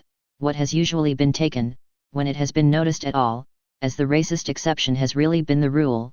What has been taken as the rule, the ideal norm, has really been the exception. The second, related reason that the racial contract should be part of the necessary foundation for contemporary political theory is that our theorizing and moralizing about the socio-political facts are affected in characteristic ways by social structure. There is a reflexiveness to political theory, in which it theorizes about itself and later theorists critique the blindnesses of earlier ones. The classic texts of the central thinkers of the Western political tradition, for example, Plato, Hobbes, Locke, Burke, Marx, typically provide not merely normative judgments but mappings of social ontologies and political epistemologies which explain why the normative judgments of others have gone astray. These theorists recognized that to bring about the ideal polity, one needs to understand how the structure and workings of the actual polity may interfere with our perception of the social truth. Our characteristic patterns of understanding and misunderstanding of the world are themselves influenced by the way the world is and by the way we ourselves are, whether naturally or as shaped and molded by that world. So one needs criteria for political knowing, whether through penetrating the illusory appearances of this empirical world, Plato, through learning to discern natural law, Hobbes, Locke, through rejecting abstraction for the accumulated wisdom of prejudice, Burke, or through demystifying oneself of bourgeois and patriarchal ideology, Marxism, feminism. Particularly for alternative, oppositional theory, as with the last two, the claim will be that an oppressive polity characterized by group domination distorts our cognizing in ways that themselves need to be theorized about. We are blinded to realities that we should see, taking for granted as natural what are in fact human-created structures. So we need to see differently, ridding ourselves of class and gender bias, coming to recognize as political what we had previously thought of as apolitical or personal, doing conceptual innovation, reconceiving the familiar, looking with new eyes at the old world around us. Now, if the racial contract is right, existing conceptions of the polity are foundationally deficient. There is obviously all the difference in the world between saying the system is basically sound despite some unfortunate racist deviations, and saying that the polity is racially structured, the state white supremacist, and races themselves significant existence that an adequate political ontology needs to accommodate. So the dispute would be not merely about the facts but about why these facts have gone so long unapprehended and untheorized in white moral/political theory. Could it be that membership in the Herrenvolk, the race privileged by this political system, tends to prevent recognition of it as a political system? Indeed, it could. So not only would meeting this political challenge imply a radically different metanarrative of the history that has brought us to this point, but it would also require, as I have sketched, a rethinking and reconceptualization of the existing conventional moral/political apparatus and a self-consciously reflexive epistemic examination of how this deficient apparatus has affected the moral psychology of whites and directed their attention away from certain realities. By its crucial silence on race and the corresponding opacities of its conventional conceptual array, the raceless social contract and the raceless world of contemporary moral and political theory render mysterious the actual political issues and concerns that have historically preoccupied a large section of the world's population. Think of the rich colorful tapestry over the last 2 centuries of abolitionism, racial vindicationism, aboriginal land claims, anti-imperial and anti-colonial movements, anti-apartheid struggle, searches to reclaim racial and cultural heritages, and ask yourself what thread of it ever appears within the bleached weave of the standard First World political philosophy text. It is undeniable, one would think, that these struggles are political, but dominant categories obscure our understanding of them. They seem to be taking place in a different conceptual space from the one inhabited by mainstream political theory. One will search in vain for them in most standard histories and contemporary surveys of Western political thought. The recent advent of discussions of multiculturalism is welcome, but what needs to be appreciated is that these are issues of political power, not just mutual misconceptions resulting from the clash of cultures. To the extent that race is assimilated to ethnicity, white supremacy remains unmentioned, and the historic racial contract prescribed connection between race and personhood is ignored. These discussions, in my opinion, fail to make the necessary drastic theoretical correction. Thus they still take place within a conventional, if expanded, framework. If I am right, what needs to be recognized is that side by side with the existing political structures familiar to all of us, the standard subject matter of political theory, absolutism and constitutionalism, dictatorship and democracy, capitalism and socialism, there has also been an unnamed global political structure, global white supremacy, and these struggles are in part struggles against this system. Until the system is named and seen as such, no serious theoretical appreciation of the significance of these phenomena is possible. Another virtue of the racial contract is that it simultaneously recognizes the reality of race, causal power, theoretical centrality, and demystifies race, positing race as constructed. Point 74. Historically, the most influential theories of race have themselves been racist, varieties of more or less sophisticated biological determinism, from naive pre-Darwinian speculations to the later more elaborated views of 19th-century social Darwinism and 20th-century Nazi Rassenkunde, race science. To speak of race theory in the officially non-racist climate of today is thus likely to trigger alarm bells. Hasn't it been proven that race is unreal? But it is a false dichotomization to assume that the only alternatives are race as non-existent and race as biological essence. Contemporary critical race theory, of which this book could be seen as an example, adds the adjective specifically to differentiate itself from the essentialist views of the past. 75. Race is socio-political rather than biological, but it is nonetheless real. Thus, on the one hand, unlike mainstream white theory, liberal and radical, the racial contract sees that race and white supremacy are themselves critical theoretical terms that must be incorporated into the vocabulary of an adequate socio-political theory, that society is neither just a collection of atomic individuals nor just a structure of workers and capitalists. On the other hand, the racial contract demystifies race, distancing itself from the oppositional biological determinisms, melanin theory, sun people and ice people, an occasional deplorable anti-Semitism of some recent elements of the black tradition, as the 1960s promise of integration fails and intransigent social structures and growing white recalcitrance are increasingly conceptualized in naturalistic terms. The racial contract thus places itself within the sensible mainstream of moral theory by not holding people responsible for what they cannot help. Even liberal whites of goodwill are sometimes made uneasy by racial politics, because an unsophisticatedly undifferentiated denunciatory vocabulary, white, does not seem to allow for standard political/moral distinctions between a politics of choice absolutist and Democrat, fascist and liberal for which it is rational that we should be held responsible, and a skin color and phenotype that, after all, we cannot help. By recognizing it as a political system, the racial contract voluntarizes race in the same way that the social contract voluntarizes the creation of society and the state. It distinguishes between whiteness as phenotype/genealogy and whiteness as a political commitment to white supremacy, thus making conceptual room for white renegades and race traitors. And its aim is not to replace one racial contract with another of a different color, but ultimately to eliminate race, not as innocent human variety but as ontological superiority and inferiority, as differential entitlement and privilege, altogether. Correspondingly, the racial contract demystifies the uniqueness of white racism, for those who, understandably, see Europeans as intrinsically white, by locating it as the contingent outcome of a particular set of circumstances. It is proper, given both the historical record and the denial of it until recently, that white racism and white whiteness should be the polemical focus of critique. But it is important not to lose sight of the fact that other subordinate racial contracts exist which do not involve white/non-white relations. In a sense, the racial contract decolorizes whiteness by detaching it from whiteness, thereby demonstrating that in a parallel universe it could have been yellowness, redness, brownness, or blackness. Or, alternatively phrased, we could have had a yellow, red, brown, or black whiteness. Whiteness is not really a color at all, but a set of power relations. That it is illustrated by the only serious 20th century challenger to European domination, Japan. As I have mentioned throughout, their unique history has put the Japanese in the peculiar position of being, at different times, or even simultaneously by different systems, non-white by the global white racial contract, white by the local, Nazi, racial contract, and white, yellow by their own yellow racial contract. In Asia, the Japanese have long considered themselves the superior race, oppressing the Ainu in their own country and proclaiming during the 1930s a pan-Asiatic mission to unite the yellow races under their leadership against white Western domination.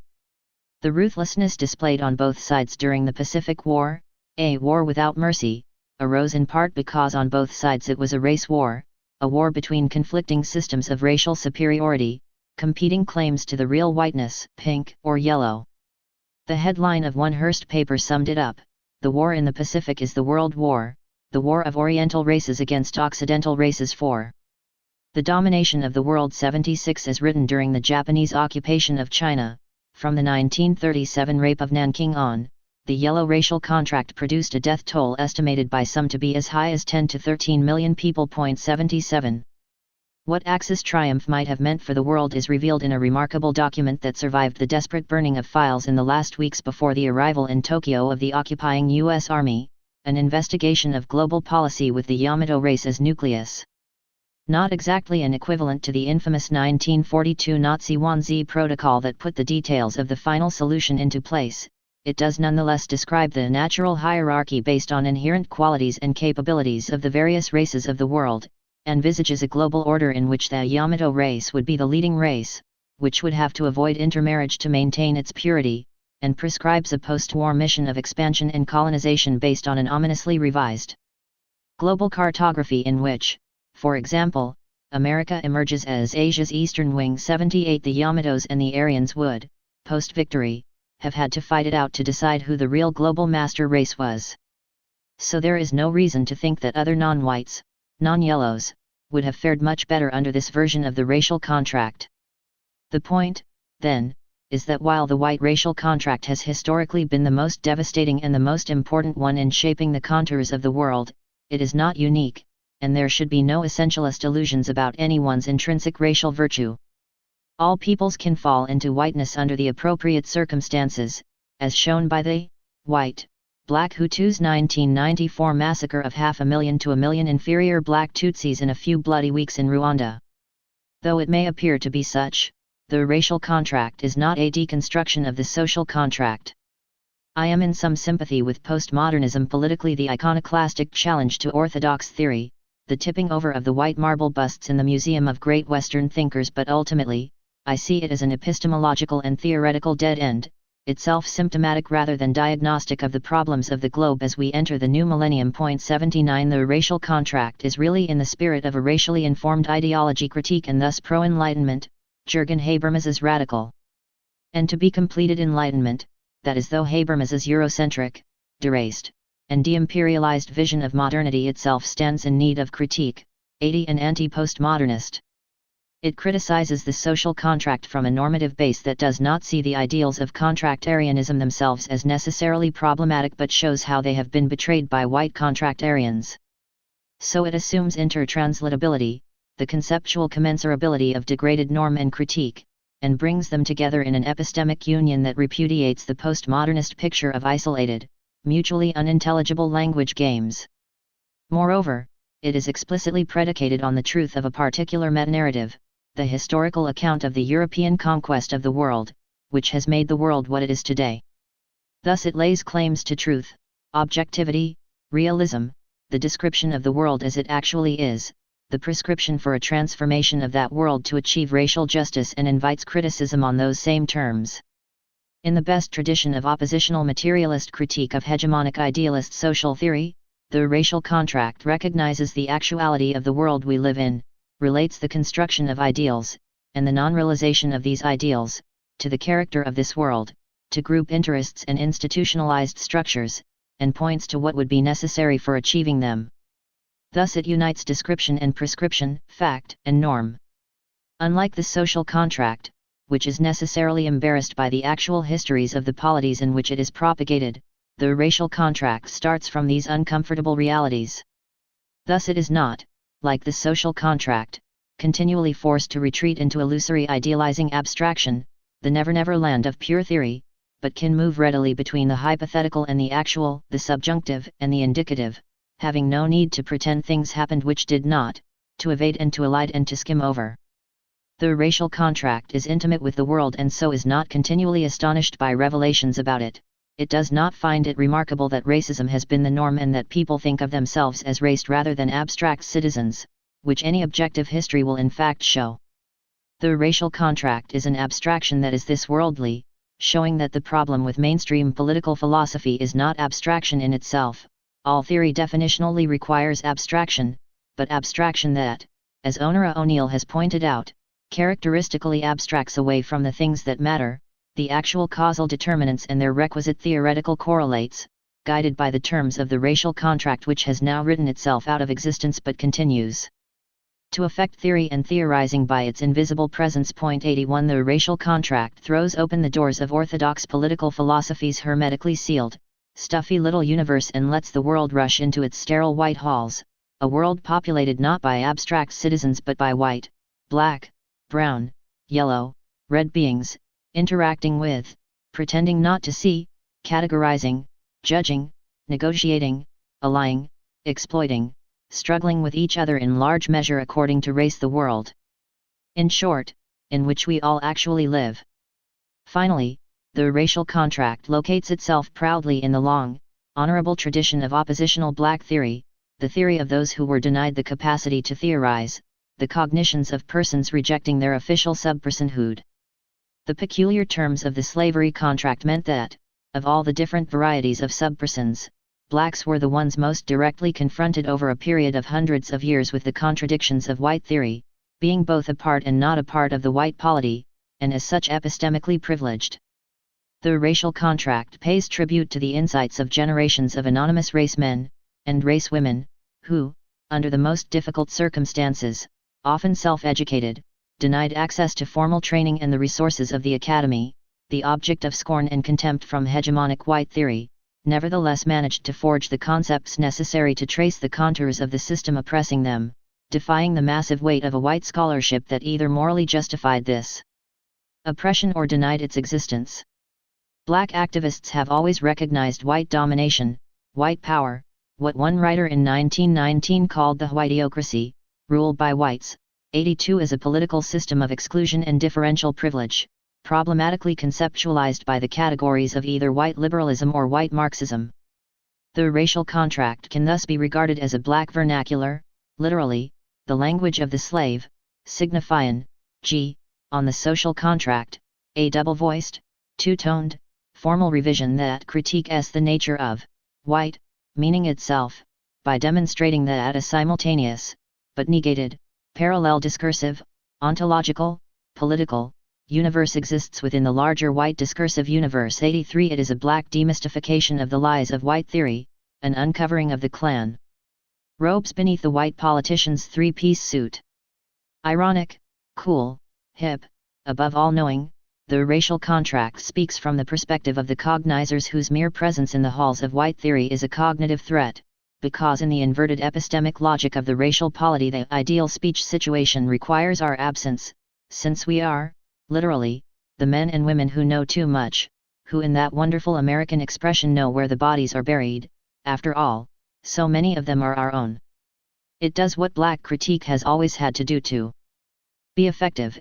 It situates itself in the same space as its adversary and then shows what follows from writing race and seeing the difference it makes. 84 As such, it makes it possible for us to connect the two rather than, as at present, have them isolated in two ghettoized spaces.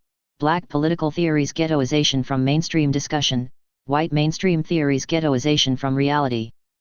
The struggle to close the gap between the ideal of the social contract and the reality of the racial contract has been the unacknowledged political history of the past few hundred years, the battle of the color line, in the words of W.E.B. Du Bois, and is likely to continue being so for the near future, as racial division continues to fester. The United States moves demographically from a white majority to a non-white majority society, the chasm between a largely white first world and a largely non-white third world continues to deepen, desperate illegal immigration from the latter to the former escalates, and demands for global justice in a new world order of global apartheid grow louder. 85 Naming this reality brings it into the necessary theoretical focus for these issues to be honestly addressed. Those who pretend not to see them, who claim not to recognize the picture I have sketched, are only continuing the epistemology of ignorance required by the original racial contract. As long as this studied ignorance persists, the racial contract will only be rewritten, rather than being torn up altogether, and justice will continue to be restricted to just us.